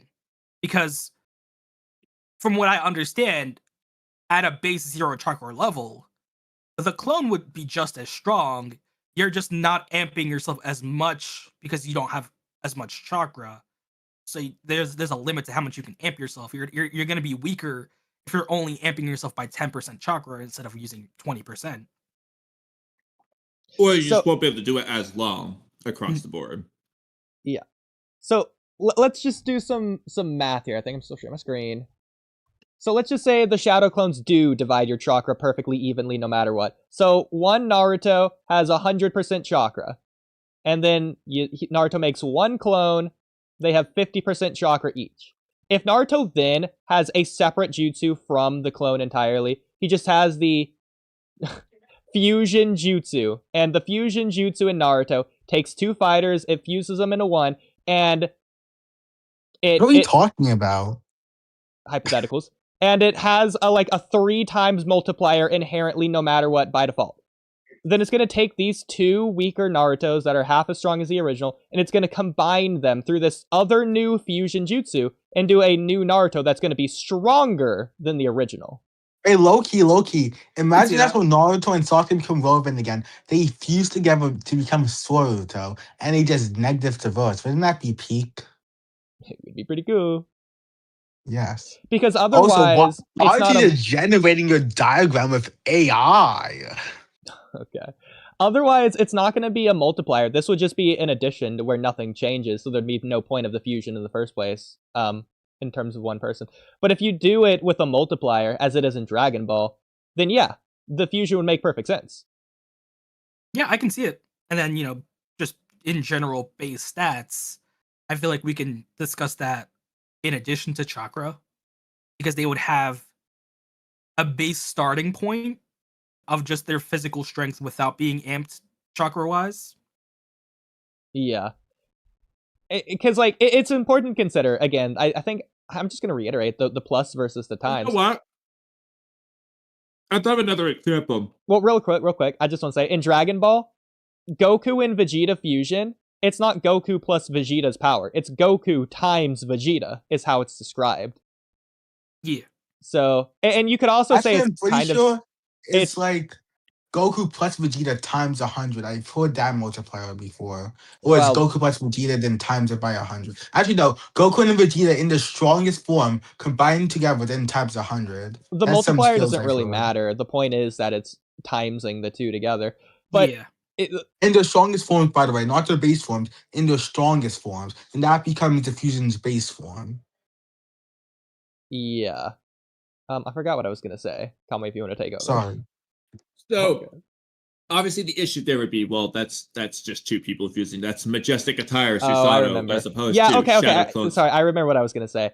In the Momoshiki novel, and technically this is alluded to when Tobirama says this thing about perfect teamwork, Momoshiki saying Naruto and Sasuke fighting together, it's not like fighting two individuals, it's like fighting one fighter, and they're even stronger than if they fought individual. So in a way, it is like one fused fighter that's stronger than the combined power of Naruto plus Sasuke. That teamwork, in essence, is the fusion multiplication. Yeah, so, but again, that would run into the issue of, okay, but it's two separate people as opposed to a shadow clone that's fundamentally splitting yourself in half and then recombining. But I did remember another example. Now, this example, you can say the same applies to keep up via the Wolf transformation, but this example has a very noteworthy, important other factor that is amping it.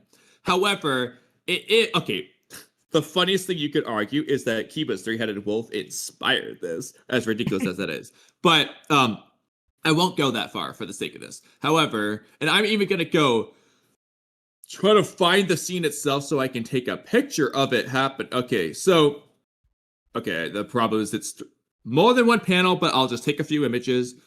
It's Naruto's three-headed avatar in the final fight with Sasuke. Yes. He has three Kurama shadow clones that ultimately merge together into three heads, which, seems kind of stupid if it's not doing anything. Now, obviously, it has the huge nature energy amplification thing, but Naruto actually starts to do this before Kurama says, oh yeah, I got all the nature energy. And this is when Sasuke's like beating up the Kurama avatars and, he's losing and he starts merging them. And now I'm posting in chat. I gotta go in a second, by the way. Okay, so we can end on this. Yeah. Which actually works out great for me. So you could Levo. argue in a second that the merging here is making it stronger, and obviously he could just undo the shadow clones, but apparently this is doing something more. But this does bring about an obvious, huge problem. Why the hell doesn't Naruto just make 1,000 shadow clones and merge them all together into 1,000-headed Kurama avatar and just slam everyone? That's stupid, because Ashura didn't do it, and repeating history for some reason, even though you're trying to break the cycle. I don't. Well, either way, why doesn't he physically repeating the cycle, but ideologically breaking it. I do think, okay, so hypothetically, let's just say in the Boruto era, Naruto and Sasuke are equals. So, in this case, you have the two fighters, Naruto and Sasuke. It'd be the equivalent of Naruto from part 1 having Naruto and one Naruto shadow clone if it's 50-50. So it's, in this case, Sasuke is the equivalent of a shadow clone for Naruto. If you have Naruto and Sasuke in the Boruto era fused together into one fighter to where they're Narusasu as the fighter, and then you have them fight, hypothetically, the combined power of Naruto and Sasuke individually, then the fused fighter would still come out on top and win. Because the fusion multiplication. Yeah, I see it. Okay, well, that's about that. Alright, bye! Alright, Ikimoto failed.